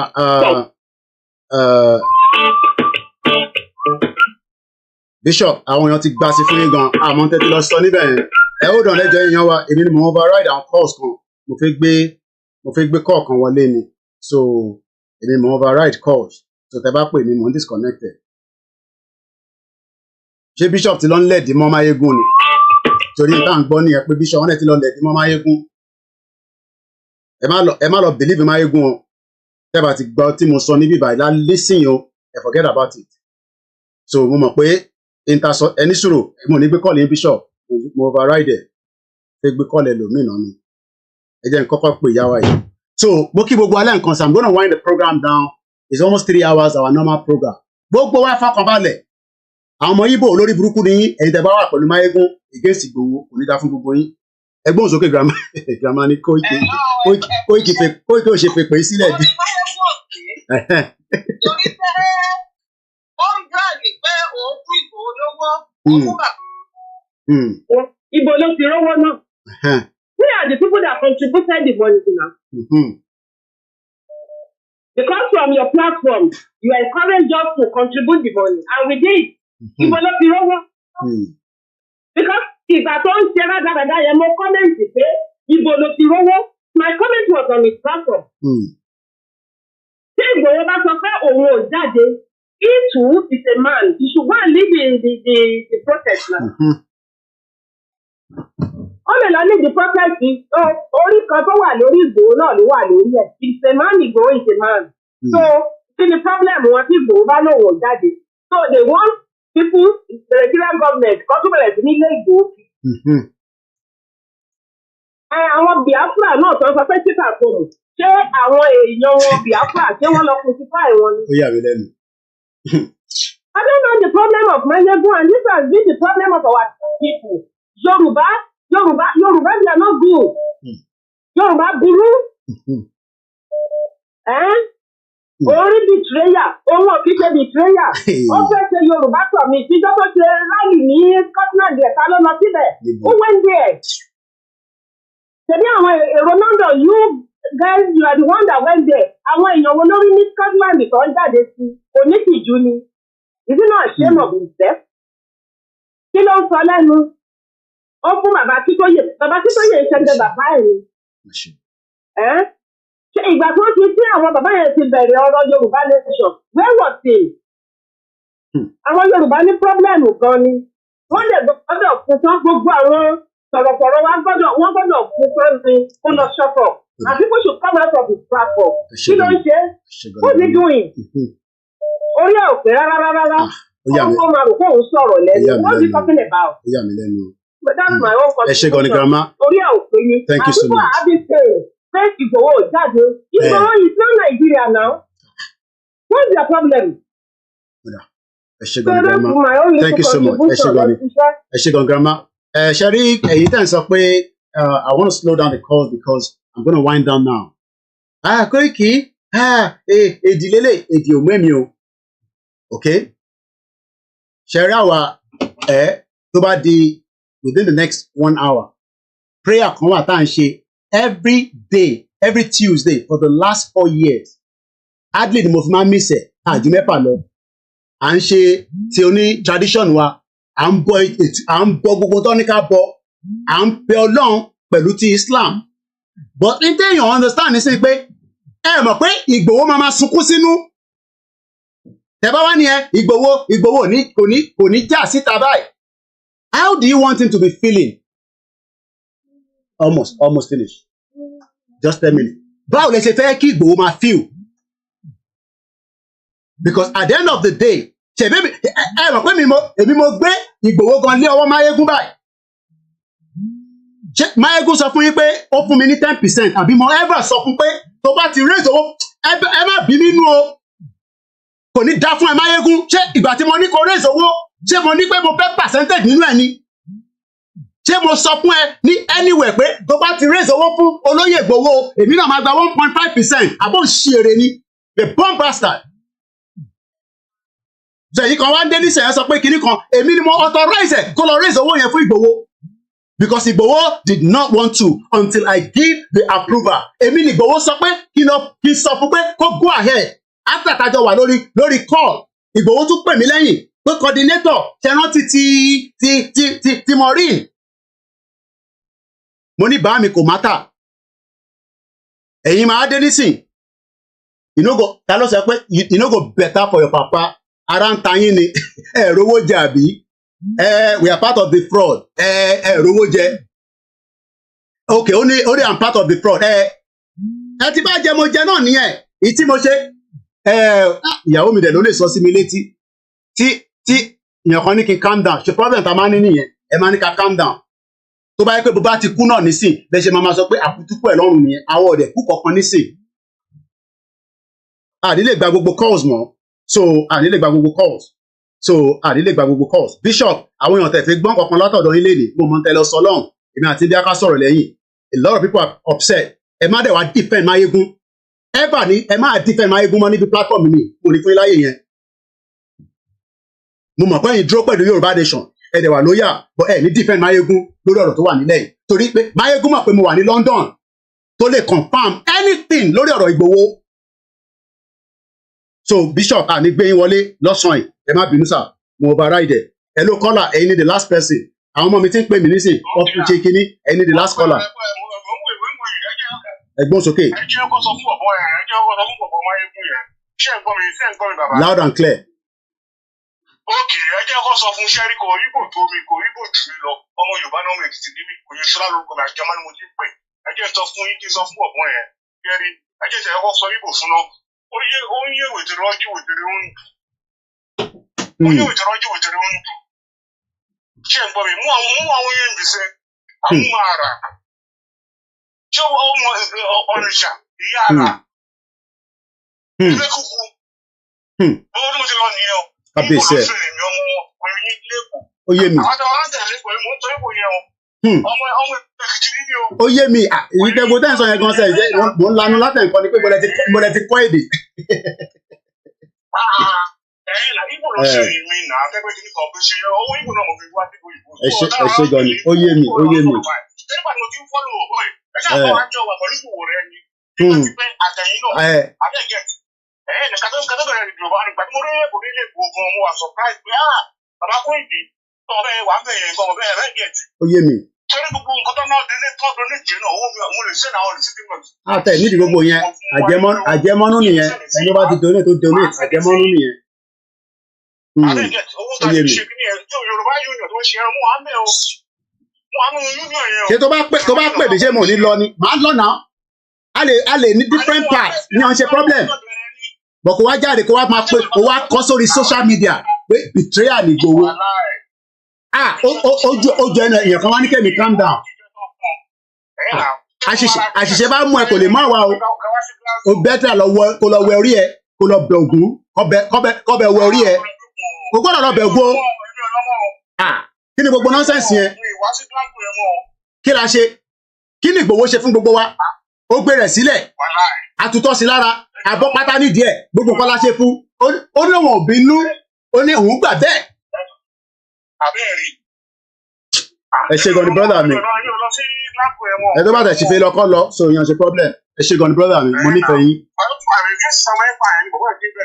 ẹ ṣe gan ni ẹ ṣe gan ni thank you so much. ìyá ọ̀tẹ̀ ṣe problem èmi tí ẹ ṣì máa gbọ́ tó bá ṣe program ẹ má bínú àní ilé ìgbà kọ́ ọ̀kọ̀ọ̀kan mọ́ so àwọn ọmọ mo ti overdue mo kí gbogbo wa just for the summary let me say this bẹ́ẹ̀ ni ìbọn àti kódà bí Adéyínká grandson kan tó ń bú mi gan kódà wọ́n sì ń ṣe arrangement pé Adéyínká grandson ká lè rárá bára wa sọ̀rọ̀ orúkọ ẹgbọ́n rẹ̀ lẹ́nu mi ẹ ọmọ Yorùbá ni ó ní Ìgbò ni mí Libra ni mí at the end of the day British ló dá gbogbo wàhálà ìsílẹ̀ ṣèpò ń gbé Adéyínká grandson wá sórí program ẹ̀ kó tó di pé ìgbà tí à ń gbà sí fáwọn ọmọ Ìgbò àti gbogbo ẹ̀ so let's just focus for the last 3 minutes because program yìí gan ó ti mo kí gbogbo wa gbogbo ẹni tó bá tún gbọ́ gbogbo tí mo sọ níbí báyìí bẹ́ẹ̀ ló ṣe rí láì yọ ọkàn kúrò mo níjọ́ táwa bá ti dalẹ̀ kò sí point káwà láyé mọ́ kí la tún ṣe láyé ọ̀dàlẹ̀ balẹ̀ kú ni máa lọ kí là ń jẹ tí kò kí ń tán àfọlá Ọlọ́run dẹ̀ là ń jẹ ẹ bá ní mo jẹ lára Yorùbá nation ọlá Ọlọ́run ni ọlá Ọlọ́run ọlá ẹ̀yin ìyàn mi pé a ní ṣe nǹkan míì but the fact remains is that we will remain honest and loyal àní santi àbámọ̀ Igboho remains self-determination and that's a fact if anybody doesn't believe that that is your problem I don't care Igboho will defend Yorùbá land tí bá Gani Adams bá rẹ́dì ọjọ́ jẹ́ kájọ fọwọ́ kun táwọn tó kù náà bá rẹ́dì kò sẹ́ni kankan tó ń báyàn kankan jà Ìgbòho bá anybody jà ẹ jẹ́ kájọ fọwọ́ kun ni bọ̀ kò ń ṣe pé kẹwàá máa fi deceit ẹ fẹ́ fi tì síwájú torí pé for now nílẹ̀ Yorùbá wọn ni má dárúkọ Ìgbòho kílẹ̀ má mì tó bá dárúkọ tèmi gan kò lè mì orúkọ Ìgbòho tí mò ń dá ló jẹ́ kó mì and everybody knows that and we will protect and defend him from all the hyenas because hyena ni yín tó bá fún yín láyè ẹ fẹ́ poison Ìgbòho àtẹ̀mí tẹ́ bá tó bá fún yín láyè Ọlọ́run ni wá fún yín láyè Jésù Kristo ní fún yín láyè gbogbo ẹ̀yin ọmọ Yorùbá ẹ má mi kàn let everybody tó bá tún dọ̀la wọ́n tún máa ṣe another one we are waiting for every single one of them and we are prepared mo sọ fún yín pé mi dúró dáadáa and it's a spiritual warfare àwa mọ̀ yẹn òun ni kó lọ tọ́jú ara ẹ̀ èmi ń tọ́jú ara tèmi pẹ̀lú Jésù Kristi tí mo gbé dání sọ́wọ́ pẹ̀lú ànábì tí mo gbé dání sọ́wọ́ pẹ̀lú àwọn òṣàlẹ̀ Yorùbá tí mo dúró tì lẹ́yìn òun ni kó lọ tọ́jú ara ẹ̀ kó má bàa ṣiṣẹ́ kò sí nǹkan kan tó ń pè ní instigator Mayegun lives in UK he could have confirmed with me before he starts saying nonsense 8:20 a.m. ni mo ti send message olóyè Ìgbòho láàárọ̀ yìí pé báyìí ló tún ti fẹ́ bẹ̀rẹ̀ láàárọ̀ yìí o láì jẹ́ tí mo pé òun tún máa gbé tẹ̀ jáde so nobody should defend Mayegun here Bishop Adesina I'm not going to take that from you nobody will defend Mayegun today he's a bomb bastard ẹni tó bá jọ máa lè ká sọ fún pọ́n máa lè ní tẹ́mi náà bá jọ máa lè kẹ́ sọ fún pọ́n máa lè lọ́rọ́ tó bá dọ̀la and this is not a joke mo mọ anybody rí o bí ṣe máa ń sọ lóòótọ́ Prophet Cornelius wọ́n ti pè mí láàárọ̀ ìkọjá how many people láti bá sọ̀rọ̀ láàárọ̀ yìí èèyàn kan wà ní Scotland because just like ìyá mi Fágbémilékè ti sọ ó ti mí ní mi ti pẹ́ ó dẹ̀ mọ̀ pé màá jáde fóun dáadáa torí pé nígbà tí mo ní kó lọ raise owó ṣé mo sọ fún pé mo fẹ́ percentage nínú ẹ̀ ni ṣé mo ní kó fún mi ní 1.5% àbí kó fún mi ní 1% ṣé ó send owó sí account mi rí tó bá wá ní o send owó sí olóyè Ìgbòho kó fi ṣe lọ́ọ̀yà o friend ìwọ bàbá ẹ̀ ló lówó yẹn ni ìyá ẹ̀ ló lówó yẹn ni you don't have the right to that money orúkọ Ìgbòho tí mo fún ẹ ní authorization òun ló fi lọ raise owó yẹn and I know you're watching me kò ní dá fún ẹ one bastard ta ni ẹ.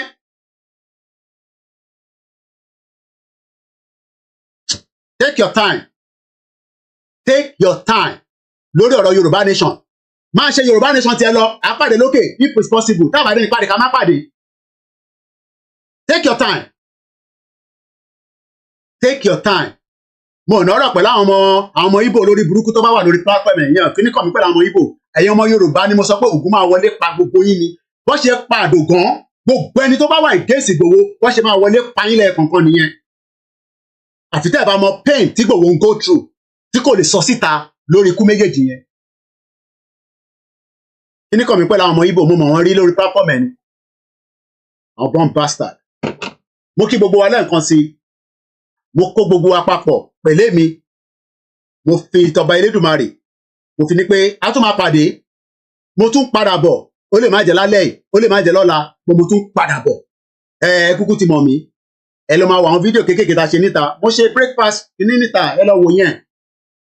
Let's calm. Kò sí kankan tó máa ṣẹlẹ̀. Yorùbá nation remains standing. Protest is not our calling. If you want to protest, gbogbo etí Aisha ń sọ kìnnìkan, I don't buy onto that. Crisis ni mo ní kó ṣẹlẹ̀ ní Nàìjíríà. When the crisis comes, we will defend the land. Then we will know what to do. But ní sọ gbogbo ẹ̀ síta. Gbogbo ẹ̀yin tẹ́ ń bínú ní Maryland. Kí ló tún fẹ́ ṣẹlẹ̀? Nǹkan kan ṣẹlẹ̀. Eléyìí ń ṣe fracas.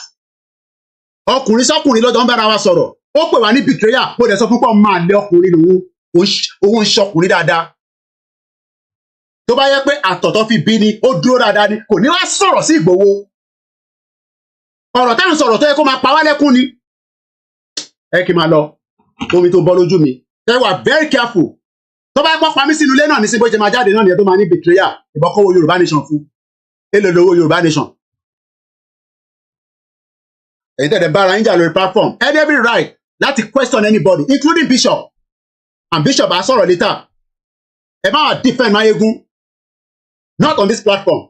Taba ma break all you need next time. Olórí ẹbí. Hello, Yomi, stop. Yomi. Wàlátà yà sọ̀rọ̀ later. Dá sọ̀rọ̀ later wàlátà. Dá sọ̀rọ̀ mo ti parí program already. Dá sọ̀rọ̀ later. Aniki stop. Dá sọ̀rọ̀ later. Kò ní dá fún ẹlẹ́ẹ̀kan sí Mayegun. Bẹ́ẹ̀ ni mo sọ, kò ní ṣe rere. Ògùn máa wọlé pa ẹni. Koiki ni mò ń jẹ́. Rán kan sí mi. Tó bá yẹ pé yẹn ló ń bí ẹnu ta ló mọ Mayegun ta ló mọ bàbá ẹ níjẹ̀bú-Òde no go better for you Yorùbá nation no going back ẹni tó bá mọ kó kọ́ tẹ̀lé mi iṣẹ́ wa fúnlẹ̀ wá orílẹ̀ ibi wá kágbéga fa lè rí ìgbàgbọ́ wà ní pé bá ti bẹ̀rù làbọ̀ mọ́ ká ṣiṣẹ́ kájọlá ìṣọ̀kan àtòmìnira ní kẹjẹ́ ká máa lépa ìtẹ̀síwájú fọ́pọ̀ ire àtòhun tó dára ọmọ Oòduà dìde bọ́ sípò ẹ̀tọ́ rẹ ìwọ ni ìmọ́lẹ̀ ògo adúláwọ̀ Yorùbá nation Yorùbá nation Yorùbá nation ẹ má gbàgbé ẹ contribute platform wa media wa a máa ń gbowó ní bíbá dá tí ń síbẹ̀ àwọn ń gbowó thumbs up cash làwa máa ń gbà owó lọmọ Ìjẹ̀bú máa ń ná àwọn ọ̀nà thumbs up tó ti Mayegun mo kí gbogbo wa one love apàdé ẹ jẹ́ release bíbá fún àwọn ọmọ yín bye for now thank you so much everyone bye for now.